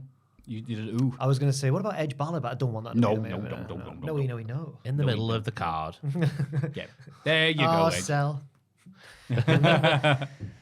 So, Jack, you've been great this week. What have you got for us to keep us going until next time? Twitch.tv/Cultaholic every Wednesday with myself and Owen. I've also set up a Just Giving page for my big walk that I'm doing. Oh, so it's in Slack. What are you doing? So it's the pinned tweet on my Twitter if anybody wants to join in or give it, or even just give it a share or whatever. Thank you so much to everyone who's donated already. It's been incredible. And I'm walking from the west coast of England to the east coast of England. It's going to take me under 2 weeks, hopefully. What part? Like, From Cumbria, not quite the Hadrian's Wall path, but bits of it will intertwine with the Hadrian's Wall path. I'm going like west coast, Carlisle, then like Hexham Way, and then through. when are you doing that? It starts the week after Mania, so I won't be here. Well, do you think WrestleMania? But as soon as I mentioned that I was doing it, I've had multiple people on Twitter request that I send in a video from the road to the podcast. But I was like, no, because you'll just do your impression over the top of it and just go like, here I am in Cumbria, walking along. That's just, it takes too long. That's just not true. We'll get Ronan Keaton to do this. So, yeah, if anybody does want to check that out or even just give it a share or get involved or whatever, that's my pin tweet at Jack the Jobber on Twitter. And what was it for? The National Autistic Society. Fantastic. Because it's one that I've always cared about a lot because my brother's autistic. Yes. So it's just the one that I kind of know about. So there. What a fantastic little Not bit of told thing. my mum yet. She's going to be so worried. You've not told your mum. Jack, you're not going. Sorry, everyone. yeah. If I take down the... Don't talk to strangers. But yeah, my walks have been getting longer and longer. I thought, I'm just going to try and do a massive one. I'm quite scared. But I've built in rest days as well to give... So I would hope so. Aye, well. Enjoy the scenic route as well. Thank you very much. If you can. Ah. What about you? Well, we should have ended on you. Ross, what do you... I've got no like that. I've got a couple of pissy YouTube videos about WrestleMania coming next week. And that's about it. Twitch on a Wednesday at 3 o'clock before Jack Owens. I've just thought of a video that I'm hoping to get Ross and a returning someone on. Oh, no! You've done an Ashton. I've done an Ashton. I'm hoping to get Ross and a third presenter on. Anyway. It'll be Fraser. Is Tom being bailed out of whatever prison he's in? Where, Sorry, K-Fu. I've picked out 64 of the most famous WrestleMania matches. I've ordered them by cage match rating, which is sorted into a seeded bracket, and we're going to do a World Cup knockout of that's more like nice. an FA Cup, really, I suppose, of WrestleMania matches. Oh, okay. Yeah, there's some. I've already looked at the bracket. There's some really tricky matchups in the first round. so. Fantastic. That's why we're having Fraser on, because we can finally get a Scot to a World Cup. Lads. I've never seen Scotland in the World Cup. What about yourself, Maffew? God, I've got nothing to follow for that, have I? Bloody hell. I am going to be doing nothing because Tom's not around. I'm a horrible way of ending this. I'll be doing Twitch Sundays, 7 p.m. my time. Reading more Bret Hart's book. God, he loves everything. And by everything, I mean himself. And sometimes Jimmy Anvil Neidhart, but not always. You're all dumb. Sometimes His family's Davey horrible. Boy. He's Sometimes great. Davey Boy, but not always as well. Yeah. He misses Davey Boy when he was good. He But likes. sometimes he misses him like Dynamite Kid misses his front teeth. He wants the old Davy boy. He wants I want that, the old he wants that Davy. shy kid playing softball in the yard back in Calgary. Yeah, not That's the what lad. he says, Not the friend. lad pumped full of milk. Aye. That's an expression. So that was an amazing ending to a lovely podcast. Reminder, patreon.com/cultaholic for all the Hall of Fame needs, and mailbag.com for the other needs. Aye. Mailbag at cultaholic.com. That's the one. My brain went. It's that time of the day. Sorry about that. Time to go. This has been Ross and Jack. That's been Andrew and Brett. Doesn't matter. No one cares. You've been amazing. Thank you very much. See you next week. We'll be now pointing at this big thing. There's only one thing we can sing. What's that, Ross? Matthew's new favourite song. Go on. I don't know that one. 3, 2, 1. I want to know. Have you ever seen rain? I have no idea what you're singing.